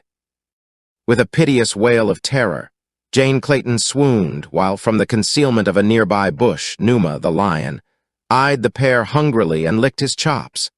Tarzan, entering the tent of Achmet Zek, searched the interior thoroughly. He tore the bed to pieces and scattered the contents of box and bag about the floor. He investigated whatever his eyes discovered, nor did those keen organs overlook a single article within the habitation of the raider chief, but no pouch or pretty pebbles rewarded his thoroughness. Satisfied at last that his belongings were not in the possession of Achmet Zek, unless they were on the person of the chief himself, Tarzan decided to secure the person of the she before further prosecuting his search for the pouch. Motioning for Chulk to follow him, he passed out of the tent by the same way that he had entered it, and walking boldly through the village, made directly for the hut where Jane Clayton had been imprisoned. He noted with surprise the absence of Taglat, whom he had expected to find awaiting him outside the tent of Achmet Zek. But, accustomed as he was to the unreliability of apes, he gave no serious attention to the present defection of his surly companion. So long as Taglat did not cause interference with his plans, Tarzan was indifferent to his absence. As he approached the hut, the ape-man noticed that a crowd had collected about the entrance. He could see that the men who composed it were much excited, and fearing lest Chulk's disguise should prove inadequate to the concealment of his true identity in the face of so many observers, he commanded the ape to betake himself to the far end of the village, and there await him. As Chulk waddled off, keeping to the shadows, Tarzan advanced boldly toward the excited group before the doorway of the hut. He mingled with the blacks and the Arabs in an endeavor to learn the cause of the commotion, in his interest forgetting that he alone of the assemblage carried a spear, a bow and arrows, and thus might become an object of suspicious attention. Shouldering his way through the crowd, he approached the doorway, and had almost reached it when one of the Arabs laid a hand upon his shoulder, crying, "Who is this?" at the same time snatching back the hood from the ape-man's face. Tarzan of the Apes in all his savage life had never been accustomed to pause in argument with an antagonist. The primitive instinct of self-preservation acknowledges many arts and wiles, but argument is not one of them, nor did he now waste precious time in an attempt to convince the raiders that he was not a wolf in sheep's clothing. Instead, he had his unmasker by the throat ere the man's words had scarce quitted his lips, and hurling him from side to side brushed away those who would have swarmed upon him. Using the Arab as a weapon, Tarzan forced his way quickly to the doorway, and a moment later was within the hut. A hasty examination revealed the fact that it was empty, and his sense of smell discovered, too, the scent spoor of Taglat, the ape. Tarzan uttered a low, ominous growl. Those who were pressing forward at the doorway to seize him fell back as the savage notes of the bestial challenge smote upon their ears. They looked at one another in surprise and consternation. A man had entered the hut alone, and yet with their own ears they had heard the voice of a wild beast within. What could it mean? Had a lion or a leopard sought sanctuary in the interior, unbeknown to the sentries? Tarzan's quick eyes discovered the opening in the roof, through which Taglat had fallen. He guessed that the ape had either come or gone by way of the break, and while the Arabs hesitated without, he sprang, cat-like for the opening, grasped the top of the wall and clambered out upon the roof, dropping instantly to the ground at the rear of the hut. When the Arabs finally mustered courage to enter the hut, after firing several volleys through the walls, they found the interior deserted. At the same time, Tarzan, at the far end of the village, sought for Chulk, but the ape was nowhere to be found. Robbed of his she, deserted by his companions, and as much in ignorance as ever as to the whereabouts of his pouch and pebbles, it was an angry Tarzan who climbed the palisade and vanished into the darkness of the jungle. For the present, he must give up the search for his pouch, since it would be paramount to self-destruction to enter the Arab camp now while all its inhabitants were aroused and upon the alert. In his escape from the village, the ape-man had lost the spoor of the fleeing Taglat, and now he circled widely through the forest in an endeavor to again pick it up. Chulk had remained at his post until the cries and shots of the Arabs had filled his simple soul with terror, for above all things the ape folk fear the thunder sticks of the Tarmangani. Then he had clambered nimbly over the palisade, tearing his burnous in the effort, and fled into the depths of the jungle, grumbling and scolding as he went. Tarzan, roaming the jungle in search of the trail of Taglat and the she, traveled swiftly. In a little moonlit glade ahead of him, the great ape was bending over the prostrate form of the woman Tarzan sought. The beast was tearing at the bonds that confined her ankles and wrists, pulling and gnawing upon the cords. The course the ape-man was taking would carry him but a short distance to the right of them, and though he could not have seen them, the wind was bearing down from them to him, carrying their scent spoor strongly toward him. A moment more and Jane Clayton's safety might have been assured, even though Numa, the lion, was already gathering himself in preparation for a charge. But fate, already all too cruel, now outdid herself. The wind veered suddenly for a few moments. The scent spoor that would have led the ape-man to the girl's side was wafted in the opposite direction. Tarzan passed within 50 yards of the tragedy that was being enacted in the glade, and the opportunity was gone beyond recall. Chapter 18. The fight for the treasure. It was morning before Tarzan could bring himself to a realization of the possibility of failure of his quest, and even then he would only admit that success was but delayed. He would eat and sleep, and then set forth again. The jungle was wide, but wide too were the experience and cunning of Tarzan. Taglat might travel far, but Tarzan would find him in the end, though he had to search every tree in the mighty forest. Soliloquizing thus, the ape-man followed the spoor of Bara, the deer, the unfortunate upon which he had decided to satisfy his hunger. For half an hour the trail led the ape-man toward the east along a well-marked game path, when suddenly, to the stalker's astonishment, the quarry broke into sight, racing madly back along the narrow way straight toward the hunter. Tarzan, who had been following along the trail, leaped so quickly to the concealing verdure at the side that the deer was still unaware of the presence of an enemy in this direction, and while the animal was still some distance away. The ape-man swung into the lower branches of the tree which overhung the trail. There he crouched, a savage beast of prey, awaiting the coming of its victim. What had frightened the deer into so frantic a retreat, Tarzan did not know.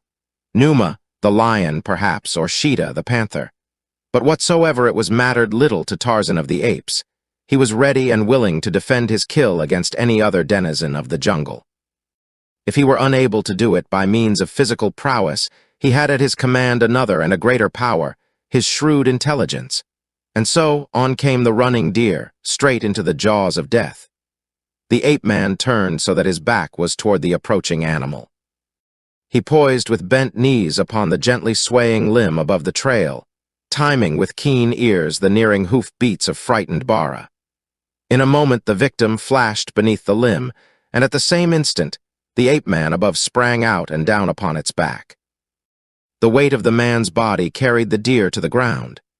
It stumbled forward once in a futile effort to rise, and then mighty muscles dragged its head far back, gave the neck a vicious wrench, and Bara was dead. Quick had been the killing, and equally quick were the ape-man's subsequent actions, for who might know what manner of killer pursued Bara, or how close at hand he might be.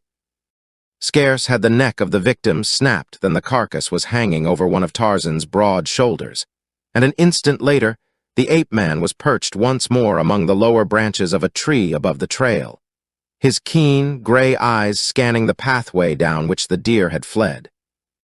Nor was it long before the cause of Bara's fright became evident to Tarzan, for presently came the unmistakable sounds of approaching horsemen. Dragging his kill after him, the ape-man ascended to the middle terrace, and settling himself comfortably in the crotch of a tree where he could still view the trail beneath, cut a juicy steak from the deer's loin, and burying his strong, white teeth in the hot flesh, proceeded to enjoy the fruits of his prowess and his cunning. Nor did he neglect the trail beneath while he satisfied his hunger. His sharp eyes saw the muzzle of the leading horse as it came into view around a bend in the tortuous trail, and one by one they scrutinized the riders as they passed beneath him in single file. Among them came one whom Tarzan recognized, but so schooled was the ape-man in the control of his emotions that no slightest change of expression, much less any hysterical demonstration that might have revealed his presence, betrayed the fact of his inward excitement. Beneath him, as unconscious of his presence as were the Abyssinians before and behind him, rode Albert Werper, while the ape-man scrutinized the Belgian for some sign of the pouch which he had stolen. As the Abyssinians rode toward the south, a giant figure hovered ever upon their trail. A huge, almost naked white man who carried the bloody carcass of a deer upon his shoulders, for Tarzan knew that he might not have another opportunity to hunt for some time if he were to follow the Belgian.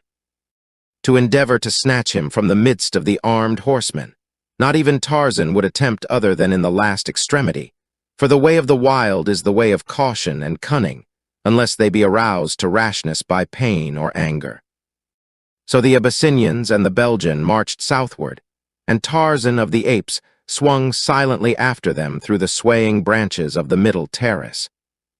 A 2 days' march brought them to a level plain beyond which lay mountains, a plain which Tarzan remembered, and which aroused within him vague half-memories and strange longings. Out upon the plain the horsemen rode, and at a safe distance behind them crept the ape-man, taking advantage of such cover as the ground afforded. Beside a charred pile of timbers the Abyssinians halted, and Tarzan, sneaking close and concealing himself in nearby shrubbery, watched them in wonderment. He saw them digging up the earth, and he wondered if they had hidden meat there in the past, and now had come for it. Then he recalled how he had buried his pretty pebbles and the suggestion that had caused him to do it. They were digging for the things the blacks had buried here. Presently he saw them uncover a dirty, yellow object, and he witnessed the joy of Werper and of Abdul Merak as the grimy object was exposed to view. One by one they unearthed many similar pieces, all of the same uniform, dirty yellow, until a pile of them lay upon the ground, a pile which Abdul Merak fondled and petted in an ecstasy of greed. Something stirred in the ape-man's mind as he looked long upon the golden ingots. Where had he seen such before? What were they? Why did these Tarmangani covet them so greatly? To whom did they belong? He recalled the black men who had buried them. The things must be theirs. Werper was stealing them as he had stolen Tarzan's pouch of pebbles. The ape-man's eyes blazed in anger. He would like to find the black men and lead them against these thieves. He wondered where their village might be. As all these things ran through the active mind, a party of men moved out of the forest at the edge of the plain and advanced toward the ruins of the burned bungalow. Abdul Merak, always watchful, was the first to see them, but already they were halfway across the open. He called to his men to mount and hold themselves in readiness, for in the heart of Africa who may know whether a strange host be friend or foe? Werper, swinging into his saddle, fastened his eyes upon the newcomers, then, white and trembling, he turned toward Abdul Merak. "It is Achmet Zek and his raiders," he whispered. "They are come for the gold." It must have been at about the same instant that Achmet Zek discovered the pile of yellow ingots and realized the actuality of what he had already feared, since first his eyes had alighted upon the party beside the ruins of the Englishman's bungalow. Someone had forestalled him. Another had come for the treasure ahead of him. The Arab was crazed by rage. Recently everything had gone against him. He had lost the jewels, the Belgian, and for the second time he had lost the Englishwoman. Now someone had come to rob him of this treasure which he had thought as safe from disturbance here as though it never had been mined. He cared not whom the thieves might be. They would not give up the gold without a battle. Of that he was certain, and with a wild whoop and a command to his followers, Achmet Zek put spurs to his horse and dashed down upon the Abyssinians, and after him, waving their long guns above their heads, yelling and cursing, came his motley horde of cutthroat followers. The men of Abdul Merak met them with a volley which emptied a few saddles, and then the raiders were among them, and sword, pistol, and musket, each was doing its most hideous and bloody work. Achmet Zek, spying Werper at the first charge, bore down upon the Belgian, and the latter, terrified by contemplation of the fate he deserved, turned his horse's head and dashed madly away in an effort to escape. Shouting to a lieutenant to take command, and urging him upon pain of death to dispatch the Abyssinians and bring the gold back to his camp, Achmet Zek set off across the plain in pursuit of the Belgian, his wicked nature unable to forego the pleasures of revenge, even at the risk of sacrificing the treasure. As the pursued, and the pursuer raced madly toward the distant forest. The battle behind them raged with bloody savageness. No quarter was asked or given by either the ferocious Abyssinians or the murderous cutthroats of Achmet Zek. From the concealment of the shrubbery, Tarzan watched the sanguinary conflict which so effectually surrounded him that he found no loophole through which he might escape to follow Werper and the Arab chief. The Abyssinians were formed in a circle which included Tarzan's position, and around and into them galloped the yelling raiders, now darting away, now charging in to deliver thrusts and cuts with their curved swords. Numerically, the men of Achmet Zek were superior, and slowly but surely the soldiers of Menelek were being exterminated. To Tarzan, the result was immaterial. He watched with but a single purpose, to escape the ring of blood-mad fighters and be away after the Belgian and his pouch. When he had first discovered Werper upon the trail where he had slain Bara, he had thought that his eyes must be playing him false, so certain had he been that the thief had been slain and devoured by Numa. But after following the detachment for 2 days, with his keen eyes always upon the Belgian, he no longer doubted the identity of the man, though he was put to it to explain the identity of the mutilated corpse he had supposed was the man he sought.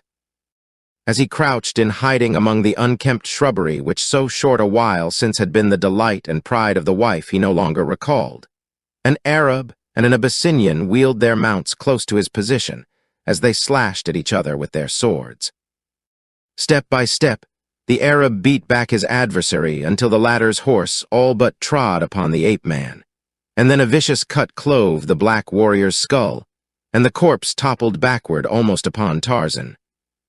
As the Abyssinian tumbled from his saddle, the possibility of escape, which was represented by the riderless horse, electrified the ape-man to instant action. Before the frightened beast could gather himself for flight, a naked giant was astride his back. A strong hand had grasped his bridle rein, and the surprised Arab discovered a new foe in the saddle of him, whom he had slain. But this enemy wielded no sword, and his spear and bow remained upon his back. The Arab, recovered from his first surprise, dashed in with raised sword to annihilate this presumptuous stranger. He aimed a mighty blow at the ape-man's head, a blow which swung harmlessly through thin air as Tarzan ducked from its path, and then the Arab felt the other's horse brushing his leg. A great arm shot out and encircled his waist, and before he could recover himself, he was dragged from his saddle. And forming a shield for his antagonist, was borne at a mad run straight through the encircling ranks of his fellows. Just beyond them, he was tossed aside upon the ground, and the last he saw of his strange foeman, the latter was galloping off across the plain in the direction of the forest at its farther edge. For another hour the battle raged, nor did it cease until the last of the Abyssinians lay dead upon the ground, or had galloped off toward the north in flight. But a handful of men escaped, among them Abdul-Merak. The victorious raiders collected about the pile of golden ingots which the Abyssinians had uncovered, and there awaited the return of their leader. Their exultation was slightly tempered by the glimpse they had had of the strange apparition of the naked white man galloping away upon the horse of one of their foemen, and carrying a companion who was now among them expatiating upon the superhuman strength of the ape-man. None of them there but was familiar with the name and fame of Tarzan of the Apes, and the fact that they had recognized the white giant as the ferocious enemy of the wrongdoers of the jungle added to their terror, for they had been assured that Tarzan was dead. Naturally superstitious, they fully believed that they had seen the disembodied spirit of the dead man, and now they cast fearful glances about them in expectation of the ghost's early return to the scene of the ruin they had inflicted upon him during their recent raid upon his home, and discussed in affrighted whispers the probable nature of the vengeance which the spirit would inflict upon them, should he return to find them in possession of his gold. As they conversed, their terror grew, while from the concealment of the reeds along the river below them, a small party of naked black warriors watched their every move. From the heights beyond the river, these black men had heard the noise of the conflict, and creeping warily down to the stream had forded it and advanced through the reeds, until they were in a position to watch every move of the combatants. For a half-hour, the raiders awaited Achmet Zek's return, their fear of the earlier return of the ghost of Tarzan constantly undermining their loyalty to and fear of their chief. Finally, one among them voiced the desires of all when he announced that he intended riding forth toward the forest in search of Achmet Zek. Instantly, every man of them sprang to his mount. "The gold will be safe here," cried one. "We have killed the Abyssinians, and there are no others to carry it away. Let us ride in search of Achmet Zek." And a moment later, amidst a cloud of dust, the raiders were galloping madly across the plain, and out from the concealment of the reeds along the river crept a party of black warriors toward the spot where the golden ingots of Opar lay piled on the ground. Werper had still been in advance of Achmet Zek when he reached the forest, but the latter, better mounted, was gaining upon him. Riding with the reckless courage of desperation, the Belgian urged his mount to greater speed, even within the narrow confines of the winding, game trail that the beast was following. Behind him, he could hear the voice of Achmet Zek crying to him to halt, but Werper only dug the spurs deeper into the bleeding sides of his panting mount. 200 yards within the forest, a broken branch lay across the trail. It was a small thing that a horse might ordinarily take in his natural stride without noticing its presence. But Werper's horse was jaded, his feet were heavy with weariness, and as the branch caught between his front legs he stumbled, was unable to recover himself, and went down. Sprawling in the trail, Werper, going over his head, rolled a few yards farther on, scrambled to his feet, and ran back. Seizing the reins, he tugged to drag the beast to his feet, but the animal would not or could not rise, and as the Belgian cursed and struck at him, Achmet Zek appeared in view. Instantly, the Belgian ceased his efforts with the dying animal at his feet, and seizing his rifle, dropped behind the horse and fired at the oncoming Arab. His bullet, going low, struck Achmet Zek's horse in the breast, bringing him down 100 yards from where Werper lay preparing to fire a second shot. The Arab, who had gone down with his mount, was standing astride him, and seeing the Belgian's strategic position behind his fallen horse, lost no time in taking up a similar one behind his own. And there the two lay, alternately firing at and cursing each other, while from behind the Arab, Tarzan of the apes approached to the edge of the forest. Here he heard the occasional shots of the duelists, and choosing the safer and swifter avenue of the forest branches to the uncertain transportation afforded by a half-broken Abyssinian pony, took to the trees. Keeping to one side of the trail, the ape-man came presently to a point where he could look down in comparative safety upon the fighters. First one and then the other would partially raise himself above his breastwork of horseflesh, fire his weapon, and immediately drop flat behind his shelter, where he would reload and repeat the act a moment later. Werper had but little ammunition, having been hastily armed by Abdul Murak from the body of one of the first of the Abyssinians who had fallen in the fight about the pile of ingots, and now he realized that soon he would have used his last bullet, and be at the mercy of the Arab, a mercy with which he was well acquainted. Facing both death and despoilment of his treasure, the Belgian cast about for some plan of escape, and the only one that appealed to him as containing even a remote possibility of success hinged upon the chance of bribing Achmet Zek. Werper had fired all but a single cartridge when, during a lull in the fighting, he called aloud to his opponent. "Achmet Zek," he cried, "Allah alone knows which one of us may leave our bones to rot where he lies upon this trail today if we keep up our foolish battle. You wish the contents of the pouch I wear about my waist, and I wish my life and my liberty even more than I do the jewels. Let us each, then, take that which he most desires and go our separate ways in peace. I will lay the pouch upon the carcass of my horse, where you may see it, and you, in turn, will lay your gun upon your horse with butt toward me. Then I will go away, leaving the pouch to you, and you will let me go in safety.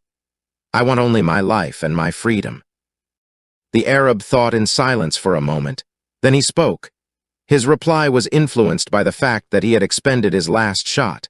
"Go your way, then," he growled, "leaving the pouch in plain sight behind you. See, I lay my gun thus, with the butt toward you. Go." Werper removed the pouch from about his waist. Sorrowfully and affectionately, he let his fingers press the hard outlines of the contents. Ah, if he could extract a little handful of the precious stones. But Achmet Zek was standing now, his eagle eyes commanding a plain view of the Belgian and his every act. Regretfully, Werper laid the pouch, its contents undisturbed, upon the body of his horse, rose, and taking his rifle with him, backed slowly down the trail until a turn hid him from the view of the watchful Arab. Even then Achmet Zek did not advance, fearful as he was of some such treachery as he himself might have been guilty of under like circumstances. Nor were his suspicions groundless, for the Belgian, no sooner had he passed out of the range of the Arab's vision, halted behind the bole of a tree, where he still commanded an unobstructed view of his dead horse and the pouch, and raising his rifle covered the spot where the other's body must appear when he came forward to seize the treasure. But Achmet Zek was no fool to expose himself to the blackened honor of a thief and a murderer. Taking his long gun with him, he left the trail, entering the rank and tangled vegetation which walled it, and crawling slowly forward on hands and knees he paralleled the trail. But never for an instant was his body exposed to the rifle of the hidden assassin.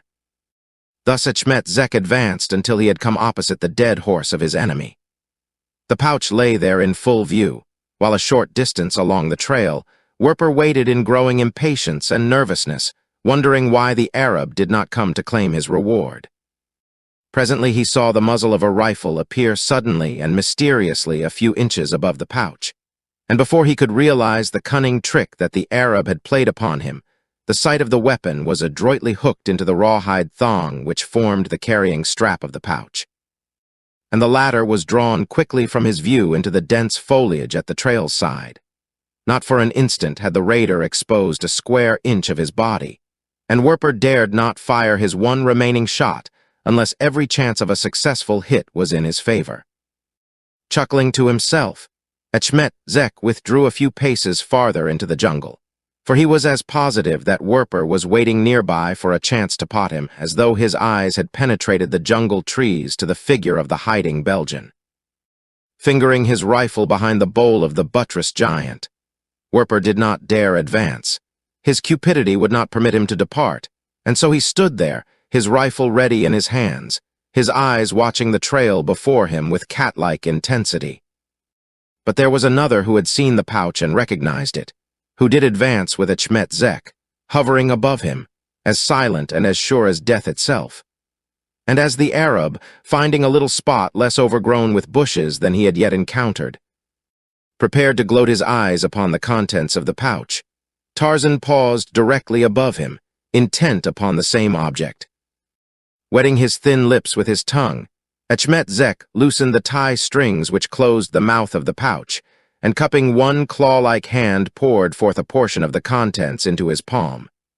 A single look he took at the stones lying in his hand.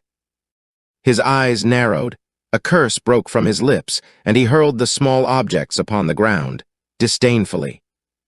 Quickly he emptied the balance of the contents until he had scanned each separate stone, and as he dumped them all upon the ground and stamped upon them, his rage grew until the muscles of his face worked in demon-like fury, and his fingers clenched until his nails bit into the flesh. Above, Tarzan watched in wonderment. He had been curious to discover what all the powwow about his pouch had meant. He wanted to see what the Arab would do after the other had gone away, leaving the pouch behind him, and, having satisfied his curiosity, he would then have pounced upon Achmet Zek and taken the pouch and his pretty pebbles away from him, for did they not belong to Tarzan? He saw the Arab now throw aside the empty pouch, and grasping his long gun by the barrel, club-like, sneak stealthily through the jungle beside the trail along which Werper had gone. As the man disappeared from his view, Tarzan dropped to the ground and commenced gathering up the spilled contents of the pouch, and the moment that he obtained his first near view of the scattered pebbles, he understood the rage of the Arab. For instead of the glittering and scintillating gems which had first caught and held the attention of the ape-man, the pouch now contained but a collection of ordinary river pebbles. Chapter 19. Jane Clayton and the beasts of the jungle Mugambai, after his successful break for liberty, had fallen upon hard times. His way had led him through a country with which he was unfamiliar, a jungle country in which he could find no water and but little food, so that after several days of wandering, he found himself so reduced in strength that he could barely drag himself along. It was with growing difficulty that he found the strength necessary to construct a shelter by night wherein he might be reasonably safe from the large carnivora, and by day he still further exhausted his strength in digging for edible roots and searching for water. A few stagnant pools at considerable distances apart saved him from death by thirst, but his was a pitiable state when finally he stumbled by accident upon a large river in a country where fruit was abundant, and small game which he might bag by means of a combination of stealth, cunning, and a crude knobstick which he had fashioned from a fallen limb. Realizing that he still had a long march ahead of him before he could reach even the outskirts of the Waziri country, Mugambai wisely decided to remain where he was until he had recuperated his strength and health. A few days' rest would accomplish wonders for him, he knew, and he could ill afford to sacrifice his chances for a safe return by setting forth handicapped by weakness. And so it was that he constructed a substantial thorn boma and rigged a thatched shelter within it, where he might sleep by night in security, and from which he sallied forth by day to hunt the flesh which alone could return to his giant thews their normal prowess. One day, as he hunted, a pair of savage eyes discovered him from the concealment of the branches of a great tree beneath which the black warrior passed. Bloodshot, wicked eyes they were, set in a fierce and hairy face. They watched Mugambai make his little kill of a small rodent, and they followed him as he returned to his hut, their owner moving quietly through the trees upon the trail of the Negro. The creature was Chulk, and he looked down upon the unconscious man more in curiosity than in hate. The wearing of the Arab burnous which Tarzan had placed upon his person had aroused in the mind of the anthropoid a desire for similar mimicry of the Tarmangani. The burnous, though, had obstructed his movements and proven such a nuisance that the ape had long since torn it from him and thrown it away.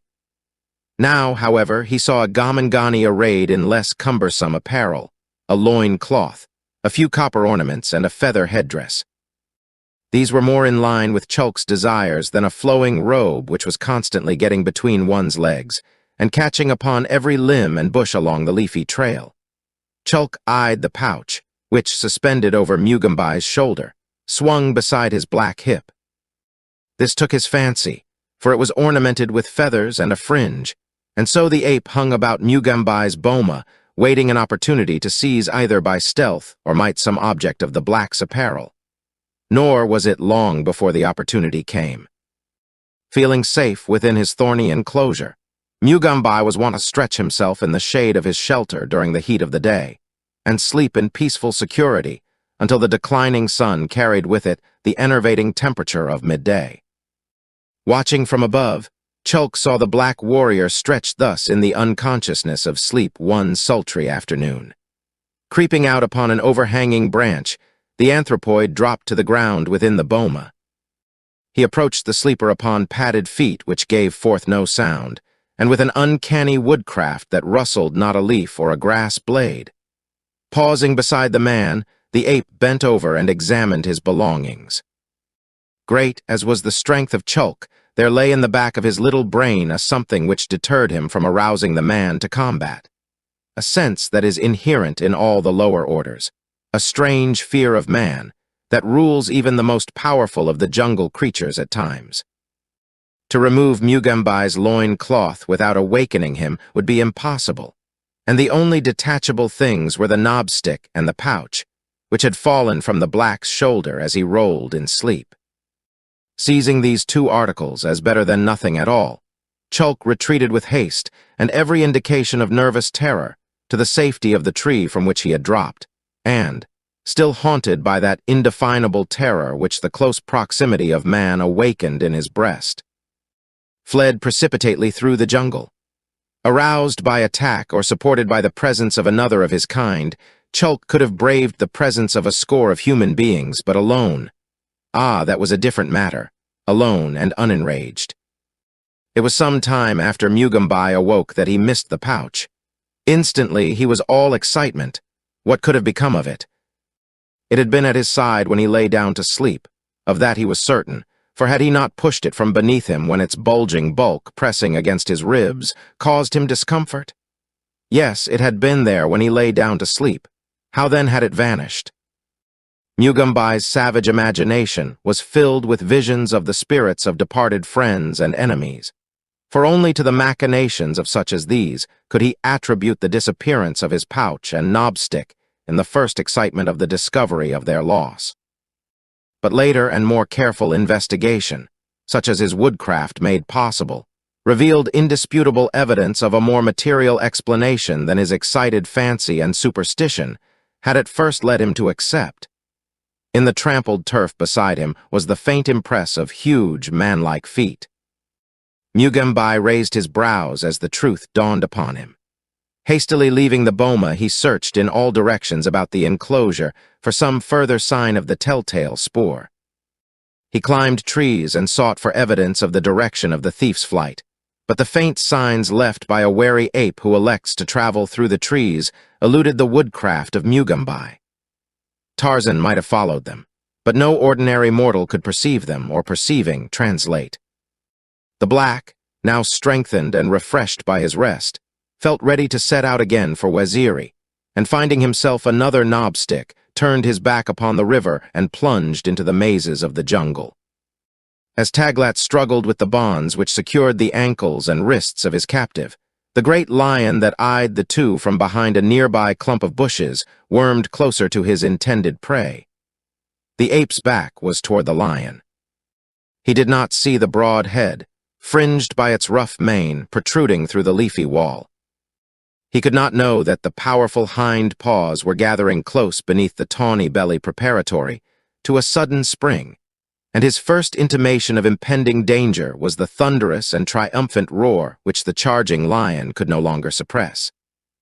Scarce pausing for a backward glance, Taglat abandoned the unconscious woman and fled in the opposite direction from the horrid sound which had broken in so unexpected and terrifying a manner upon his startled ears. But the warning had come too late to save him, and the lion, in his second bound, alighted full upon the broad shoulders of the anthropoid. As the great bull went down, there was awakened in him to the full all the cunning, all the ferocity, all the physical prowess which obey the mightiest of the fundamental laws of nature, the law of self-preservation. And turning upon his back, he closed with the carnivore in a death struggle so fearless and abandoned, that for a moment the great Numa himself may have trembled for the outcome. Seizing the lion by the mane, Taglat buried his yellowed fangs deep in the monster's throat, growling hideously through the muffled gag of blood and hair.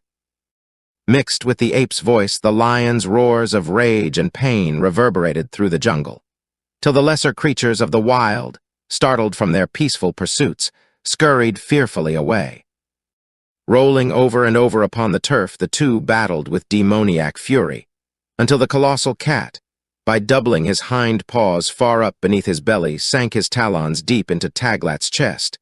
Then, ripping downward with all his strength, Numa accomplished his design and the disemboweled anthropoid, with a last spasmodic struggle, relaxed in limp and bloody dissolution beneath his titanic adversary. Scrambling to his feet, Numa looked about quickly in all directions, as though seeking to detect the possible presence of other foes. But only the still and unconscious form of the girl, lying a few paces from him, met his gaze. And with an angry growl, he placed a forepaw upon the body of his kill, and raising his head gave voice to his savage victory cry. For another moment he stood with fierce eyes roving to and fro about the clearing. At last, they halted for a second time upon the girl. A low growl rumbled from the lion's throat. His lower jaw rose and fell, and the slaver drooled and dripped upon the dead face of Taglat. Like two yellow-green augurs, wide and unblinking, the terrible eyes remained fixed upon Jane Clayton. The erect and majestic pose of the great frame shrank suddenly into a sinister crouch as, slowly and gently as one who treads on eggs, The devil-faced cat crept forward toward the girl. Beneficent fate maintained her in happy unconsciousness of the dread presence sneaking stealthily upon her. She did not know when the lion paused at her side. She did not hear the sniffing of his nostrils as he smelled about her. She did not feel the heat of the fetid breath upon her face, nor the dripping of the saliva from the frightful jaws half-opened so close above her. Finally, the lion lifted a forepaw and turned the body of the girl half over. Then he stood again, eyeing her as though still undetermined whether life was extinct or not. Some noise or odor from the nearby jungle attracted his attention for a moment. His eyes did not again return to Jane Clayton, and presently he left her, walked over to the remains of Taglat, and crouching down upon his kill with his back toward the girl, proceeded to devour the ape. It was upon this scene that Jane Clayton at last opened her eyes. Inured to danger, she maintained her self-possession in the face of the startling surprise which her newfound consciousness revealed to her. She neither cried out nor moved a muscle, until she had taken in every detail of the scene which lay within the range of her vision. She saw that the lion had killed the ape, and that he was devouring his prey less than 50 feet from where she lay. But what could she do? Her hands and feet were bound. She must wait then, in what patience she could command, until Numa had eaten and digested the ape, when, without doubt, he would return to feast upon her. Unless, in the meantime, the dread hyenas should discover her or some other of the numerous prowling carnivora of the jungle. As she lay tormented by these frightful thoughts, she suddenly became conscious that the bonds at her wrists and ankles no longer hurt her, and then of the fact that her hands were separated, one lying upon either side of her, instead of both being confined at her back. Wonderingly, she moved a hand. What miracle had been performed? It was not bound. Stealthily and noiselessly she moved her other limbs, only to discover that she was free. She could not know how the thing had happened, that Taglat, gnawing upon them for sinister purposes of his own, had cut them through but an instant before Numa had frightened him from his victim. For a moment, Jane Clayton was overwhelmed with joy and thanksgiving, but only for a moment. What good was her newfound liberty in the face of the frightful beast crouching so close beside her? If she could have had this chance under different conditions, how happily she would have taken advantage of it. But now it was given to her when escape was practically impossible. The nearest tree was 100 feet away, the lion less than 50. To rise and attempt to reach the safety of those tantalizing branches would be but to invite instant destruction, for Numa would doubtless be too jealous of this future meal to permit it to escape with ease. And yet, too, there was another possibility, a chance which hinged entirely upon the unknown temper of the great beast. His belly already partially filled, he might watch with indifference the departure of the girl. Yet could she afford to chance so improbable a contingency? She doubted it. Upon the other hand, she was no more minded to allow this frail opportunity for life to entirely elude her without taking or attempting to take some advantage from it. She watched the lion narrowly. He could not see her without turning his head more than halfway around. She would attempt a ruse. Silently, she rolled over in the direction of the nearest tree and away from the lion, until she lay again in the same position in which Numa had left her, but a few feet farther from him. Here she lay breathless watching the lion, but the beast gave no indication that he had heard aught to arouse his suspicions. Again she rolled over, gaining a few more feet, and again she lay in rigid contemplation of the beast's back. During what seemed hours to her tense nerves, Jane Clayton continued these tactics, and still the lion fed on in apparent unconsciousness that his second prey was escaping him. Already the girl was but a few paces from the tree. A moment more and she would be close enough to chance springing to her feet, throwing caution aside and making a sudden, bold dash for safety. She was halfway over in her turn, her face away from the lion, when he suddenly turned his great head and fastened his eyes upon her. He saw her roll over upon her side away from him, and then her eyes were turned again toward him, and the cold sweat broke from the girl's every pore as she realized that with life almost within her grasp, death had found her out. For a long time neither the girl nor the lion moved. The beast lay motionless, his head turned upon his shoulders and his glaring eyes fixed upon the rigid victim, now nearly 50 yards away. The girl stared back straight into those cruel orbs, daring not to move even a muscle. The strain upon her nerves was becoming so unbearable that she could scarcely restrain a growing desire to scream, when Numa deliberately turned back to the business of feeding. But his back-laid ears attested a sinister regard for the actions of the girl behind him. Realizing that she could not again turn without attracting his immediate and perhaps fatal attention, Jane Clayton resolved to risk all in one last attempt to reach the tree and clamber to the lower branches. Gathering herself stealthily for the effort, she leaped suddenly to her feet, but almost simultaneously the lion sprang up, wheeled, and with wide-distended jaws and terrific roars, charged swiftly down upon her. Those who have spent lifetimes hunting the big game of Africa will tell you that scarcely any other creature in the world attains the speed of a charging lion. For the short distance that the great cat can maintain it, it resembles nothing more closely than the onrushing of a giant locomotive under full speed. And so, though the distance that Jane Clayton must cover was relatively small, the terrific speed of the lion rendered her hopes of escape almost negligible.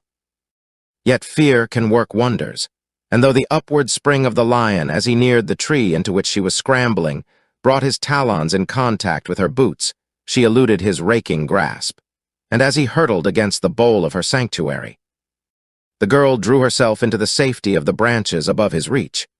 For some time the lion paced, growling and moaning, beneath the tree in which Jane Clayton crouched, panting and trembling. The girl was a prey to the nervous reaction from the frightful ordeal through which she had so recently passed. And in her overwrought state, it seemed that never again should she dare descend to the ground among the fearsome dangers which infested the broad stretch of jungle that she knew must lie between herself and the nearest village of her faithful Waziri. It was almost dark before the lion finally quit the clearing, and even had his place beside the remnants of the mangled ape not been immediately usurped by a pack of hyenas, Jane Clayton would scarcely have dared venture from her refuge in the face of impending night. And so she composed herself as best she could for the long and tiresome wait, until daylight might offer some means of escape from the dread vicinity in which she had witnessed such terrifying adventures.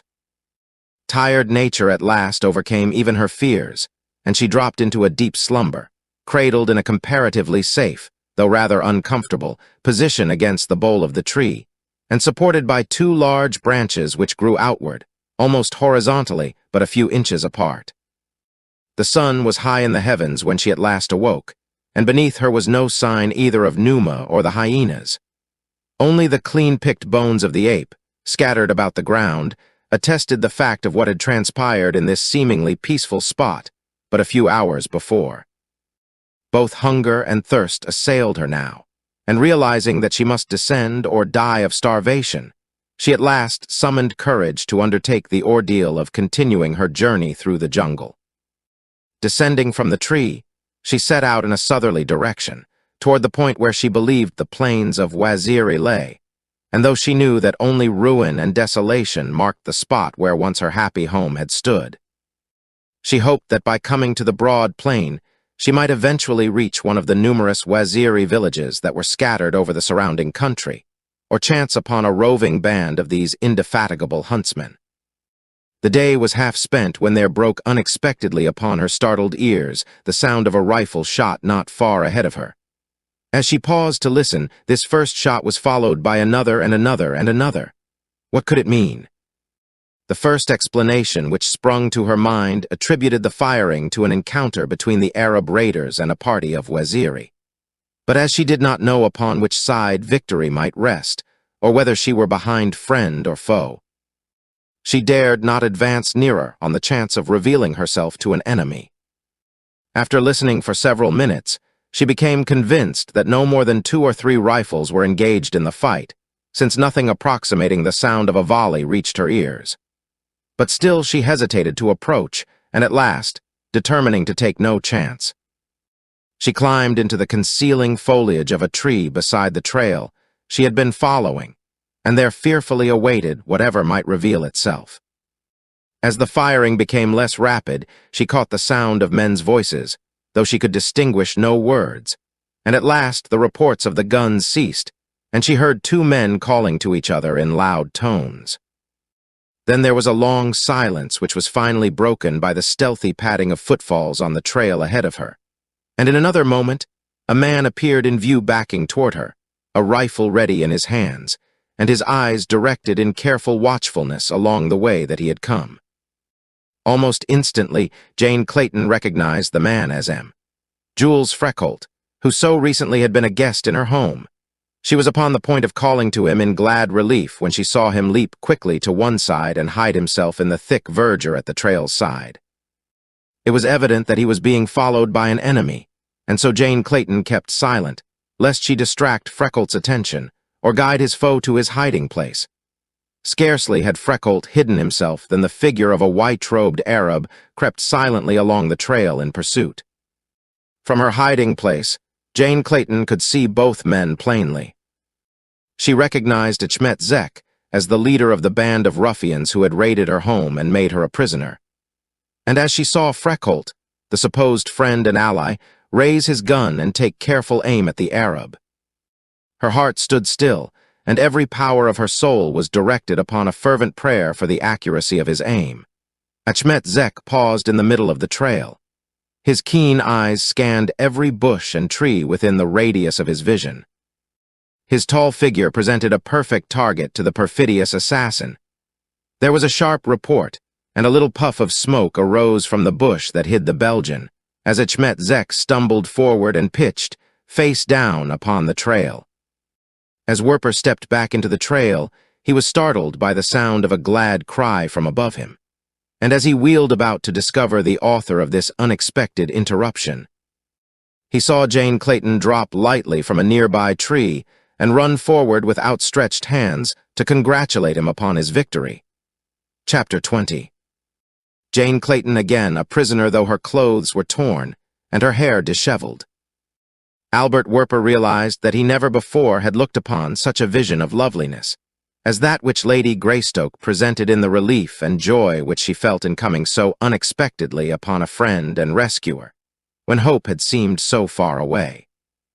If the Belgian had entertained any doubts as to the woman's knowledge of his part in the perfidious attack upon her home and herself, it was quickly dissipated by the genuine friendliness of her greeting. She told him quickly of all that had befallen her since he had departed from her home, and as she spoke of the death of her husband, her eyes were veiled by the tears which she could not repress. "I am shocked," said Werper in well-simulated sympathy, "but I am not surprised. That devil there," and he pointed toward the body of Achmet Zek, "has terrorized the entire country. Your Waziri are either exterminated or have been driven out of their country far to the south. The men of Achmet Zek occupy the plain about your former home. There is neither sanctuary nor escape in that direction. Our only hope lies in traveling northward as rapidly as we may, of coming to the camp of the raiders before the knowledge of Achmet Zek's death reaches those who were left there, and of obtaining, through some ruse, an escort toward the north. I think that the thing can be accomplished, for I was a guest of the raiders before I knew the nature of the man, and those at the camp are not aware that I turned against him when I discovered his villainy. Come. We will make all possible haste to reach the camp, before those who accompanied Achmet Zek upon his last raid have found his body and carried the news of his death to the cutthroats who remained behind. It is our only hope, Lady Greystoke, and you must place your entire faith in me if I am to succeed. Wait for me here a moment while I take from the Arab's body the wallet that he stole from me." And Werper stepped quickly to the dead man's side, and, kneeling, sought with quick fingers the pouch of jewels. To his consternation, there was no sign of them in the garments of Achmet Zek. Rising, he walked back along the trail, searching for some trace of the missing pouch or its contents. But he found nothing, even though he searched carefully the vicinity of his dead horse, and for a few paces into the jungle on either side. Puzzled, disappointed, and angry, he at last returned to the girl. "The wallet is gone," he explained crisply, "and I dare not delay longer in search of it. We must reach the camp before the returning raiders." Unsuspicious of the man's true character, Jane Clayton saw nothing peculiar in his plans, or in his specious explanation of his former friendship for the raider, and so she grasped with alacrity the seeming hope for safety which he proffered her. And turning about, she set out with Albert Werper toward the hostile camp in which she so lately had been a prisoner. It was late in the afternoon of the second day before they reached their destination, and as they paused upon the edge of the clearing before the gates of the walled village, Werper cautioned the girl to accede to whatever he might suggest by his conversation with the raiders. "I shall tell them," he said, "that I apprehended you after you escaped from the camp, that I took you to Echmet Zek, and that, as he was engaged in a stubborn battle with the Waziri, he directed me to return to camp with you, to obtain here a sufficient guard, and to ride north with you as rapidly as possible and dispose of you at the most advantageous terms to a certain slave broker, whose name he gave me." Again, the girl was deceived by the apparent frankness of the Belgian. She realized that desperate situations required desperate handling, and though she trembled inwardly at the thought of again entering the vile and hideous village of the raiders, she saw no better course than that which her companion had suggested. Calling aloud to those who tended the gates, Werper, grasping Jane Clayton by the arm, walked boldly across the clearing. Those who opened the gates to him permitted their surprise to show clearly in their expressions. That the discredited and hunted lieutenant should be thus returning fearlessly of his own volition seemed to disarm them quite as effectually as his manner toward Lady Greystoke had deceived her. The sentries at the gate returned Werper's salutations, and viewed with astonishment the prisoner whom he brought into the village with him. Immediately the Belgian sought the Arab who had been left in charge of the camp during Echmet Zek's absence, and again his boldness disarmed suspicion, and won the acceptance of his false explanation of his return. The fact that he had brought back with him the woman prisoner who had escaped added strength to his claims, and Mohammed Bade soon found himself fraternizing good-naturedly with the very man whom he would have slain without compunction had he discovered him alone in the jungle a half-hour before. Jane Clayton was again confined to the prison hut she had formerly occupied, but as she realized that this was but a part of the deception which she and Freckholt were playing upon the credulous raiders, it was with quite a different sensation that she again entered the vile and filthy interior, from that which she had previously experienced when hope was so far away. Once more she was bound and sentries placed before the door of her prison, but before Werper left her, he whispered words of cheer into her ear. Then he left and made his way back to the tent of Mohammed Bade. He had been wondering how long it would be before the raiders who had ridden out with Echmet Zek would return with the murdered body of their chief, and the more he thought upon the matter, the greater his fears became, that without accomplices his plan would fail. What even, if he got away from the camp in safety before any returned with the true story of his guilt? Of what value would this advantage be other than to protract for a few days his mental torture and his life? These hard riders, familiar with every trail and bypath, would get him long before he could hope to reach the coast.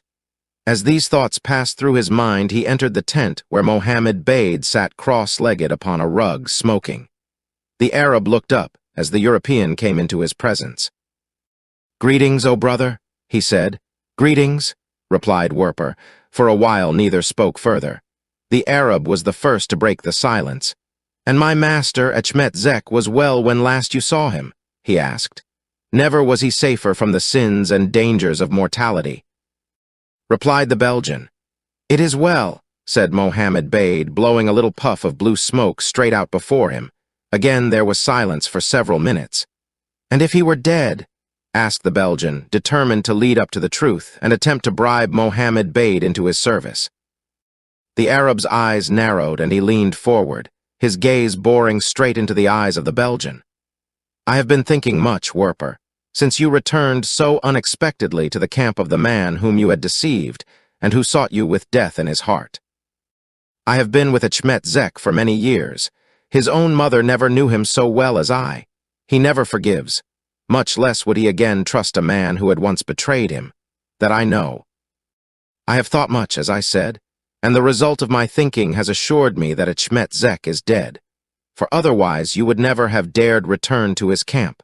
unless you be either a braver man or a bigger fool than I have imagined. And, if this evidence of my judgment is not sufficient, I have but just now received from your own lips even more confirmatory witness. For did you not say that Achmet-Zek was never more safe from the sins and dangers of mortality? Achmet-Zek is dead. You need not deny it. I was not his mother or his mistress, so do not fear that my wailings shall disturb you. Tell me why you have come back here. Tell me what you want, and, Werper, if you still possess the jewels of which Achmet-Zek told me, there is no reason why you and I should not ride north together and divide the ransom of the white woman and the contents of the pouch you wear about your person. A. The evil eyes narrowed.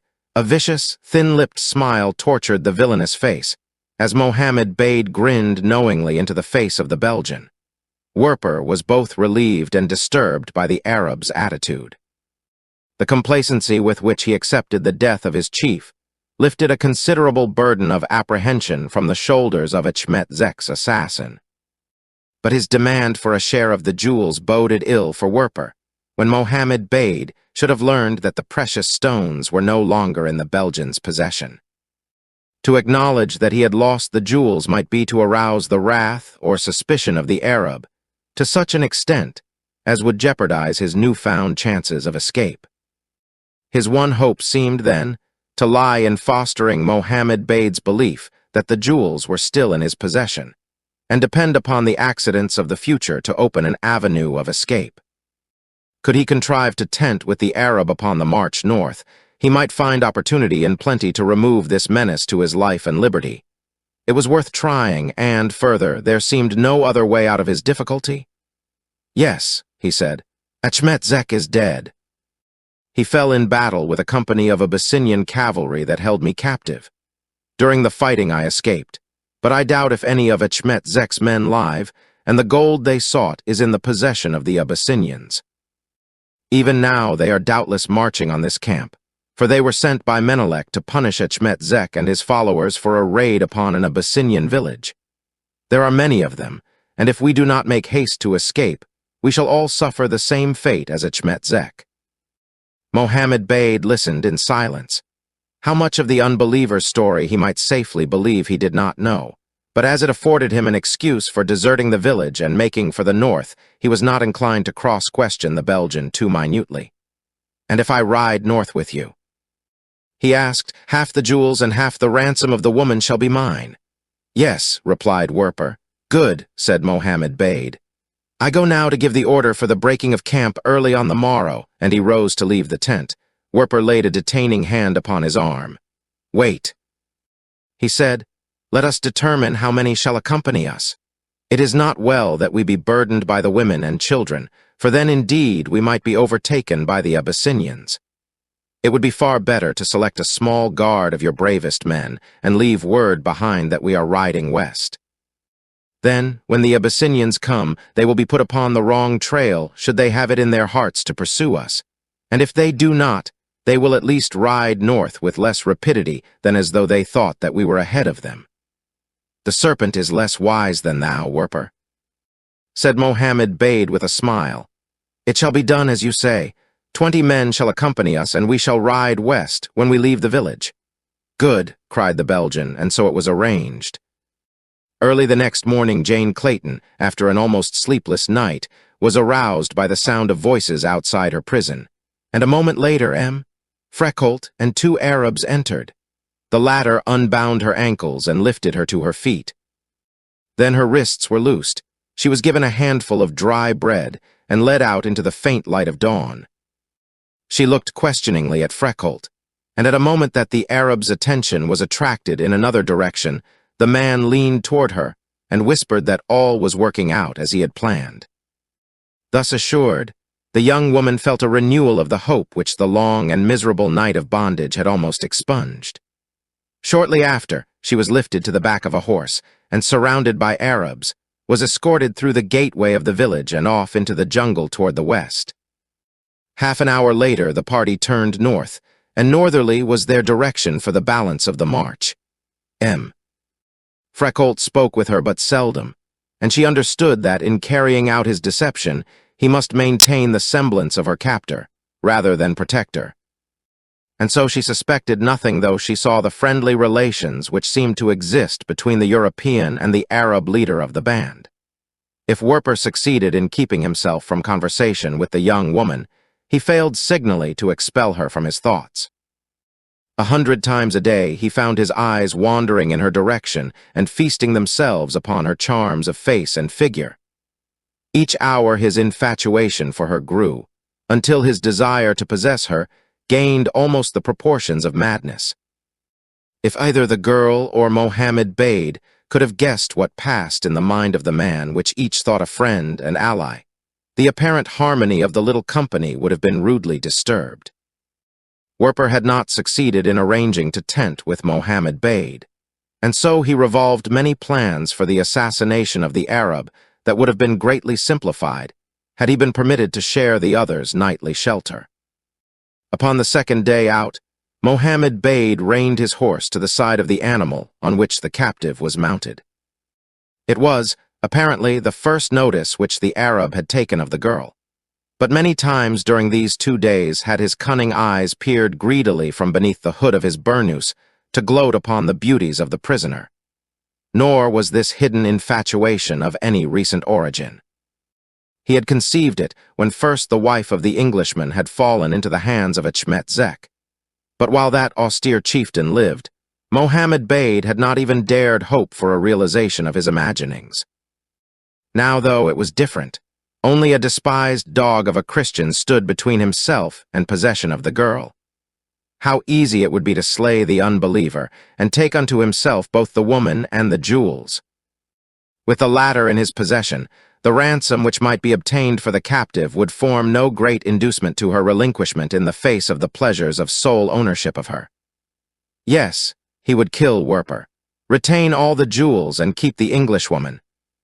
He turned his eyes upon her as she rode along at his side. How beautiful she was! His fingers opened and closed, skinny, brown talons itching to feel the soft flesh of the victim in their remorseless clutch.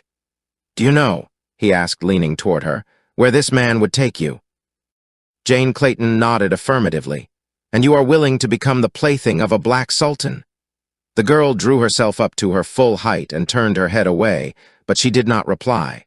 She feared lest her knowledge of the ruse that Freckholt was playing upon the Arab might cause her to betray herself through an insufficient display of terror and aversion.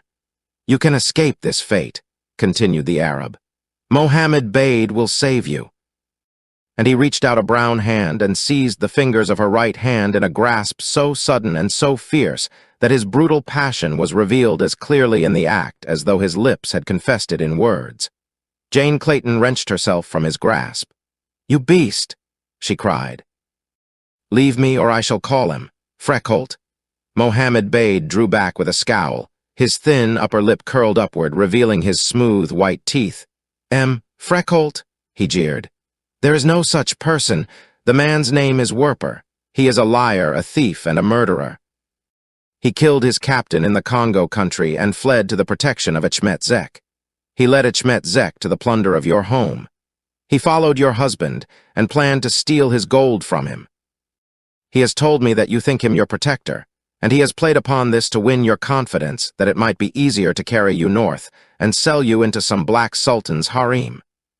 Mohammed Bade is your only hope." And with this assertion to provide the captive with food for thought, the Arab spurred forward toward the head of the column. Jane Clayton could not know how much of Mohammed Bade's indictment might be true, or how much false. But at least it had the effect of dampening her hopes, and causing her to review with suspicion every past act of the man upon whom she had been looking as her sole protector in the midst of a world of enemies and dangers. On the march a separate tent had been provided for the captive, and at night it was pitched between those of Mohammed Bade and Werper. A sentry was posted at the front and another at the back, and with these precautions it had not been thought necessary to confine the prisoner to bonds. The evening following her interview with Mohammed Bade, Jane Clayton sat for some time at the opening of her tent watching the rough activities of the camp. She had eaten the meal that had been brought her by Mohammed Bade's Negro slave, a meal of cassava cakes and a nondescript stew in which a new-killed monkey, a couple of squirrels and the remains of a zebra, slain the previous day, were impartially and unsavorily combined. But the one-time Baltimore belle had long since submerged in the stern battle for existence, an aestheticism which formerly revolted at much slighter provocation. As the girl's eyes wandered across the trampled jungle clearing, already squalid from the presence of man, she no longer apprehended either the nearer objects of the foreground, the uncouth men laughing or quarreling among themselves, or the jungle beyond, which circumscribed the extreme range of her material vision. Her gaze passed through all these, unseeing, to center itself upon a distant bungalow and scenes of happy security, which brought to her eyes tears of mingled joy and sorrow. She saw a tall, broad-shouldered man riding in from distant fields. She saw herself waiting to greet him with an armful of fresh-cut roses from the bushes which flanked the little rustic gate before her. All this was gone, vanished into the past, wiped out by the torches and bullets and hatred of these hideous and degenerate men. With a stifled sob and a little shudder, Jane Clayton turned back into her tent and sought the pile of unclean blankets which were her bed. Throwing herself face downward upon them, she sobbed forth her misery until kindly sleep brought her, at least temporary, relief. And while she slept, a figure stole from the tent that stood to the right of hers. It approached the sentry before the doorway and whispered a few words in the man's ear. The latter nodded and strode off through the darkness in the direction of his own blankets. The figure passed to the rear of Jane Clayton's tent and spoke again to the sentry there, and this man also left, following in the trail of the first. Then he who had sent them away stole silently to the tent flap, and untying the fastenings entered with the noiselessness of a disembodied spirit. Chapter 21. The flight to the jungle sleepless upon his blankets, Albert Werper let his evil mind dwell upon the charms of the woman in the nearby tent. He had noted Mohammed Bade's sudden interest in the girl, and judging the man by his own standards, had guessed at the basis of the Arab's sudden change of attitude toward the prisoner. And as he let his imaginings run riot, they aroused within him a bestial jealousy of Mohammed Bade, and a great fear that the other might encompass his base designs upon the defenseless girl. By a strange process of reasoning, Werper, whose designs were identical with the Arab's, pictured himself as Jane Clayton's protector, and presently convinced himself that the attentions which might seem hideous to her if proffered by Mohammed Bade would be welcomed from Albert Werper. Her husband was dead, and Werper fancied that he could replace in the girl's heart the position which had been vacated by the act of the grim Reaper. He could offer Jane Clayton marriage, a thing which Mohammed Bade would not offer, and which the girl would spurn from him with as deep disgust as she would his unholy lust. It was not long before the Belgian had succeeded in convincing himself that the captive not only had every reason for having conceived sentiments of love for him, but that she had by various feminine methods acknowledged her newborn affection. And then a sudden resolution possessed him. He threw the blankets from him and rose to his feet. Pulling on his boots and buckling his cartridge belt and revolver about his hips, he stepped to the flap of his tent and looked out. There was no sentry before the entrance to the prisoner's tent. What could it mean? Fate was indeed playing into his hands. Stepping outside, he passed to the rear of the girl's tent. There was no sentry there either. And now, boldly, he walked to the entrance and stepped within. Dimly the moonlight illumined the interior. Across the tent, a figure bent above the blankets of a bed. There was a whispered word, and another figure rose from the blankets to a sitting position. Slowly, Albert Werper's eyes were becoming accustomed to the half-darkness of the tent. He saw that the figure leaning over the bed was that of a man, and he guessed at the truth of the nocturnal visitor's identity. A sullen, jealous rage enveloped him. He took a step in the direction of the two. He heard a frightened cry break from the girl's lips as she recognized the features of the man above her, and he saw Mohammed Bade seize her by the throat and bear her back upon the blankets. Cheated passion cast a red blur before the eyes of the Belgian. No, the man should not have her. She was for him and him alone. He would not be robbed of his rights. Quickly he ran across the tent and threw himself upon the back of Mohammed Bade.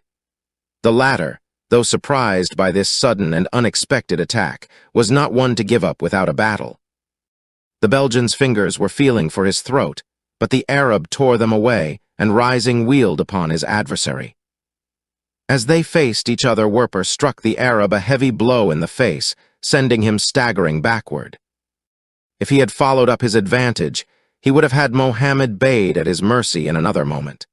But instead he tugged at his revolver to draw it from its holster, and fate ordained that at that particular moment the weapon should stick in its leather scabbard.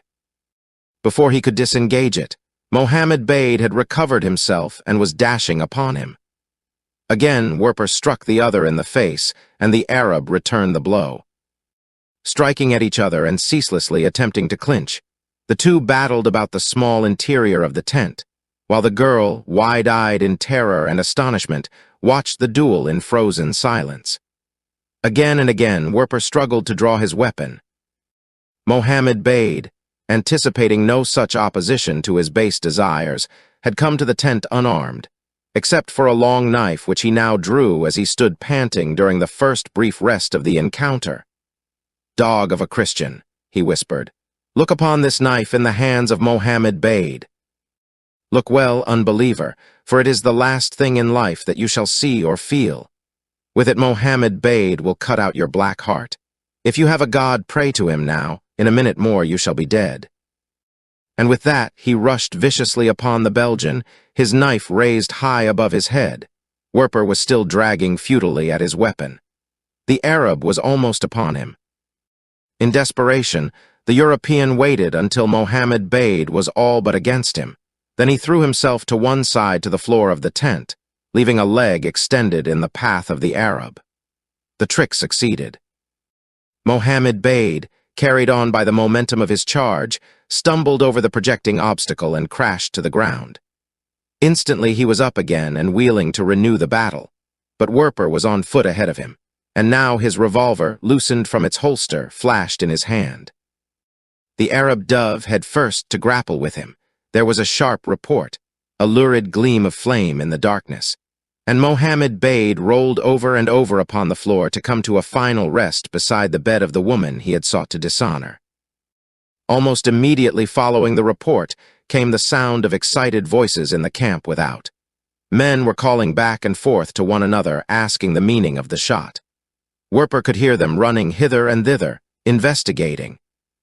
Jane Clayton had risen to her feet as the Arab died, and now she came forward with outstretched hands toward Werper.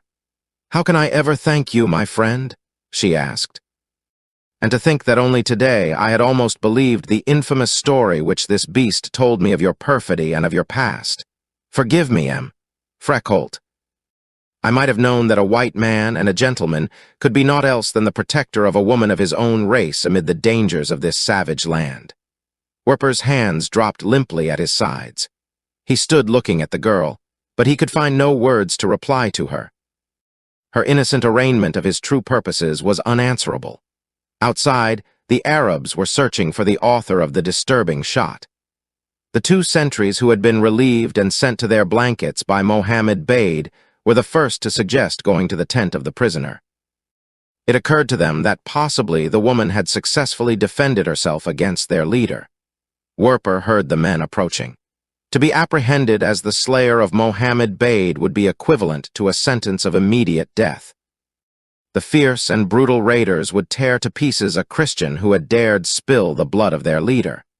He must find some excuse to delay the finding of Mohammed Bade's dead body. Returning his revolver to its holster, he walked quickly to the entrance of the tent. Parting the flaps, he stepped out and confronted the men, who were rapidly approaching. Somehow he found within him the necessary bravado to force a smile to his lips as he held up his hand to bar their farther progress. "The woman resisted," he said, "and Mohammed Bade was forced to shoot her. She is not dead, only slightly wounded. You may go back to your blankets. Mohammed Bade and I will look after the prisoner." Then he turned and re-entered the tent, and the raiders, satisfied by this explanation, gladly returned to their broken slumbers. As he again faced Jane Clayton, Werper found himself animated by quite different intentions than those which had lured him from his blankets but a few minutes before. The excitement of his encounter with Mohammed Bade, as well as the dangers which he now faced at the hands of the raiders when mourning, must inevitably reveal the truth of what had occurred in the tent of the prisoner that night, had naturally cooled the hot passion which had dominated him when he entered the tent. But another and stronger force was exerting itself in the girl's favor. However low a man may sink, honor and chivalry, has he ever possessed them, are never entirely eradicated from his character, and though Albert Werper had long since ceased to evidence the slightest claim to either the one or the other, the spontaneous acknowledgment of them which the girl's speech had presumed had reawakened them both within him. For the first time he realized the almost hopeless and frightful position of the fair captive, and the depths of ignominy to which he had sunk, that had made it possible for him, a well-born European gentleman, to have entertained even for a moment the part that he had taken in the ruin of her home, happiness, and herself. Too much of baseness already lay at the threshold of his conscience for him ever to hope entirely to redeem himself. But in the first, sudden burst of contrition, the man conceived an honest intention to undo, in so far as lay within his power, the evil that his criminal avarice had brought upon this sweet and unoffending woman. As he stood apparently listening to the retreating footsteps, Jane Clayton approached him. "What are we to do now?" she asked. "Morning will bring discovery of this." And she pointed to the still body of Mohammed Bade. "They will kill you when they find him."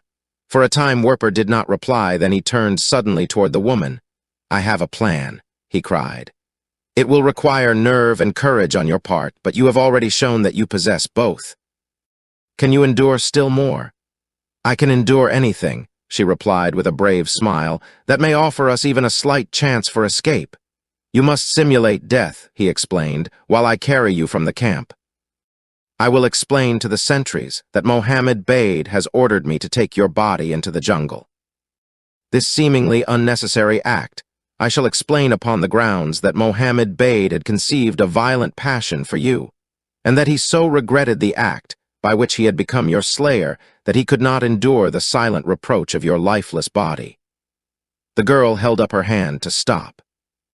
A smile touched her lips. "Are you quite mad?" she asked. "Do you imagine that the sentries will credit any such ridiculous tale?" "You do not know them," he replied. "Beneath their rough exteriors, despite their calloused and criminal natures, there exists in each a well-defined strain of romantic emotionalism. You will find it among such as these throughout the world. It is romance which lures men to lead wild lives of outlawry and crime." "The ruse will succeed, never fear," Jane Clayton shrugged. "We can but try it, and then what?" "I shall hide you in the jungle," continued the Belgian, "coming for you alone and with 2 horses in the morning." "But how will you explain Mohammed Bade's death?" she asked. "It will be discovered before ever you can escape the camp in the morning." "I shall not explain it," replied Werper. "Mohammed Bade shall explain it himself. We must leave that to him. Are you ready for the venture?" "Yes. But wait, I must get you a weapon and ammunition." And Werper walked quickly from the tent. Very shortly he returned with an extra revolver and ammunition belt strapped about his waist. "Are you ready?" he asked. "Quite ready," replied the girl. "Then come and throw yourself limply across my left shoulder." And Werper knelt to receive her. "There," he said as he rose to his feet. "Now let your arms, your legs, and your head hang limply. Remember that you are dead." A moment later the man walked out into the camp, the body of the woman across his shoulder. A thorn boma had been thrown up about the camp to discourage the boulder of the hungry carnivora. A couple of sentries paced to and fro in the light of a fire which they kept burning brightly. The nearer of these looked up in surprise as he saw Werper approaching. "Who are you?" he cried. "What have you there?" Werper raised the hood of his burnous that the fellow might see his face. "This is the body of the woman," he explained. "Mohammed Bade has asked me to take it into the jungle, for he cannot bear to look upon the face of her whom he loved, and whom necessity compelled him to slay. He suffers greatly. He is inconsolable. It was with difficulty that I prevented him taking his own life." Across the speaker's shoulder, limp and frightened, the girl waited for the Arab's reply. He would laugh at this preposterous story, of that she was sure. In an instant, he would unmask the deception that Freckholt was attempting to practice upon him, and they would both be lost. She tried to plan how best she might aid her would-be rescuer in the fight which must most certainly follow within a moment or two. Then she heard the voice of the Arab as he replied to him. "Freckholt, are you going alone, or do you wish me to awaken someone to accompany you?" he asked, and his tone denoted not the least surprise that Mohammed Bade had suddenly discovered such remarkably sensitive characteristics. "I shall go alone," replied Werper, and he passed on and out through the narrow opening in the boma by which the sentry stood. A moment later he had entered among the boles of the trees with his burden, and when safely hidden from the sentry's view lowered the girl to her feet with a low "SHSA" when she would have spoken. Then he led her a little farther into the forest, halted beneath a large tree with spreading branches, buckled a cartridge belt and revolver about her waist, and assisted her to clamber into the lower branches. "Tomorrow," he whispered, "as soon as I can elude them, I will return for you. Be brave, Lady Greystoke. We may yet escape." "Thank you," she replied in a low tone. "You have been very kind and very brave." Werper did not reply, and the darkness of the night hid the scarlet flush of shame which swept upward across his face. Quickly he turned and made his way back to camp. The sentry, from his post, saw him enter his own tent, but he did not see him crawl under the canvas at the rear and sneak cautiously to the tent which the prisoner had occupied, where now lay the dead body of Mohammed Bade. Raising the lower edge of the rear wall, Werper crept within and approached the corpse. Without an instant's hesitation, he seized the dead wrists and dragged the body upon its back to the point where he had just entered. On hands and knees he backed out as he had come in, drawing the corpse after him. Once outside, the Belgian crept to the side of the tent and surveyed as much of the camp as lay within his vision. No one was watching. Returning to the body, he lifted it to his shoulder, and risking all on a quick sally, ran swiftly across the narrow opening which separated the prisoner's tent from that of the dead man. Behind the silken wall, he halted and lowered his burden to the ground, and there he remained motionless for several minutes, listening. Satisfied at last that no one had seen him, he stooped and raised the bottom of the tent wall, backed in and dragged the thing that had been Mohammed Bade after him. To the sleeping rugs of the dead raider he drew the corpse. Then he fumbled about in the darkness until he had found Mohammed Bade's revolver. With the weapon in his hand, he returned to the side of the dead man, kneeled beside the bedding, and inserted his right hand with the weapon beneath the rugs, piled a number of thicknesses of the closely woven fabric over and about the revolver with his left hand. Then he pulled the trigger, and at the same time he coughed. The muffled report could not have been heard above the sound of his cough by one directly outside the tent. Werper was satisfied. A grim smile touched his lips as he withdrew the weapon from the rugs and placed it carefully in the right hand of the dead man, fixing 3 of the fingers around the grip and the index finger inside the trigger guard. A moment longer he tarried to rearrange the disordered rugs, and then he left as he had entered, fastening down the rear wall of the tent as it had been before he had raised it. Going to the tent of the prisoner, he removed there also the evidence that someone might have come or gone beneath the rear wall. Then he returned to his own tent, entered, fastened down the canvas, and crawled into his blankets. The following morning he was awakened by the excited voice of Mohammed Bade's slave calling to him at the entrance of his tent. "Quick, quick," cried the black in a frightened tone. "Come! Mohammed Bade is dead in his tent, dead by his own hand." Werper sat up quickly in his blankets at the first alarm, a startled expression upon his countenance. But at the last words of the black, a sigh of relief escaped his lips, and a slight smile replaced the tense lines upon his face. "I come." He called to the slave, and drawing on his boots, rose and went out of his tent.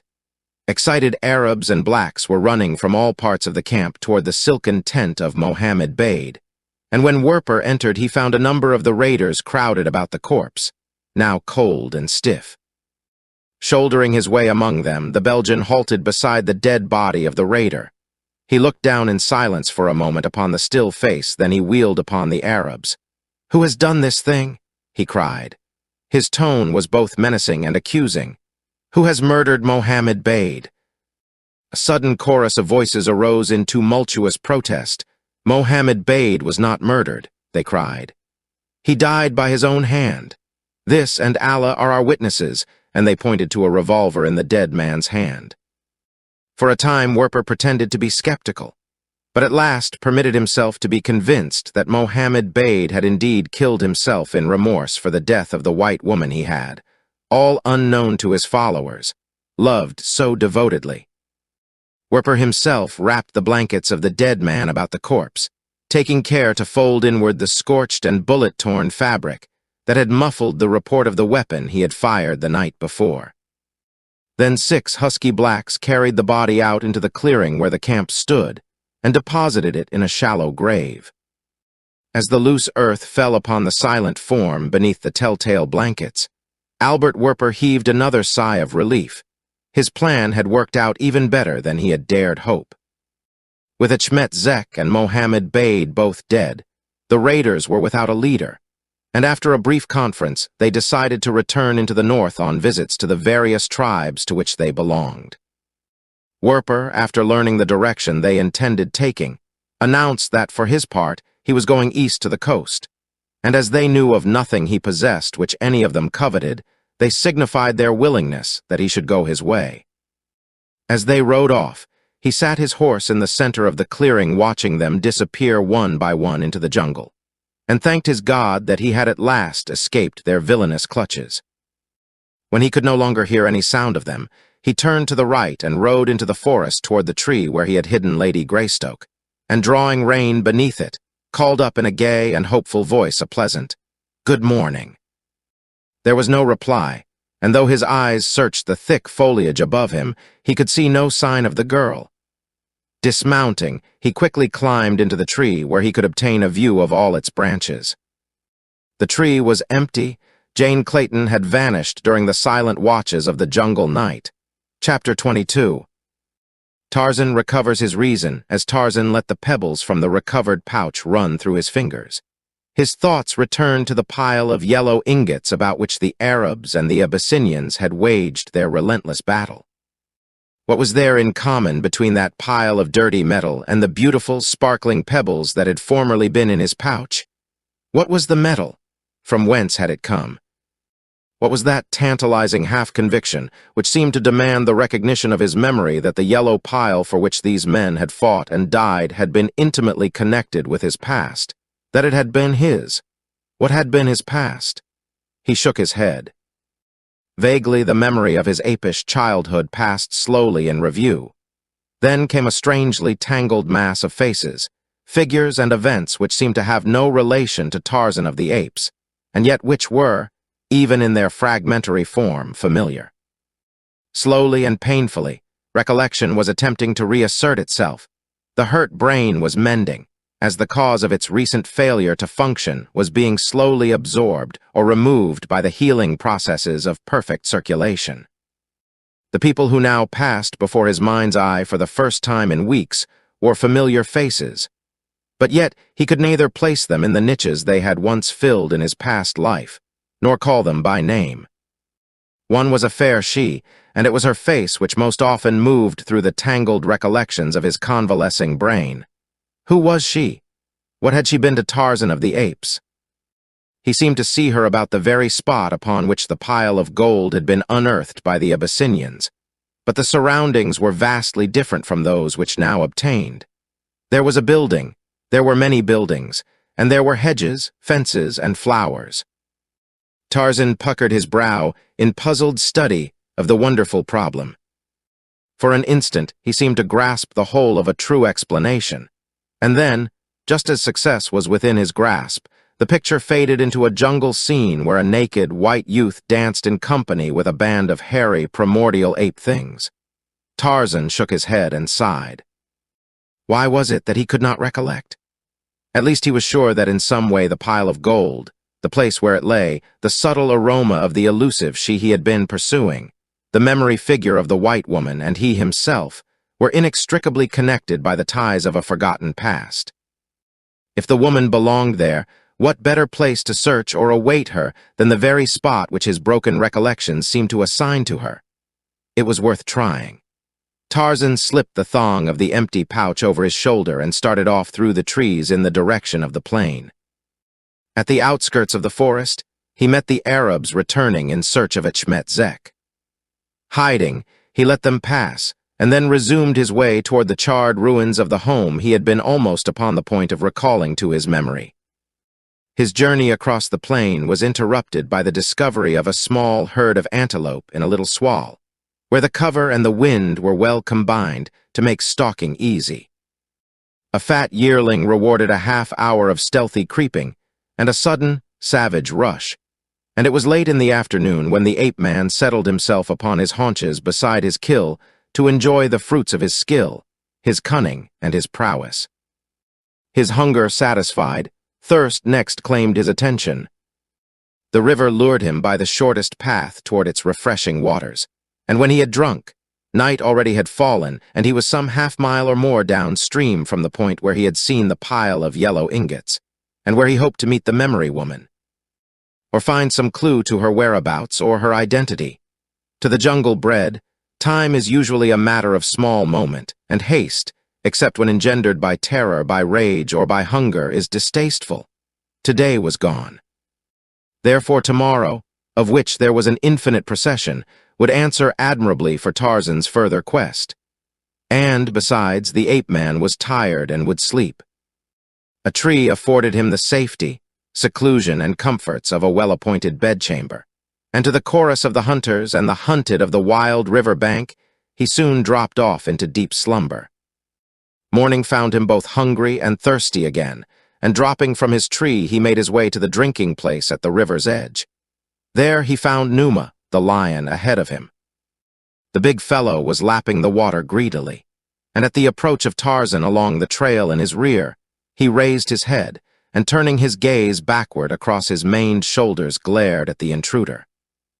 A low growl of warning rumbled from his throat, but Tarzan, guessing that the beast had but just quitted his kill and was well filled, merely made a slight detour and continued to the river, where he stopped a few yards above the tawny cat, and dropping upon his hands and knees plunged his face into the cool water.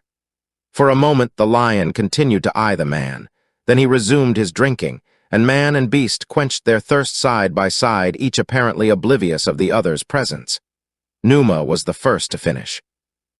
Raising his head, he gazed across the river for a few minutes with that stony fixity of attention which is a characteristic of his kind. But for the ruffling of his black mane to the touch of the passing breeze, he might have been wrought from golden bronze, so motionless, so statuesque his pose. A deep sigh from the cavernous lungs dispelled the illusion. The mighty head swung slowly around until the yellow eyes rested upon the man. The bristled lip curved upward, exposing yellow fangs. Another warning growl vibrated the heavy jowls, and the king of beasts turned majestically about and paced slowly up the trail into the dense reeds. Tarzan of the Apes drank on, but from the corners of his gray eyes he watched the great brute's every move until he had disappeared from view and, after, his keen ears marked the movements of the carnivore. A plunge in the river was followed by a scant breakfast of eggs which chance discovered to him, and then he set off upriver toward the ruins of the bungalow where the golden ingots had marked the center of yesterday's battle. And when he came upon the spot, great was his surprise and consternation, for the yellow metal had disappeared. The earth, trampled by the feet of horses and men, gave no clue. It was as though the ingots had evaporated into thin air. The ape-man was at a loss to know where to turn or what next to do. There was no sign of any spoor which might denote that she had been here. The metal was gone, and if there was any connection between the she and the metal, it seemed useless to wait for her now that the latter had been removed elsewhere. Everything seemed to elude him: the pretty pebbles, the yellow metal, the she, his memory. Tarzan was disgusted. He would go back into the jungle and look for Chulk, and so he turned his steps once more toward the forest. He moved rapidly, swinging across the plain in a long, easy trot, and at the edge of the forest, taking to the trees with the agility and speed of a small monkey. His direction was aimless. He merely raced on and on through the jungle, the joy of unfettered action his principal urge, with the hope of stumbling upon some clue to Chulk or the she, a secondary incentive. For 2 days he roamed about, killing, eating, drinking, and sleeping wherever inclination and the means to indulge it occurred simultaneously. It was upon the morning of the 3rd day that the scent spoor of horse and man were wafted faintly to his nostrils. Instantly, he altered his course to glide silently through the branches in the direction from which the scent came. It was not long before he came upon a solitary horseman riding toward the east. Instantly his eyes confirmed what his nose had previously suspected. The rider was he who had stolen his pretty pebbles. The light of rage flared suddenly in the gray eyes as the ape-man dropped lower among the branches until he moved almost directly above the unconscious Werper. There was a quick leap, and the Belgian felt a heavy body hurtle onto the rump of his terror-stricken mount. The horse, snorting, leaped forward. Giant arms encircled the rider, and in the twinkling of an eye he was dragged from his saddle to find himself lying in the narrow trail with a naked, white giant kneeling upon his breast. Recognition came to Werper with the first glance at his captor's face, and a pallor of fear overspread his features. Strong fingers were at his throat, fingers of steel. He tried to cry out to plead for his life, but the cruel fingers denied him speech, as they were as surely denying him life. "The pretty pebbles?" cried the man upon his breast. "What did you with the pretty pebbles, with Tarzan's pretty pebbles?" The fingers relaxed to permit a reply. For some time Werper could only choke and cough. At last he regained the powers of speech. "Achmet Zek, the Arab, stole them from me," he cried. "He made me give up the pouch and the pebbles." "I saw all that," replied Tarzan. "But the pebbles in the pouch were not the pebbles of Tarzan. They were only such pebbles as fill the bottoms of the rivers and the shelving banks beside them. Even the Arab would not have them, for he threw them away in anger when he had looked upon them. It is my pretty pebbles that I want. Where are they?" I do not know," cried Werper. "I gave them to Achmet Zek, or he would have killed me. A few minutes later he followed me along the trail to slay me, although he had promised to molest me no further, and I shot and killed him. But the pouch was not upon his person, and though I searched about the jungle for some time, I could not find it." "I found it, I tell you," growled Tarzan. "And I also found the pebbles which Achmet Zek had thrown away in disgust. They were not Tarzan's pebbles. You have hidden them. Tell me where they are, or I will kill you." And the brown fingers of the ape-man closed a little tighter upon the throat of his victim. Werper struggled to free himself. "My God, Lord Greystoke," he managed to scream, "would you commit murder for a handful of stones?" The fingers at his throat relaxed. A puzzled, far-away expression softened the gray eyes. "Lord Greystoke?" repeated the ape-man. "Lord Greystoke. Who is Lord Greystoke? Where have I heard that name before?" "Why, man, you are Lord Greystoke," cried the Belgian. "You were injured by a falling rock when the earthquake shattered the passage to the underground chamber to which you and your black waziri had come to fetch golden ingots back to your bungalow. The blow shattered your memory. You are John Clayton, Lord Greystoke. Don't you remember?" "John Clayton, Lord Greystoke?" repeated Tarzan. Then for a moment he was silent. Presently his hand went falteringly to his forehead. An expression of wonderment filled his eyes, of wonderment and sudden understanding. The forgotten name had reawakened the returning memory that had been struggling to reassert itself. The ape-man relinquished his grasp upon the throat of the Belgian and leaped to his feet. "God!" he cried, and then, "Jane!" Suddenly he turned toward Werper. "My wife?" he asked. "What has become of her? The farm is in ruins. You know, you have had something to do with all this. You followed me to Opar. You stole the jewels which I thought but pretty pebbles. You are a crook. Do not try to tell me that you are not." "He is worse than a crook," said a quiet voice close behind them. Tarzan turned in astonishment to see a tall man in uniform standing in the trail a few paces from him.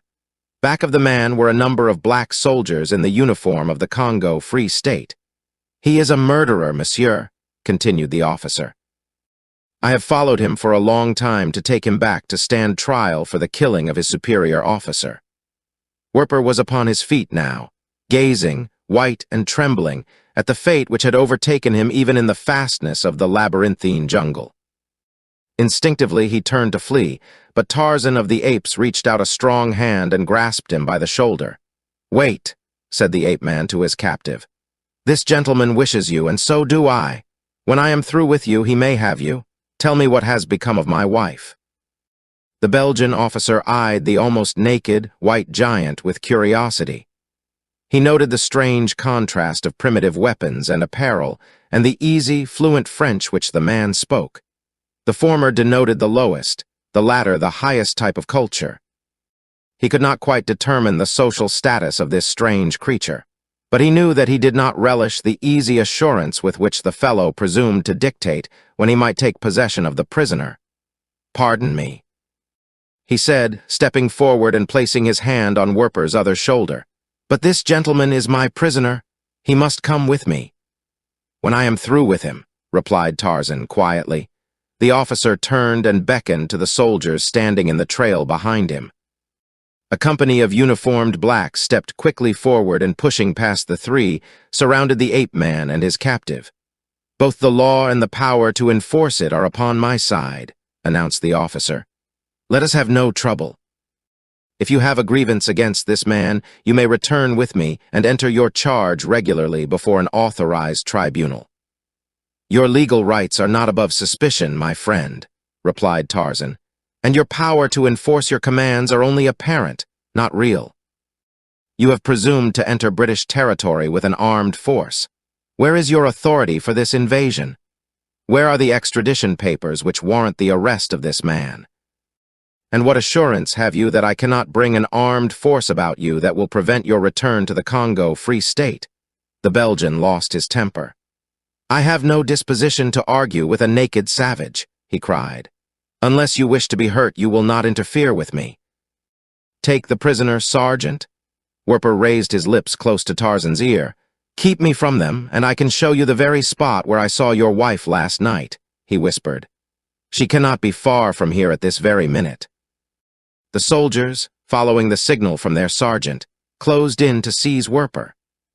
Tarzan grabbed the Belgian about the waist, and bearing him beneath his arm as he might have borne a sack of flour, leaped forward in an attempt to break through the cordon. His right fist caught the nearest soldier upon the jaw and sent him hurtling backward upon his fellows. Clubbed rifles were torn from the hands of those who barred his way, and right and left the black soldiers stumbled aside in the face of the ape-man's savage break for liberty. So completely did the blacks surround the two that they dared not fire for fear of hitting one of their own number. And Tarzan was already through them, and upon the point of dodging into the concealing mazes of the jungle when one who had sneaked upon him from behind struck him a heavy blow upon the head with a rifle. In an instant, the ape-man was down, and a dozen black soldiers were upon his back. When he regained consciousness, he found himself securely bound, as was Werper also. The Belgian officer, success having crowned his efforts, was in good humor and inclined to chaff his prisoners about the ease with which they had been captured, but from Tarzan of the Apes he elicited no response. Werper, however, was voluble in his protests. He explained that Tarzan was an English lord, but the officer only laughed at the assertion and advised his prisoner to save his breath for his defense in court.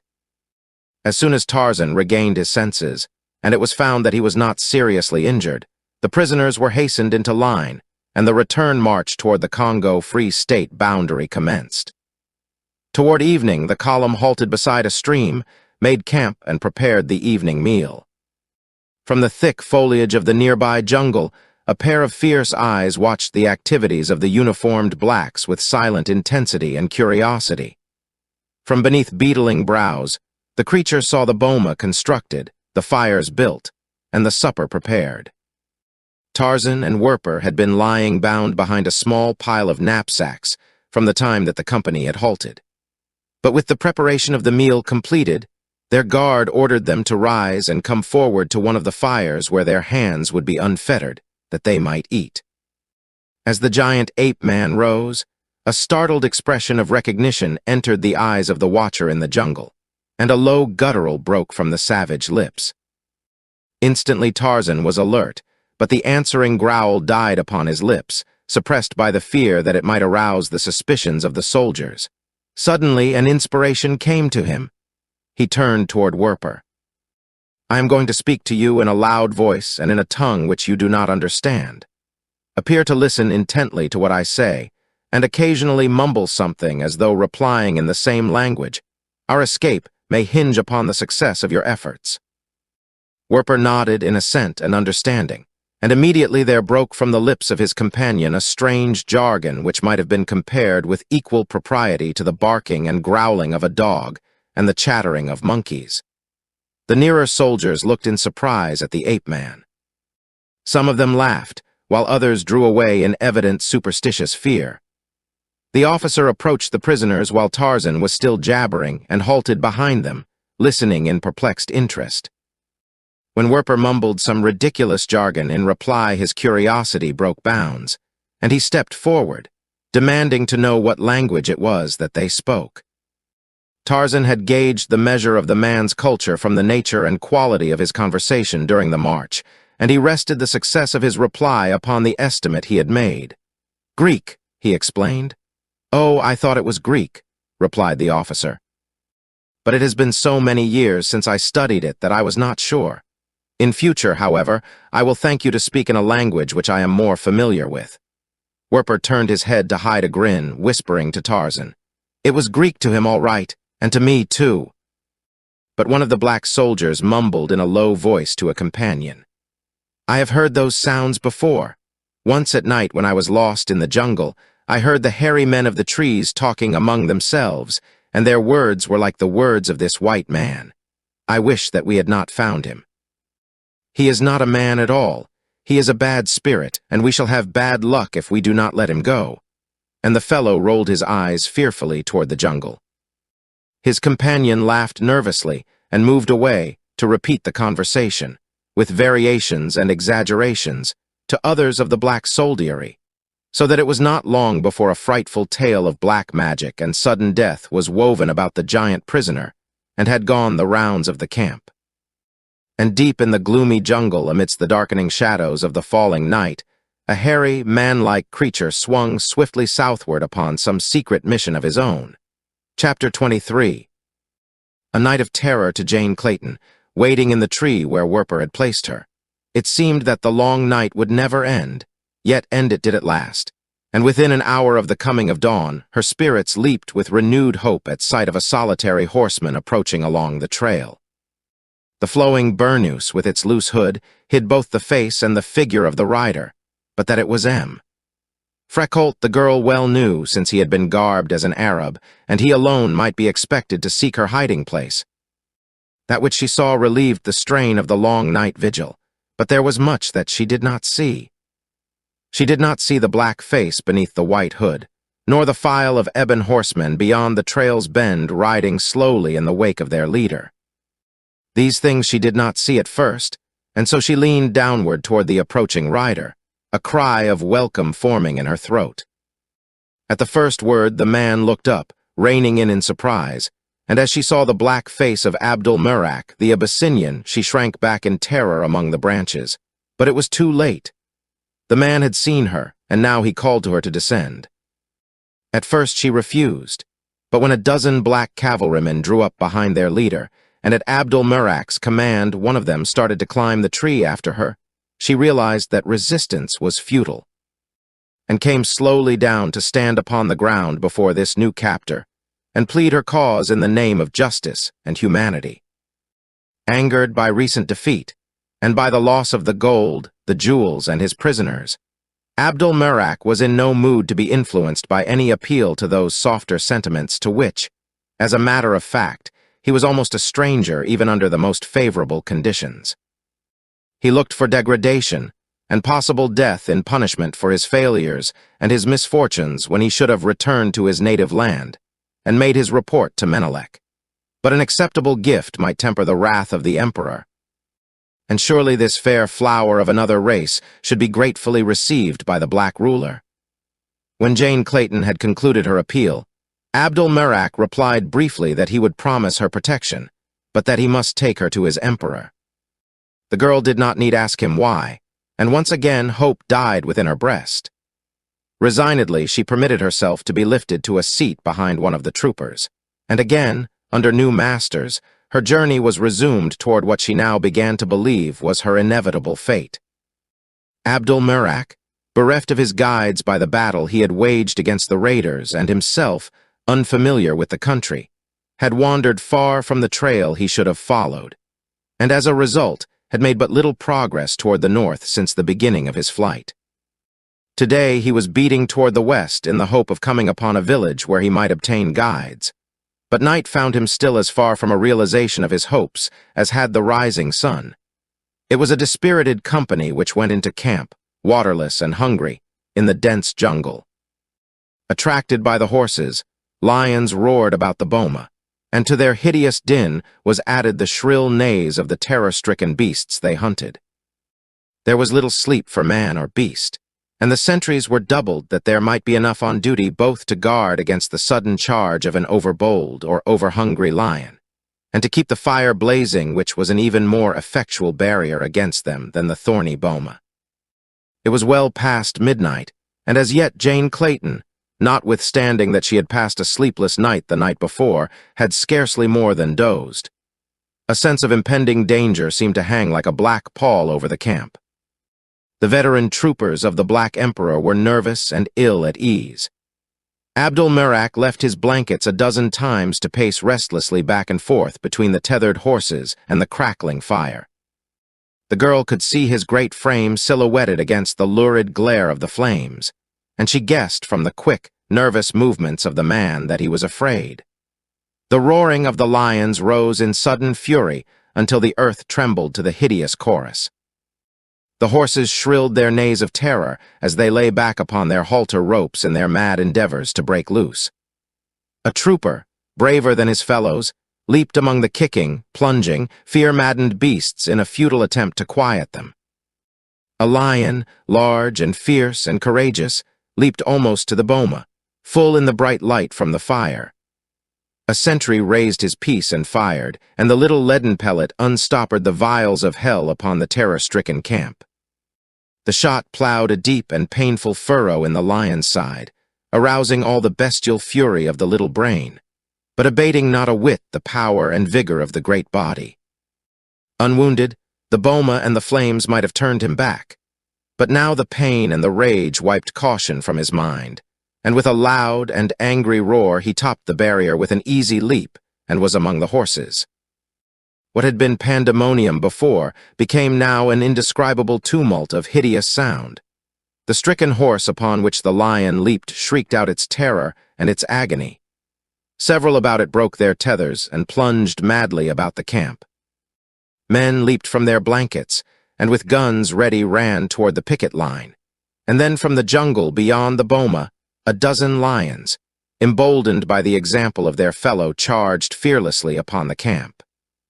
Singly and in twos and threes they leaped the boma, until the little enclosure was filled with cursing men and screaming horses battling for their lives with the green-eyed devils of the jungle.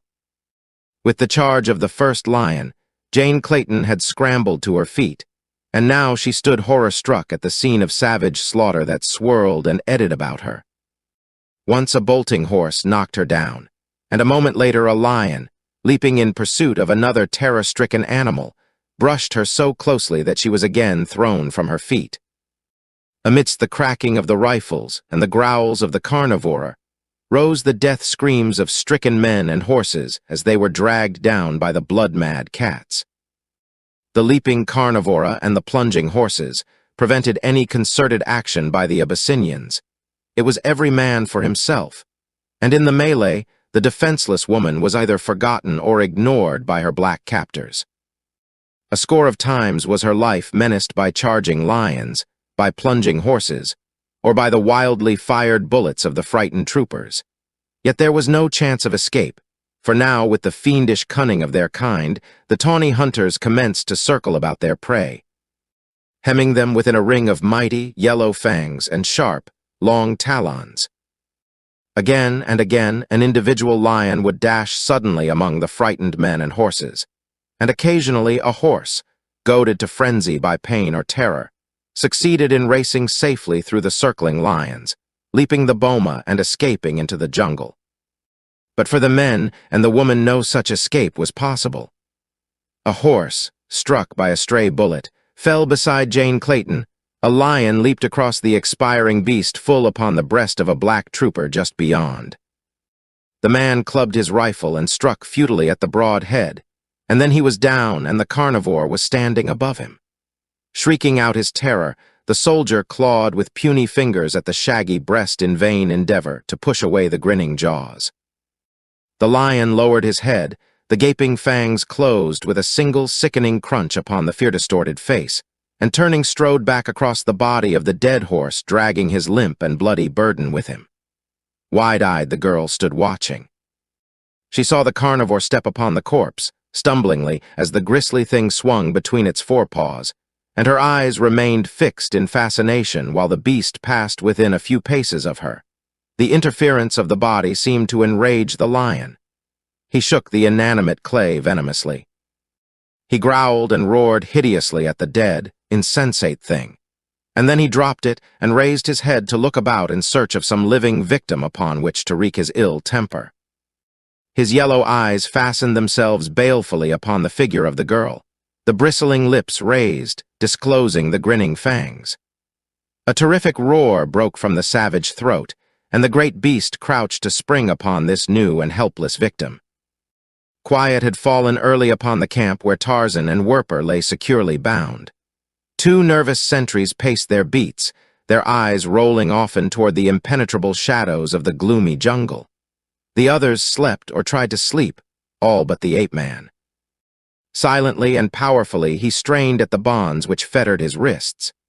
The muscles knotted beneath the smooth, brown skin of his arms and shoulders. The veins stood out upon his temples from the force of his exertions. A strand parted, another, and one hand was free. Then from the jungle came a low guttural, and the ape-man became suddenly a silent, rigid statue, with ears and nostrils straining to span the black void where his eyesight could not reach. Again came the uncanny sound from the thick verdure beyond the camp. A sentry halted abruptly, straining his eyes into the gloom. The kink-key wool upon his head stiffened and raised. He called to his comrade in a hoarse whisper. "Did you hear it?" he asked. The other came closer, trembling. "Hear what?" Again was the weird sound repeated, followed almost immediately by a similar and answering sound from the camp. The sentries drew close together, watching the black spot from which the voice seemed to come. Trees overhung the boma at this point, which was upon the opposite side of the camp from them. They dared not approach. Their terror even prevented them from arousing their fellows. They could only stand in frozen fear and watch for the fearsome apparition they momentarily expected to see leap from the jungle. Nor had they long to wait. A dim, bulky form dropped lightly from the branches of a tree into the camp. At sight of it, one of the sentries recovered command of his muscles and his voice.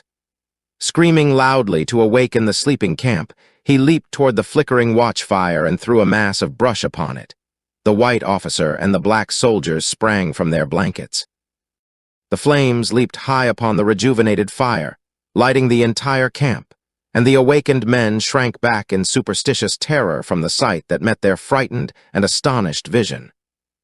A dozen huge and hairy forms loomed large beneath the trees at the far side of the enclosure. The white giant, one hand freed, had struggled to his knees and was calling to the frightful, nocturnal visitors in a hideous medley of bestial gutturals, barkings, and growlings. Werper had managed to sit up. He, too, saw the savage faces of the approaching anthropoids and scarcely knew whether to be relieved or terror-stricken. Growling, the great apes leaped forward toward Tarzan and Werper. Chulk led them.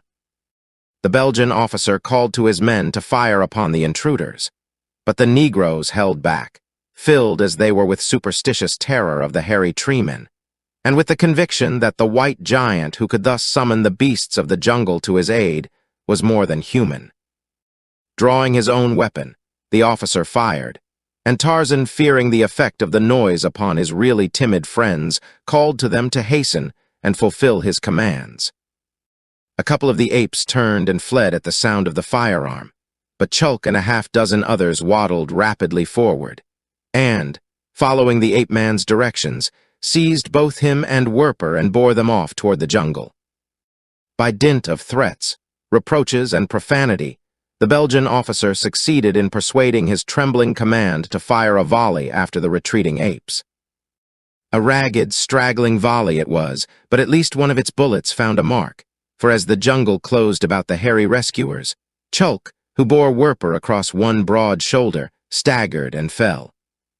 In an instant he was up again, but the Belgian guessed from his unsteady gait that he was hard hit. He lagged far behind the others, and it was several minutes after they had halted at Tarzan's command before he came slowly up to them, reeling from side to side, and at last falling again beneath the weight of his burden and the shock of his wound. As Chulk went down, he dropped Werper, so that the latter fell face downward with the body of the ape lying half across him.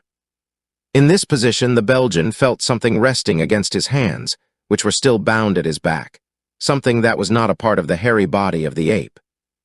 Mechanically, the man's fingers felt of the object resting almost in their grasp.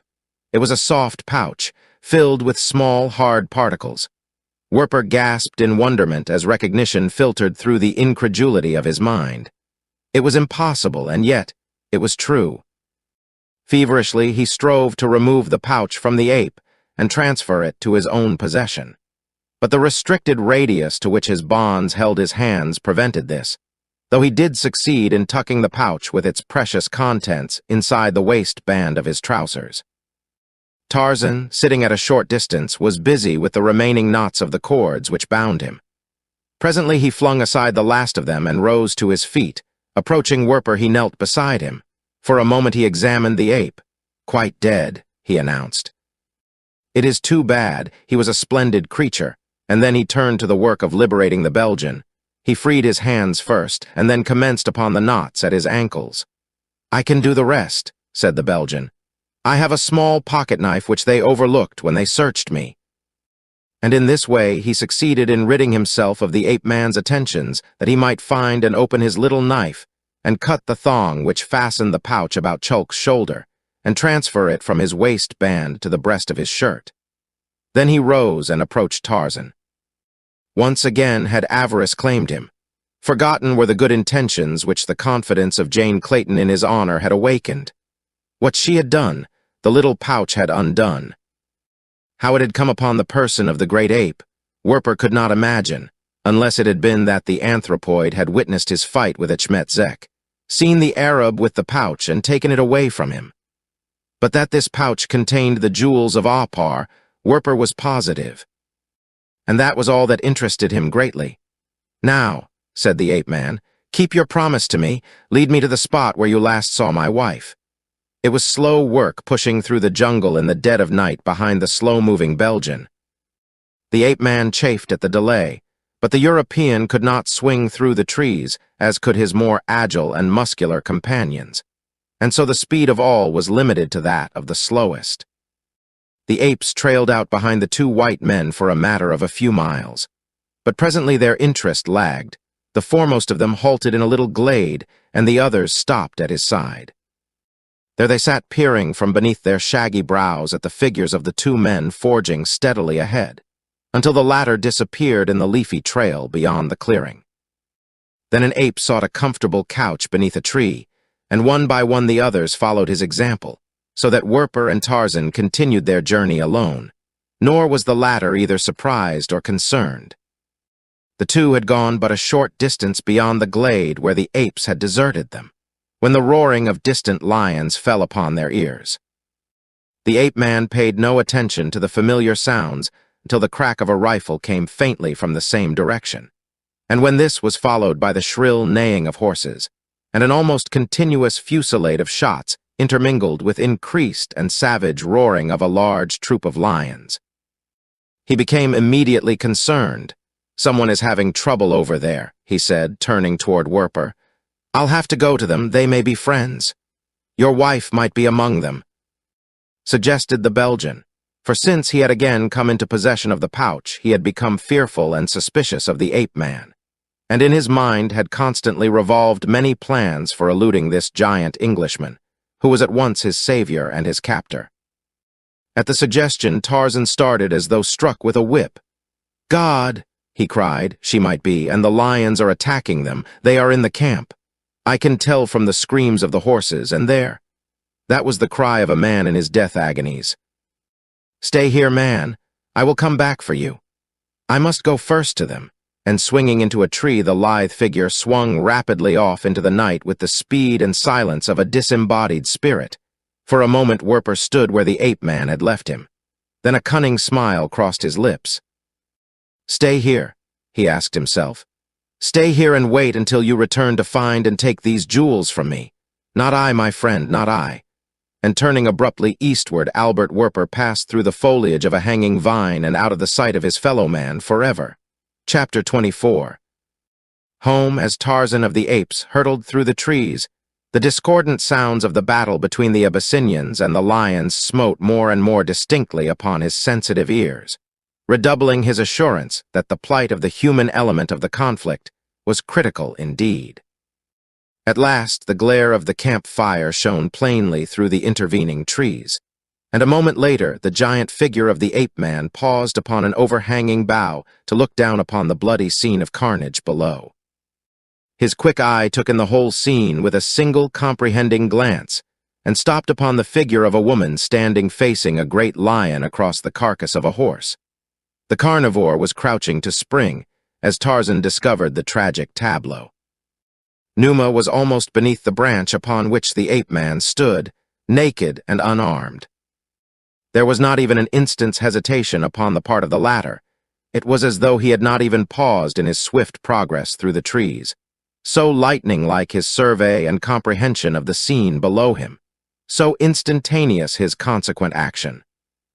So hopeless had seemed her situation to her, that Jane Clayton but stood in lethargic apathy awaiting the impact of the huge body that would hurl her to the ground, awaiting the momentary agony that cruel talons and grisly fangs may inflict before the coming of the merciful oblivion which would end.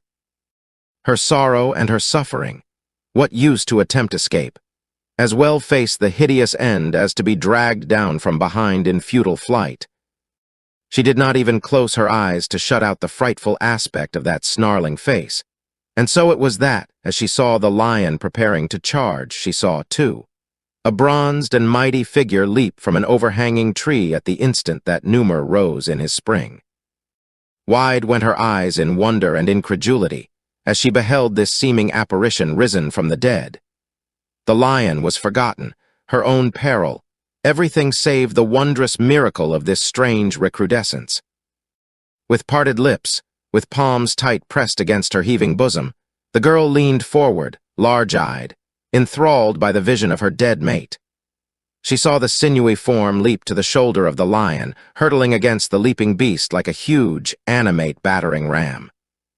She saw the carnivore brushed aside as he was almost upon her, and in the instant she realized that no substanceless wraith could thus turn the charge of a maddened lion with brute force greater than the brute's. Tarzan, her Tarzan, lived. A cry of unspeakable gladness broke from her lips, only to die in terror as she saw the utter defenselessness of her mate, and realized that the lion had recovered himself and was turning upon Tarzan in mad lust for vengeance. At the ape-man's feet lay the discarded rifle of the dead Abyssinian, whose mutilated corpse sprawled where Numa had abandoned it. The quick glance which had swept the ground for some weapon of defense discovered it, and as the lion reared upon his hind legs to seize the rash man-thing who had dared interpose its puny strength between Numa and his prey, the heavy stock whirred through the air and splintered upon the broad forehead. Not as an ordinary mortal might strike a blow did Tarzan of the Apes strike, but with the maddened frenzy of a wild beast backed by the steel thews which his wild, arboreal boyhood had bequeathed him. When the blow ended, the splintered stock was driven through the splintered skull into the savage brain, and the heavy iron barrel was bent into a rude V. In the instant that the lion sank, lifeless, to the ground, Jane Clayton threw herself into the eager arms of her husband.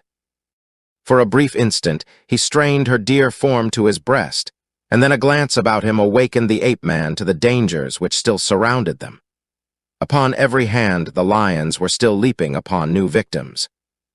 Fear-maddened horses still menaced them with their erratic bolting from one side of the enclosure to the other. Bullets from the guns of the defenders who remained alive but added to the perils of their situation. To remain was to court death. Tarzan seized Jane Clayton and lifted her to a broad shoulder. The blacks who had witnessed his advent looked on in amazement as they saw the naked giant leap easily into the branches of the tree from whence he had dropped so uncannily upon the scene, and vanish as he had come, bearing away their prisoner with him. They were too well occupied in self-defense to attempt to halt him, nor could they have done so other than by the wasting of a precious bullet, which might be needed the next instant to turn the charge of a savage foe. And so, unmolested, Tarzan passed from the camp of the Abyssinians, from which the din of conflict followed him deep into the jungle until distance gradually obliterated it entirely. Back to the spot where he had left Werper went the ape-man, joy in his heart now, where fear and sorrow had so recently reigned, and in his mind a determination to forgive the Belgian and aid him in making good his escape. But when he came to the place, Werper was gone, and though Tarzan called aloud many times, he received no reply. Convinced that the man had purposely eluded him for reasons of his own, John Clayton felt that he was under no obligations to expose his wife to further danger and discomfort in the prosecution of a more thorough search for the missing Belgian. "He has acknowledged his guilt by his flight, Jane," he said. "We will let him go to lie in the bed that he has made for himself." Straight as homing pigeons, the two made their way toward the ruin and desolation that had once been the center of their happy lives, and which was soon to be restored by the willing black hands of laughing laborers. Made happy again by the return of the master and mistress, whom they had mourned as dead. Past the village of Achmet Zek their way led them, and there they found but the charred remains of the palisade and the native huts, still smoking as mute evidence of the wrath and vengeance of a powerful enemy. "The Waziri," commented Tarzan with a grim smile. "God bless them," cried Jane Clayton. "They cannot be far ahead of us," said Tarzan, "Basuli and the others. The gold is gone and the jewels of Opar, Jane, but we have each other and the Waziri, and we have love and loyalty and friendship. And what are gold and jewels to these? If only poor Mugambai lived." She replied, "And those other brave fellows who sacrificed their lives in vain endeavor to protect me." In the silence of mingled joy and sorrow, they passed along through the familiar jungle, and as the afternoon was waning there came faintly to the ears of the ape-man the murmuring cadence of distant voices. "We are nearing the Waziri, Jane," he said. "I can hear them ahead of us. They are going into camp for the night, I imagine." A half-hour later, the two came upon a horde of ebon warriors which Basuli had collected for his war of vengeance upon the raiders. With them were the captured women of the tribe whom they had found in the village of Achmet Zek, and tall, even among the giant Waziri, loomed a familiar black form at the side of Basuli. It was Mugambai, whom Jane had thought dead amidst the charred ruins of the bungalow. Ah, such a reunion! Long into the night, the dancing and the singing and the laughter awoke the echoes of the Samar wood. Again and again were the stories of their various adventures retold. Again, and once again, they fought their battles with savage beast and savage man. And dawn was already breaking when Basuli, for the 40th time, narrated how he and a handful of his warriors had watched the battle for the golden ingots which the Abyssinians of Abdul Murak had waged against the Arab raiders of Achmet Zek, and how, when the victors had ridden away, they had sneaked out of the river reeds and stolen away with the precious ingots to hide them where no robber eye ever could discover them. Pieced out from the fragments of their various experiences with the Belgian, the truth concerning the malign activities of Albert Werper became apparent. Only Lady Greystoke found aught to praise in the conduct of the man, and it was difficult even for her to reconcile his many heinous acts with this one evidence of chivalry and honor. "Deep in the soul of every man," said Tarzan, "must lurk the germ of righteousness. It was your own virtue, Jane, rather even than your helplessness which awakened for an instant the latent decency of this degraded man. In that one act, he retrieved himself, and when he is called to face his Maker, may it outweigh in the balance all the sins he has committed." And Jane Clayton breathed a fervent, "Amen." Months had passed. The labor of the Waziri and the gold of Opar had rebuilt and refurnished the wasted homestead of the Greystokes. Once more the simple life of the great African farm went on as it had before the coming of the Belgian and the Arab. Forgotten were the sorrows and dangers of yesterday. For the first time in months, Lord Greystoke felt that he might indulge in a holiday, and so a great hunt was organized that the faithful laborers might feast in celebration of the completion of their work. In itself, the hunt was a success, and 10 days after its inauguration, a well-laden safari took up its return march toward the Waziri Plain. Lord and Lady Greystoke with Basuli and Mugambi rode together at the head of the column, laughing and talking together in that easy familiarity which common interests and mutual respect breed between honest and intelligent men of any races. Jane Clayton's horse shied suddenly at an object half hidden in the long grasses of an open space in the jungle. Tarzan's keen eyes sought quickly for an explanation of the animal's action. "What have we here?" he cried, swinging from his saddle, and a moment later the four were grouped about a human skull and a little litter of whitened human bones. Tarzan stooped and lifted a leathern pouch from the grisly relics of a man. The hard outlines of the contents brought an exclamation of surprise to his lips. "The Jewels of Opar?" he cried, holding the pouch aloft, and, pointing to the bones at his feet, "all that remains of Werper the Belgian." Mugambi laughed. "Look within, Biwana," he cried, "and you will see what are the Jewels of Opar. You will see what the Belgian gave his life for." And the black laughed aloud. "Why do you laugh?" asked Tarzan. "Because," replied Mugambi, "I filled the Belgian's pouch with river gravel before I escaped the camp of the Abyssinians whose prisoners we were. I left the Belgian only worthless stones, while I brought away with me the jewels he had stolen from you. That they were afterwards stolen from me while I slept in the jungle is my shame and my disgrace. But at least the Belgian lost them. Open his pouch and you will see." Tarzan untied the thong which held the mouth of the leathern bag closed, and permitted the contents to trickle slowly forth into his open palm. Mugambi's eyes went wide at the sight, and the others uttered exclamations of surprise and incredulity, for from the rusty and weather-worn pouch ran a stream of brilliant, scintillating gems. "The Jewels of Opar?" cried Tarzan. "But how did Werper come by them again?" None could answer, for both Chulk and Werper were dead, and no other knew. "Poor devil," said the ape-man as he swung back into his saddle. "Even in death he has made restitution. Let his sins lie with his bones."